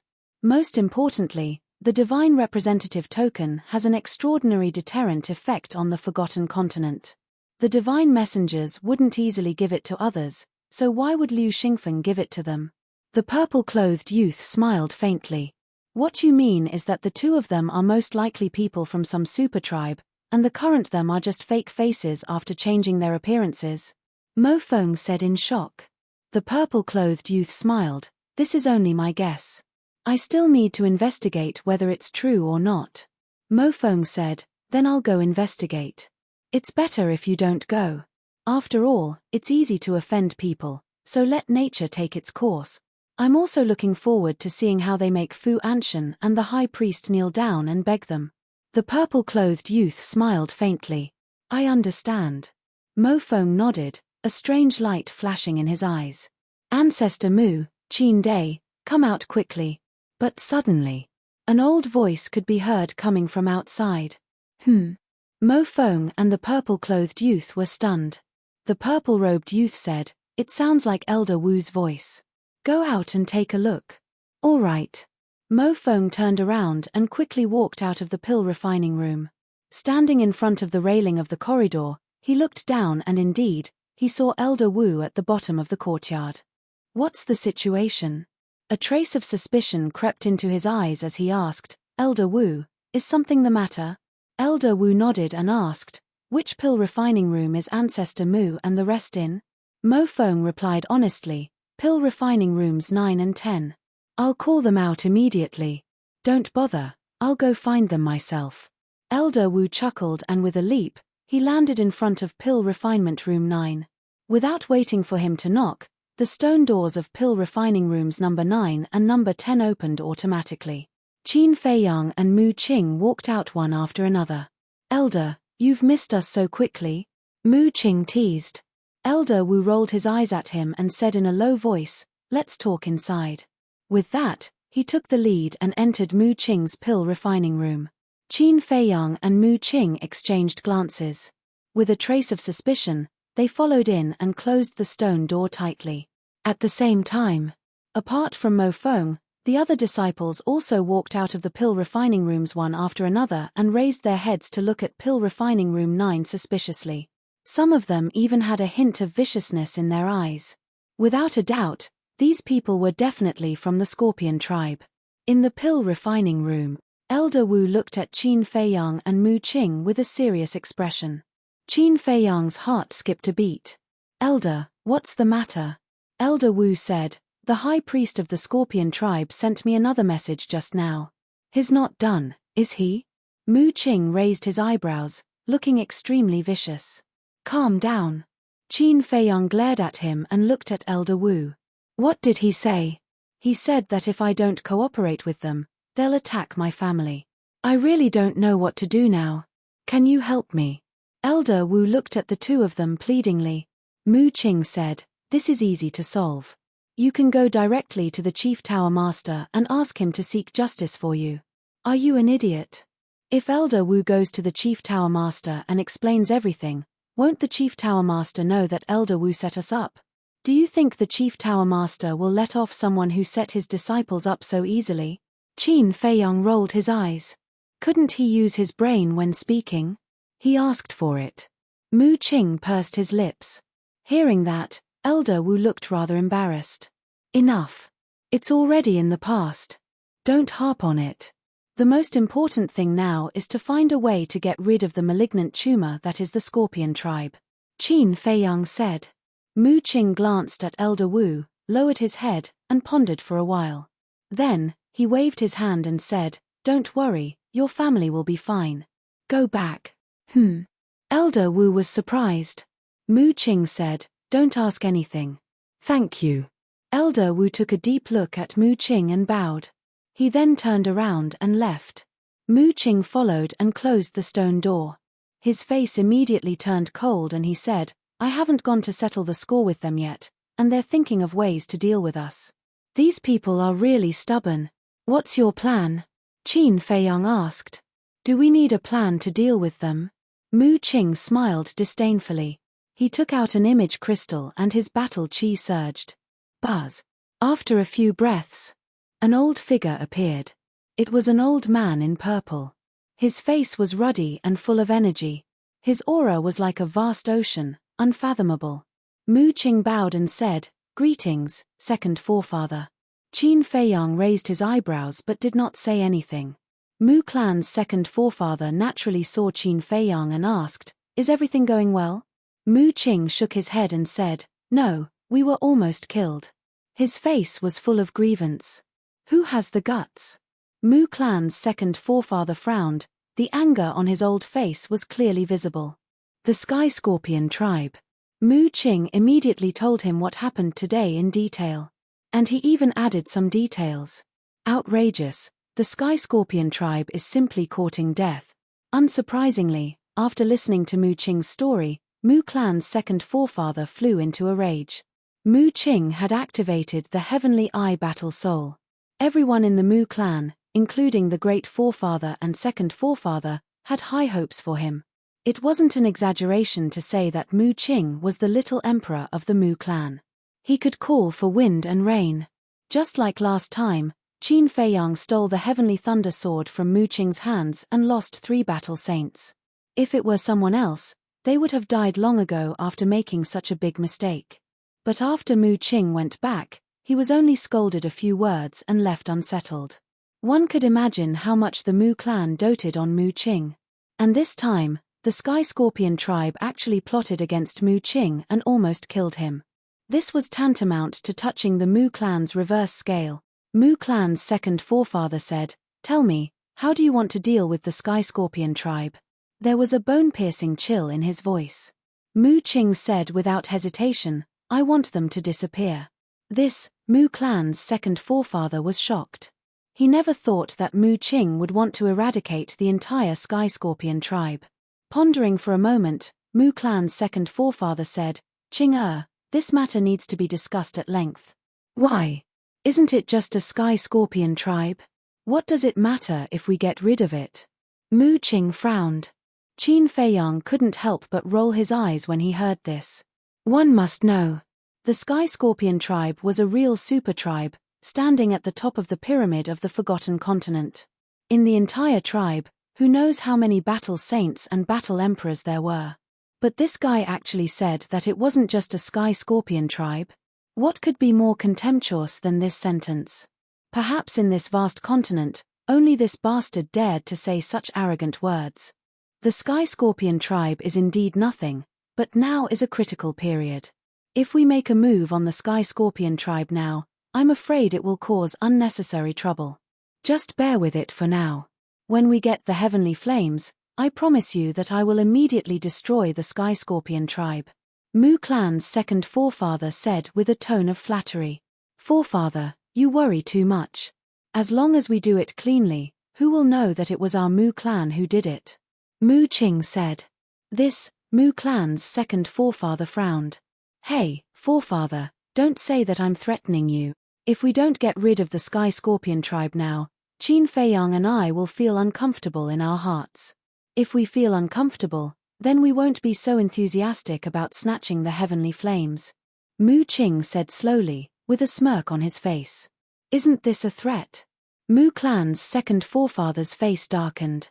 Hee. Mu Qing laughed again and again. At this time, Qin Feiyang, who had been silent, opened his mouth and said, "In fact, we don't have to worry, we can completely shift the blame to others." Mu Clan's second forefather and Mu Qing looked at Qin Feiyang suspiciously. That mysterious lady, doesn't she always like to frame others? This time we also let her take the blame. Qin Feiyang said.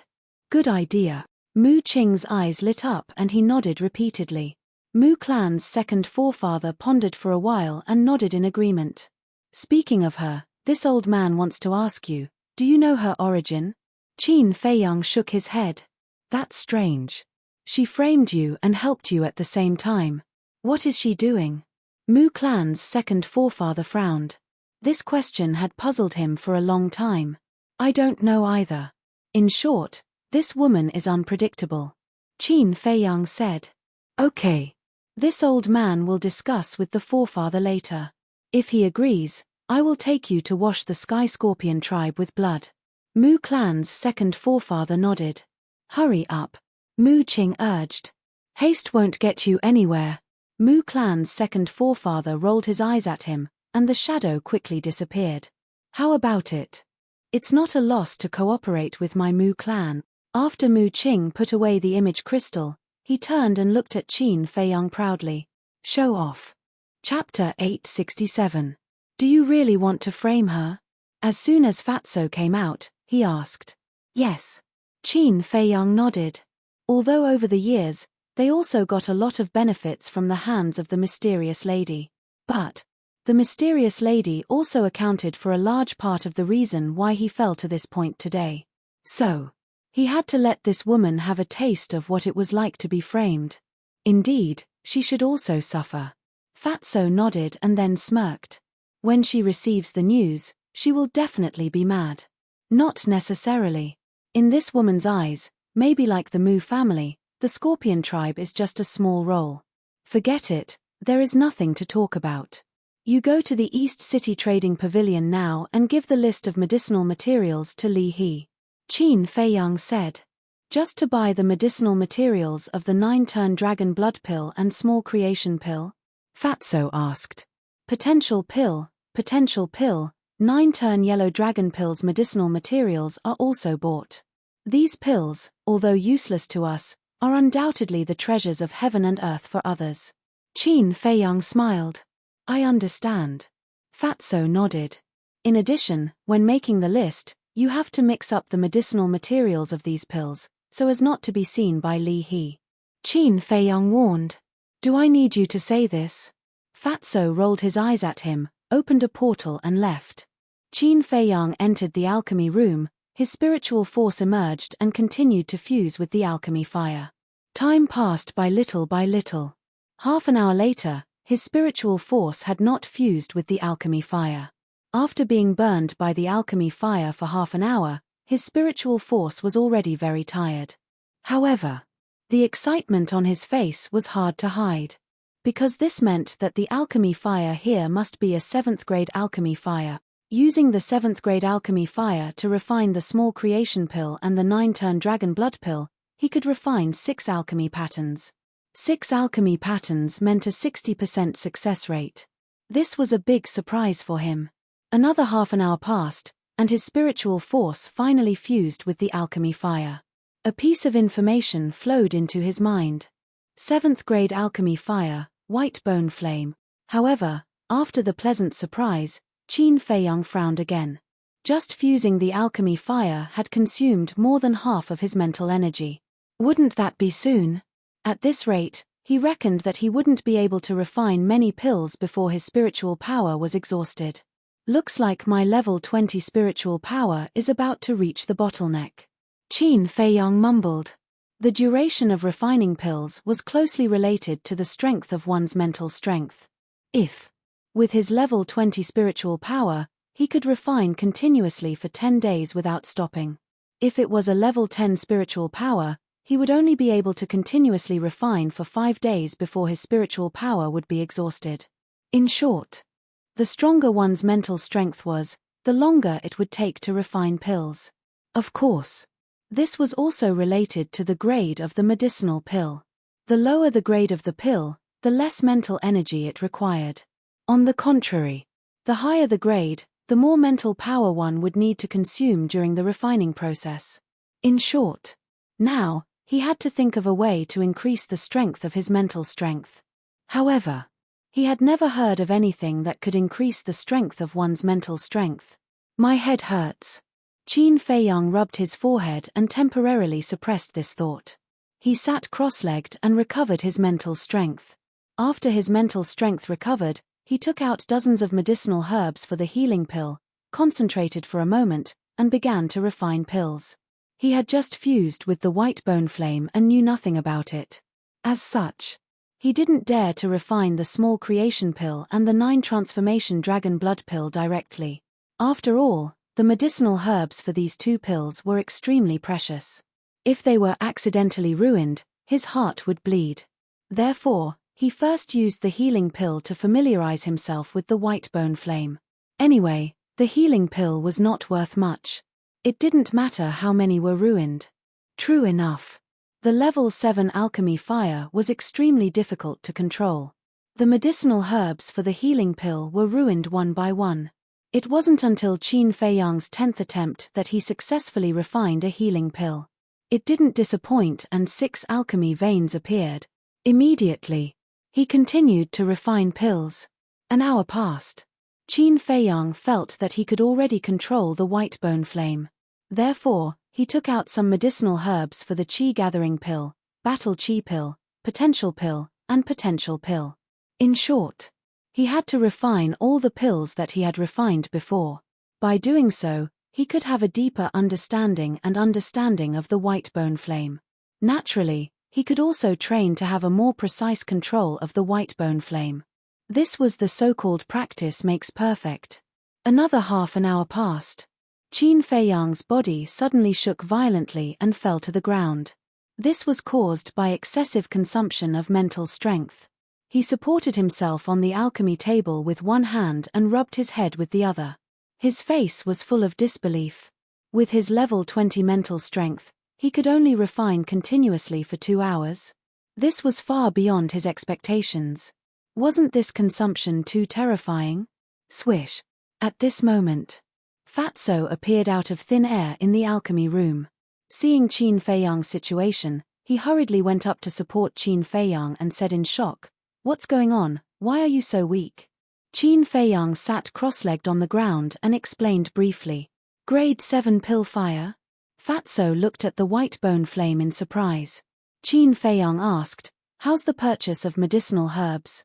Mentioning this matter, Fatso's face sank slightly. "What's wrong?" Qin Feiyang frowned. Fatso said, "The medicinal herbs trading pavilion has all these, but not much." "Not much?" Qin Feiyang was stunned. Fatso said, "To be exact, it's very little." "That's impossible. No one in the Forgotten Continent knows how to refine these pills. How can there be no medicinal herbs?" Qin Feiyang was surprised. "That's the main point. I've asked Li he said that every once in a while, someone will go and purchase these medicinal herbs. And it's a large purchase." Fatso said in a deep voice. "What?" Qin Feiyang suddenly stood up, his face full of shock. Why would someone purchase these medicinal herbs? Could it be that there are also people in the Forgotten Continent who have the pill formulas of these pills? But how is this possible? "Boss, Fat Lord, I have to remind you that you're not the only one who knows the pill formulas of these pills," Fatso said. Qin Feiyang looked at Fatso in surprise. Fatso said in a low voice, "Have you forgotten? The pill scripture that we obtained was left behind by Mu Tianyang." Boom. As soon as these words came out, Qin Feiyang was like a bolt from the blue, his body and mind trembling. That's right. The pill scripture was left behind by Mu Tianyang. Mu Tianyang naturally knew about it. Fat Lord has a bold guess. There should be a descendant of Mu Tianyang hiding in the central divine kingdom, otherwise, why would he purchase these medicinal herbs? Moreover, he doesn't want the medicinal herbs of other pills. Why would he only purchase the medicinal herbs of these few pills? Fatso said. Could it be that this Mu family is really related to Mu Tianyang? Qin Feiyang muttered to himself. Because the Mu family was the most suspicious. First, they were ridiculously strong. Second, they were not native to the Forgotten Continent. Third, Mu Qing entered the 9th level of hell to find Lu Xingchen. And this was also the biggest suspicious point. Because, to go to the 9th level of hell, one must first know the coordinates of the 9th level of hell. And how did the Mu family know the coordinates of the 9th level of hell? Qin Feiyang felt that the layers of fog in his heart were gradually dispersing. He waved his hand and took Yang Wei out of the castle. Qin Feiyang looked at the two and said in a deep voice, "From now on, don't do anything, just focus on investigating the person who purchased the medicinal herbs." The two nodded. Fatso thought for a moment and asked, "If the Mu family is really Mu Tianyang's descendant, how do you plan to deal with them?" Back then, the ancestors of the Great Qin Empire destroyed the Tianyang Empire. Mu Tianyang will definitely not let it go.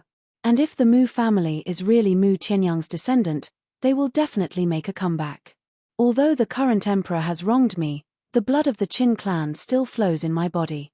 I can settle the score with the current emperor, but I will not allow anyone to shake the Great Qin Empire, Qin Feiyang said. Every word was powerful and resolute. Fatso and the other two looked at each other. At this moment, Qin Feiyang exuded an amazing aura, like the return of a king, making people feel fear from the bottom of their hearts. Perhaps, this was Qin Feiyang's original temperament. Fatso nodded and said, "I understand, we will go now." "Wait.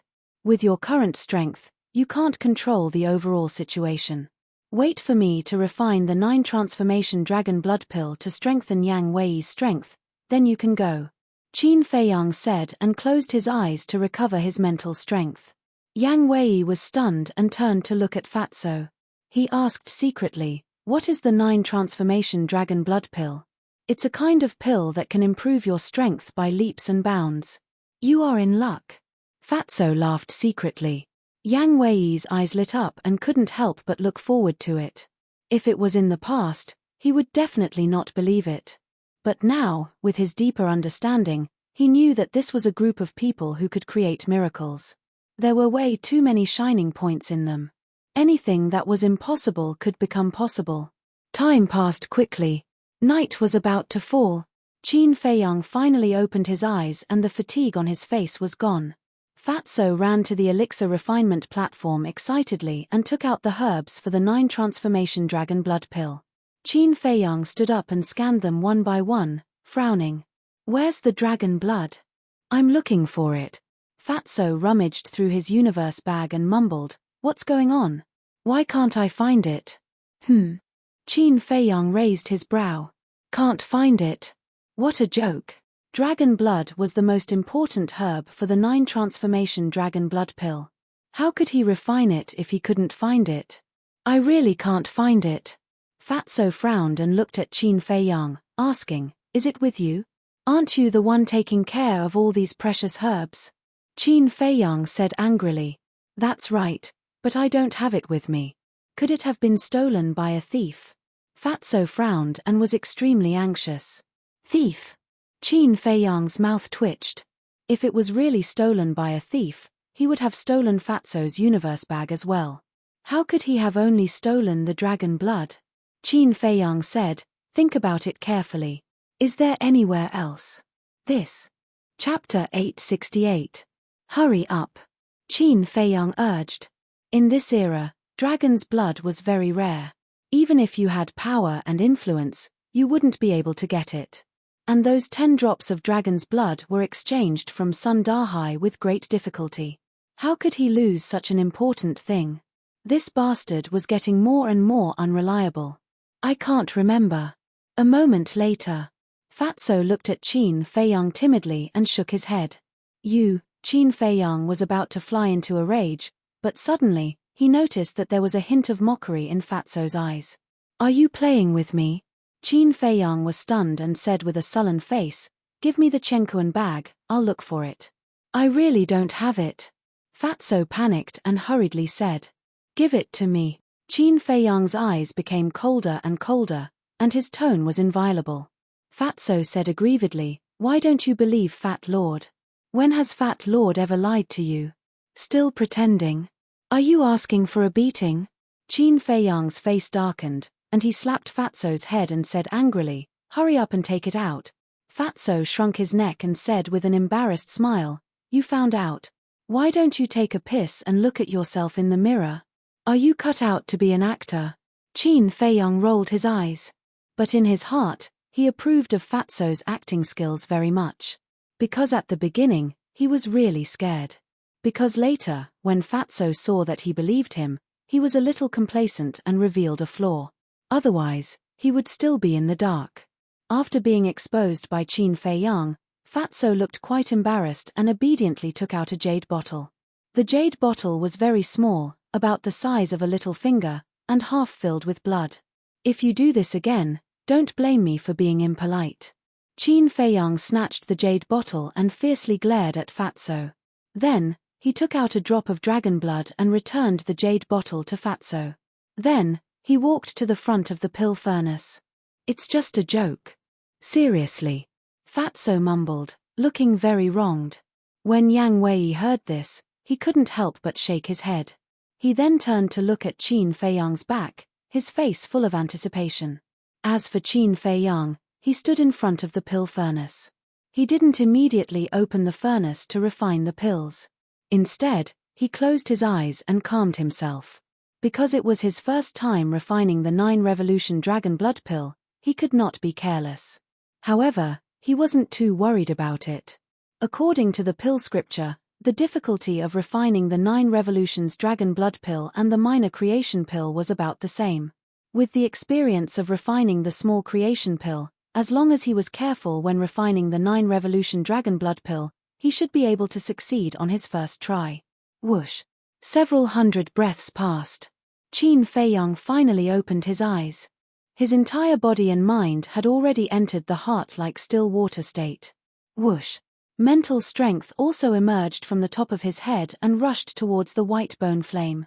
While Qin Feiyang was refining the 9 Revolution Dragon Blood pill, in the first alchemy room of the second pagoda, a young man in black stood in the alchemy room, concentrating on refining the pills. This person was about 1.8 meters tall and was as straight as a pine tree. His black hair was like a waterfall, and his facial features were as sharp as knives. His entire body exuded a fierce aura. In the lounge of the alchemy room, a young man in white was pacing back and forth with an extremely gloomy face. It was Wu Yang. The more I think about it, the angrier I get. I've already given them enough face by personally inviting them. How dare they reject me? Brother Shan, if I don't vent my disgust, I will continue to feel uncomfortable. Wu Yang walked to the door of the alchemy room and looked at the young man in black. Elder Wu originally arranged for them to go to the first pagoda. They did nothing wrong. What's there to be angry about? The young man in black smiled faintly as he refined the pills. However, his eyes were shining with a fierce light. But by doing this, aren't they looking down on us? Wu Yang said angrily. They don't even care about Fu Anshan and the high priest of the Scorpio tribe, let alone us. All right, be quiet. Don't disturb me when I'm refining pills. The young man in black said. Wu Yang frowned and walked to the young man in black. He looked at the spiritual liquid floating in the furnace and asked suspiciously, "What kind of pill are you refining?" "You'll know later." The young man in black smiled mysteriously. A moment later, a dazzling pill flew out of the furnace. The young man in black reached out and grabbed it. What? Wu Yang was extremely curious. The young man in black opened his palm. This, Wu Yang looked at the pill in horror. The pill had 3 veins and was blood red as if it was cast from flesh and blood. It also emitted an extremely strong smell of blood. "It's okay." The young man in black smiled. Wu Yang swallowed his saliva and said with difficulty, "Brother Shan, aren't you afraid that the law enforcement elder will know that you're refining this pill?" The young man in black smiled faintly and said, "If you don't say it, I won't say it." "Who will know?" "But the main tower has a rule that forbids refining this kind of pill. If someone finds out, it won't be as simple as being expelled from the pill pagoda. I'm afraid it will implicate our entire Chilean tribe." Wu Yang was worried. "Don't worry, I'm doing it secretly. No one will know." The young man in black smiled confidently and threw the pill into his mouth. A shocking scene appeared. After the young man in black took the pill, The aura emitted from his body became stronger. Although it wasn't obvious, it did exist. Did you see that? This is simply a divine pill. As long as I continue to take it, it won't be long before I can step into the battle saint realm. As he spoke, the young man in black couldn't help but clench his fists. His eyes were filled with desire. Brother Shan, this pill is indeed good. It can make your strength increase by leaps and bounds, but it's really too dangerous. You must think twice. Wu Yang was extremely anxious and tried his best to persuade him. Why are you so indecisive? Let me tell you, I'm not the only one who wants to take this pill. You have to take it too. The young man in black said in a deep voice. This pill is refined from human flesh and blood. If you want me to take it, I can't do it. Wu Yang's face paled as he shook his head. Trash. Don't you understand the principle of the strong preying on the weak? If you want to become stronger, you have to do whatever it takes. Moreover, I'm doing this for your own good. Once I break through to the battle saint realm and enter the sacred grounds, the position of king will be empty. And now, there are thousands of people in our second tower's 9-star war sect. They have always coveted this position of king. And you are only an 8-star war sect. If you don't take another shortcut, you won't be able to break through to the 9-star war sect before I leave. Think about it, with your 8-star war sect cultivation, how can you compete with them for the position of king? The young man in black said.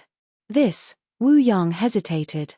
Brother, although we are not blood brothers, we are all from the Chilean tribe. You have to be clear that I have no ill intentions towards you. You should also know that each of our 10 great tribes has 2 kings in the main tower. If you don't become the king of the second tower after I leave, then this balance will be broken. At that time, the disciples of our Chilean tribe will definitely be suppressed by the people of the other tribes.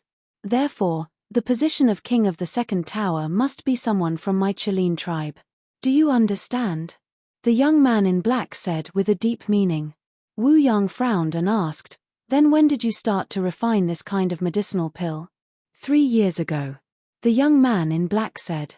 It's been so long. Wu Yang was shocked. The young man in black laughed. No one has discovered me for 3 whole years. Am I doing it secretly? Yes.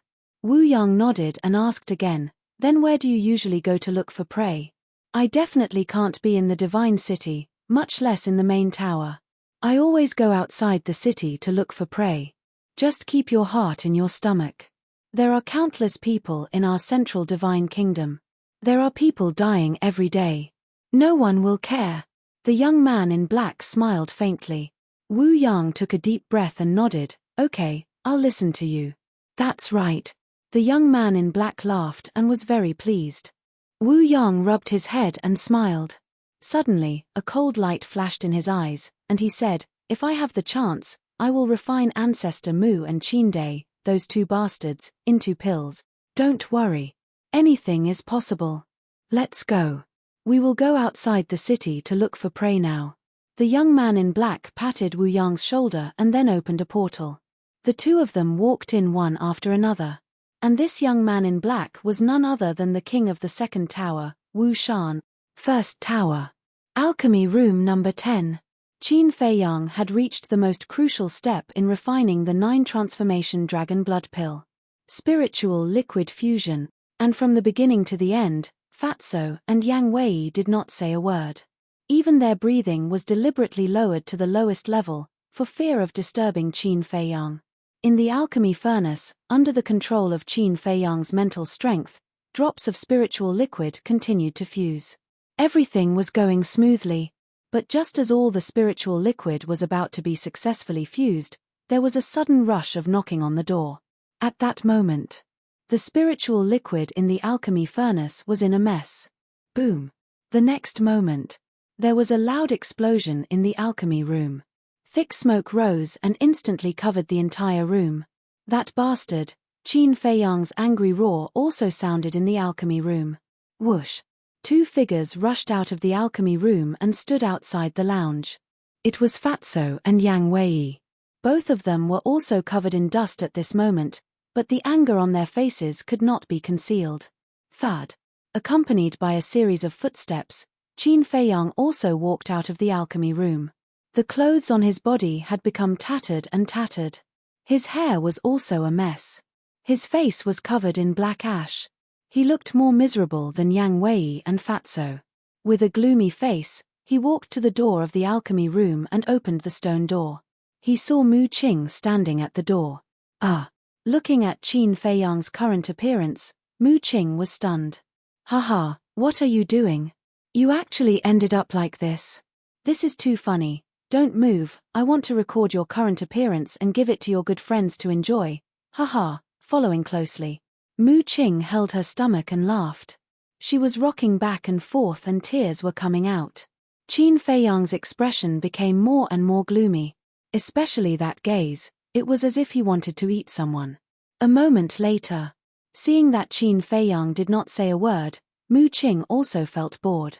She stopped making fun of him and asked curiously, "What's wrong? You still have the nerve to ask me what's wrong?" There was no suspense. Qin Feiyang was furious. He dragged Mu Qing into the alchemy room and closed the stone door with a bang. Beat her up, I'll take responsibility if she dies. Next. Chapter 869. What's going on? One by one, the disciples walked out and looked at Qin Feiyang's alchemy room suspiciously. What's wrong? Mo Feng also opened the stone door and walked out. He looked at the disciples around him and asked. I don't know. Everyone shook their heads. Mo Feng, the moment these two people arrived, they caused a ruckus in the first tower. I really don't understand why you had to go out of your way to pick them up. Yeah, isn't it good to let them go to the second tower? Two young men in white said unhappily. Mo Feng glanced at the two of them and said indifferently, this is senior brother Pei Yi's arrangement. If you guys are not convinced, you can go look for him directly. We are not convinced. The top alchemy rooms have always been occupied by those who are capable. What ability do those two have? That's right.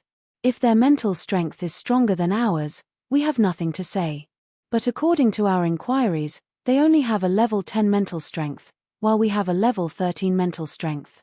I would like to ask, why should we give them alchemy rooms 9 and 10?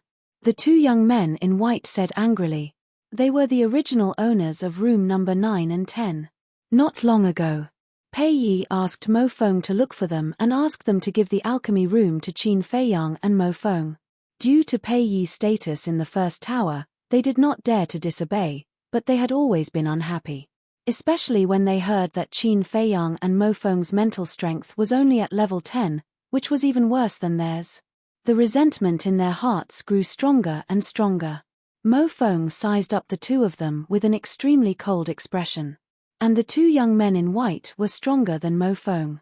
9-star war sect. But facing the current Mo Feng, they couldn't help but feel a trace of fear. Suddenly, Mo Feng's eyes flashed, and said, if you guys are really unhappy, you can challenge them. Really? You won't care? The two young men in white were stunned and hurriedly asked.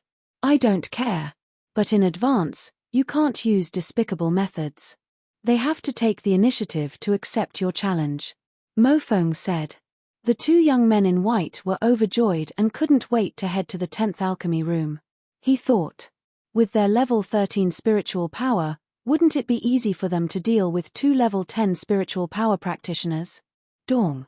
The two of them walked to the door and knocked hard.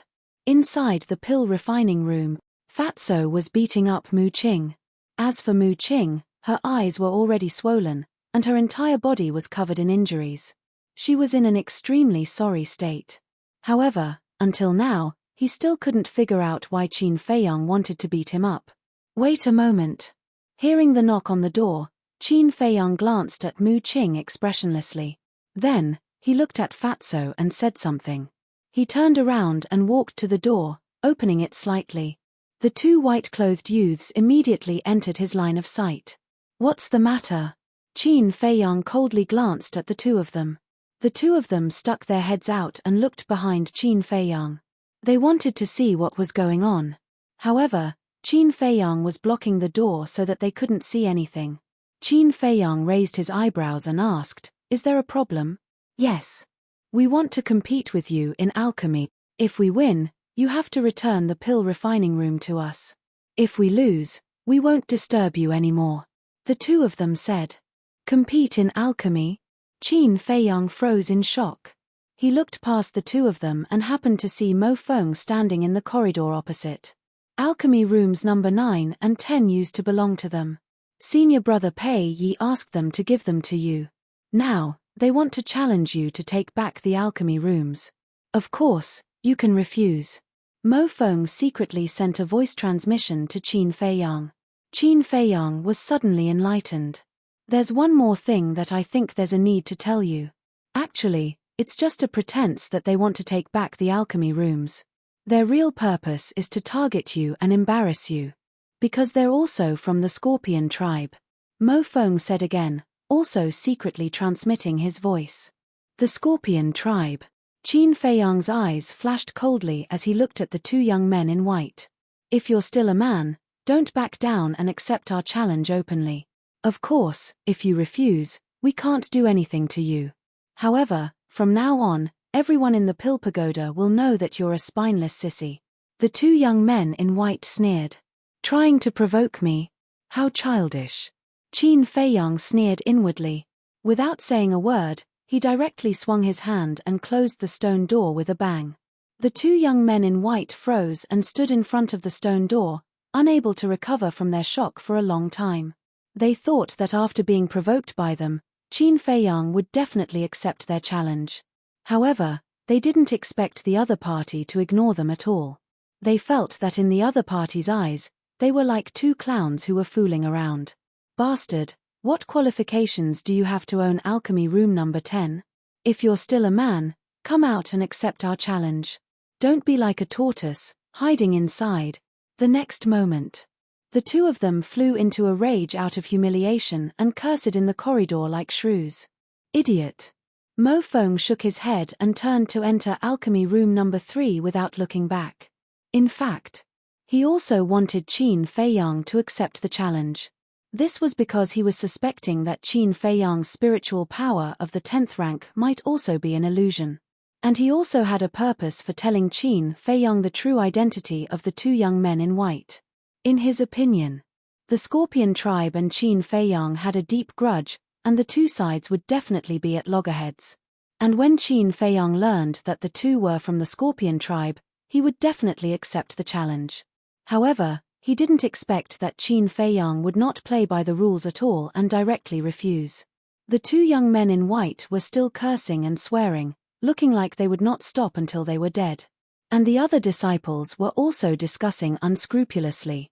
Some people said that Qin Feiyang had no guts. There were also people who said that Qin Feiyang was a person who relied on Liu Xingfeng to enter the main pagoda. There were even people who said that he was a useless waste from the beginning. But Qin Feiyang couldn't be bothered to pay attention to these. Because with his current temperament, these words could no longer cause waves in his heart. In the alchemy room. Who challenged you? Fatso asked. People from the Scorpion tribe. Qin Feiyang responded indifferently and looked down at Mu Qing, who was lying on the ground. I'm telling you, if you don't make it clear today, I'm not done with you. Mu Qing gritted his teeth and stared at him. The pain from all over his body made his face distorted. Qin Feiyang's eyes flashed with a cold light, and said, continue to beat him. Okay. Fatso smiled, rubbed his hands, and walked towards Mu Qing. Seeing this, Mu Qing shrank his neck and quickly waved his hand. Don't, let's talk, Fatso said with a sneaky smile. Then do you know you're wrong? I'm wrong. I won't dare to do it again. Mu Qing nodded repeatedly, but suddenly frowned and said angrily, that's not right, what did I do wrong? Look at the alchemy room. Fatso said. Mu Qing turned his head to look. The wall of the alchemy room was made of a transparent material, so the situation inside could be clearly seen. It was not until now that Mu Qing noticed that the alchemy room was shrouded in black smoke, and the air was filled with a burnt smell. Did the furnace explode?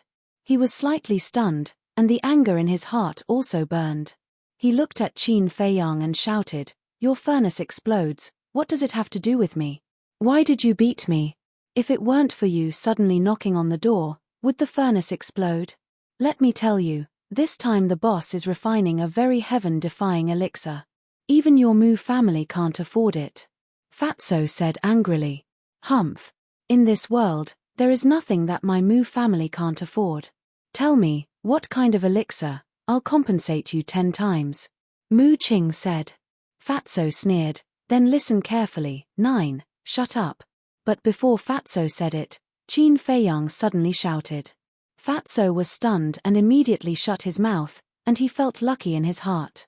If Qin Feiyang hadn't stopped him in time, he would have spilled the beans. Mu Qing glanced at the two, his eyes full of surprise. What kind of elixir actually made Qin Feiyang so vigilant? Go and take out the fire phoenix cauldron. Qin Feiyang walked to the chair and sat on it. The anger on his face had not dissipated. Okay. Fatso ran over, pushed open the door of the alchemy room, and soon ran out with the fire phoenix cauldron. But at this moment, the fire phoenix cauldron did not have the slightest light, and it looked very dim. Fatso put the fire phoenix cauldron on the ground.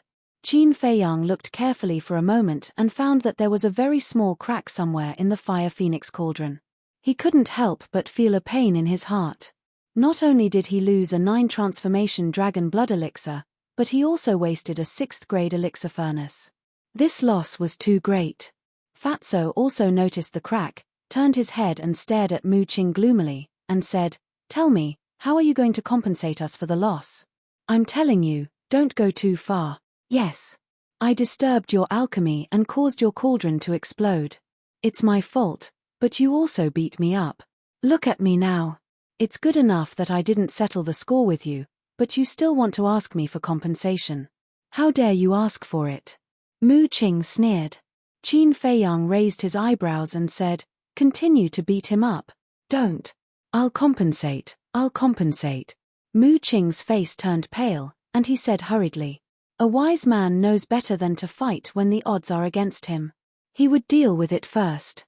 Qin Feiyang smiled proudly and said, I'm not greedy. Compensate me with a 6th grade elixir furnace and a 6th grade elixir fire, and I'll let this matter go. What? 6th grade elixir fire? Mu Qing's face darkened, and he said angrily, Do you think that 6th grade elixir fire is cabbage that can be found everywhere?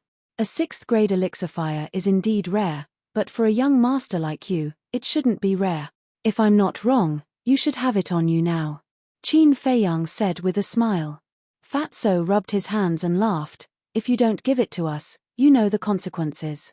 Don't use your identity as the young master of the Mu family to threaten us. It's useless. Mu Qing couldn't help but feel weak. His identity as the young master of the Mu family was enough to deter others, but for Qin Feiyang and his group, it was completely useless. Blame it on my bad luck. I'll give it to you. He sighed helplessly, took out a jade box, and threw it to Qin Feiyang. Qin Feiyang caught it in his hand, opened it, and saw a beautiful flame lying quietly in the box. Chapter 870. Qin Feiyang waved his hand, and his battle chi surged, instantly erasing the blood contract of the elixir fire. Mu Qing's body trembled, and blood spilled from the corner of her mouth. Putting the elixir fire back into the jade box, Qin Feiyang looked at Mu Qing and said, Where's the furnace? The furnace that Mo Feng gave me is still in the alchemy room. Go get it yourself. Mu Qing wiped the blood from the corner of her mouth, gnashing her teeth and glaring at Qin Feiyang. This bastard is simply a bandit. Don't look at me like that. Because even if you compensate me with a 6th grade elixir fire, you can't make up for my loss. Hey, don't say that I bullied you. Here's a healing elixir for you. Hurry up and recover. Qin Feiyang took out a healing elixir with 6 veins and threw it to Mu Qing. Ah, you can already refine 6 veins? Mu Qing looked at the healing elixir in shock. How is it? Do you admire my boss very much? Fatso said with a sneaky smile. Humph. Mu Qing disdainfully raised her middle finger, took the healing elixir, got up and tidied her clothes. She looked at Qin Feiyang and asked, Are you done? Qin Feiyang said, Are you ready to go to the Scorpion tribe? What do you think? I kindly asked you to go to the Scorpion tribe, but you beat me up without saying anything. Let me tell you, this is definitely not over. Mu Qing snorted coldly. Anytime. Qin Feiyang sneered and said, I'm going to refine another elixir. Go out and wait for me. Mu Qing's heart skipped a beat, and she said with an aggrieved face, You beat me up. Why don't you let me take a look? Get out. Qin Feiyang's eyes turned cold. Fine, you win. Mu Qing glared at Fatso fiercely, waved her sleeves, and left angrily. Sigh, what a pity. After Mu Qing left, Qin Feiyang sighed deeply and walked into the alchemy room again. Then, with a wave of his hand, a gust of wind rose in the area, sweeping up all the black smoke and rushing out of the alchemy room. Next. Fatso ran up and closed the stone door. As for the two white-clothed youths, after cursing outside for a while, they probably felt bored and left. Yang Wei stood at the door of the alchemy room and asked, Do you want us to stand guard outside? You can't appear in the main tower. Otherwise, you will be investigated. Fatso, give me the herbs. Qin Feiyang said. Fatso immediately ran into the alchemy room and took out a set of ingredients for the 9 Revolutions Dragon Blood Pill. Qin Feiyang also took out the Scorching Sun Cauldron and placed it on the pill refining platform. He closed his eyes and concentrated. Several hundred breaths passed. He slowly opened his eyes. There were no distracting thoughts in his clear eyes. Immediately after, he mobilized his mental force and once again opened the furnace to refine pills. With the experience of refining for the first time, Qin Feiyang was already familiar with the temperature of various medicinal herbs. The entire process went very smoothly without any accidents. More than 500 breaths passed. All the spirit liquids had finally been refined. The next step was to fuse them. Please don't let anyone knock on the door again. Fatso secretly prayed. Yang Wei's heart was also in his throat. Ancestor Mu, don't be a tortoise, get out here. Let me tell you, if you don't accept our challenge, we will look for you every now and then, so that you won't be able to cultivate in peace. What he was afraid of came. The two white-clothed youths' arrogant voices sounded from outside again. Damn it. Fatso and Yang Wei's expressions changed as they hurriedly looked at Qin Feiyang. However, they were surprised to find that Qin Feiyang was not affected. What was going on? The two of them looked at each other. Another 100 breaths passed. Whoosh! A blood-colored divine light suddenly flew out of the blazing sun cauldron. Qin Feiyang reached out and grabbed it. It worked. Fatso and Yang Wei looked at each other and hurriedly ran to Qin Feiyang's side, staring at Qin Feiyang's tightly clenched hands. Qin Feiyang looked at the two of them and slowly opened his palm. The 9 Revolutions Dragon Blood Elixir immediately entered their vision. The 9 Revolutions Dragon Blood Elixir was similar in size to other elixirs. It was blood red in color but did not have the slightest bloody aura. It was like a blood gem, emitting a hazy luster. The rich medicinal fragrance filled every corner of the elixir refinement room. Furthermore, this elixir even carried a faint dragon's might. The most eye-catching thing was the 6 elixir patterns. They were like 6 angelic halos that surrounded the elixir in a dazzling manner. Boss, why don't I try it first and see how effective it is? Fatso's eyes lit up and he drooled. He was not joking. That was because battle masters and battle sages could consume the 9 Revolutions Dragon Blood Elixir. Why are you in such a hurry? With your current cultivation speed, you don't need to rely on the 9 Revolutions Dragon Blood Elixir to increase your cultivation. Let's talk about it after you break through to the Battle Saint realm.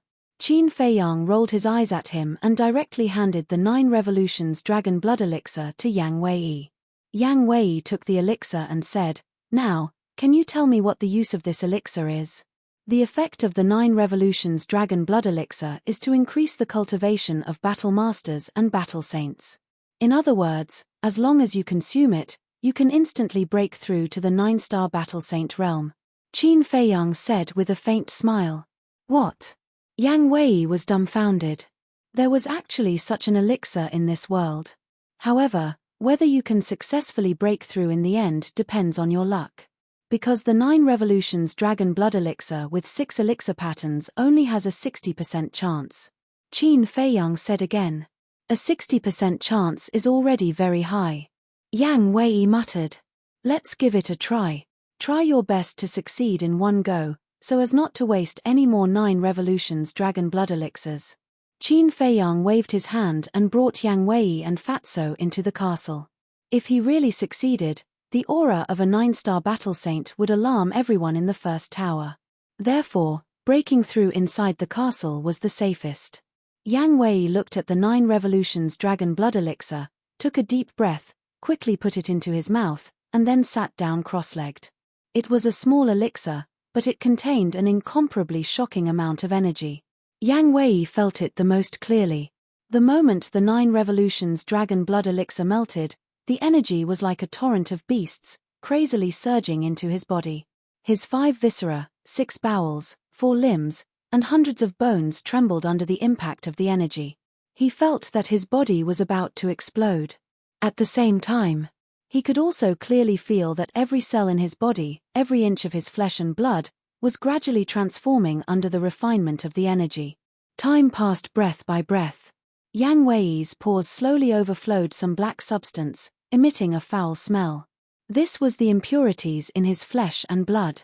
His physical body was purer than before. His spirit and soul were also improving step by step. And his aura was also getting stronger. It seems that he should be able to succeed on his first try. Fatso muttered. Last time, when the double-winged snow eagle opened the 6th level of the Gate of Potential, the small creation elixir that only had 5 elixir veins was successfully opened. And now, the 9 revolutions dragon blood elixir that Yang Wei took had 6 elixir veins. There was no reason for him to fail. Another dozen breaths passed. Yang Wei's aura had already climbed to the peak of an 8-star battle saint, half a step away from becoming a 9-star battle saint. But at this moment, his soaring aura suddenly slowed down. Qin Feiyang's eyelids twitched. Was this a sign of failure? How could this be? Is the energy of the 9 revolutions dragon blood elixir not enough? Fatso couldn't help but feel nervous. Old Yang, do your best. Yes, don't give up. Although it's a little slow, your aura is still rising, there's still a chance. Wolf King and the other beasts also started to cheer him on. Yes, the herbs for the 9 revolutions dragon blood elixir are so hard to find, we can't give up so easily. We must succeed. Yang Wei roared in his heart, his hands tightly clenched together. However, no matter how hard he tried, he couldn't stop the decline of his aura. Qin Feiyang frowned and decisively asked Fatso for another set of herbs for the 9 revolutions dragon blood elixir. He left the ancient castle and started to refine the elixir again. The third refinement was even smoother than the second. In less than 200 breaths, he appeared in the ancient castle again. And at this moment, Yang Wei had already stopped breaking through, the aura all over his body had also fallen to its original level. He sat listlessly on the ground, his face full of disappointment and frustration. Fatso and the others were beside him trying to persuade him in a low voice. Obviously, he had failed. Qin Feiyang walked in front of Yang Wei and laughed. This was originally a matter of luck, there's nothing to be depressed about, continue. This, Yang Wei raised his head and looked at the 9 revolutions dragon blood elixir in Qin Feiyang's hands. His heart was filled with desire, but at the same time, he was also very nervous. He was afraid that he would fail again. Since I've already taken this step, I must continue. I can't waste it for nothing, right? Don't be too burdened. Even if I fail this time, I still have 7 sets of medicinal ingredients. I don't believe that an entire 10 sets of medicinal ingredients won't be able to help you successfully break through. Qin Feiyang said, his stubborn temper rising. Even if he had to use up all the medicinal ingredients today, he would still send Yang Wei to the 9 Stars War Sect. Hearing these words and looking at Qin Feiyang's sincere expression, Yang Wei was extremely moved. Thank you. He slowly raised his arm and grabbed the 9 revolutions dragon blood elixir from Qin Feiyang's hands. At this moment, even if there were thousands of words, they would not be able to express the gratitude in his heart towards Qin Feiyang. He could only repay the young man in front of him with all his might. The disappointment and frustration in his eyes finally disappeared, replaced by a firm will. Without the slightest hesitation, he swallowed the 9 revolutions dragon blood elixir. The majestic energy once again exploded in his body, like waves of anger, surging towards every part of his body. Boom! His aura once again soared. In less than 10 breaths, it once again soared to the peak of the 8 stars War Saint realm. However, the previous situation happened again. Fatso and the others were anxious. But the most anxious one was still Yang Wei. I want to succeed. I can't let down Qin Feiyang's expectations. Break for me. He clenched his fists tightly and suddenly roared, his teeth bared and his eyes cracked. Boom. The next moment, the gradually declining aura once again roared out from his body like a volcanic eruption. At this moment, his black hair and clothes fluttered, imperceptibly emitting a shocking oppressive force. That aura was soaring in a straight line. Boom. All of a sudden, there was a dull explosion in his body. The shackles were finally broken. His aura had finally risen to that of a 9 stars War Saint. Success.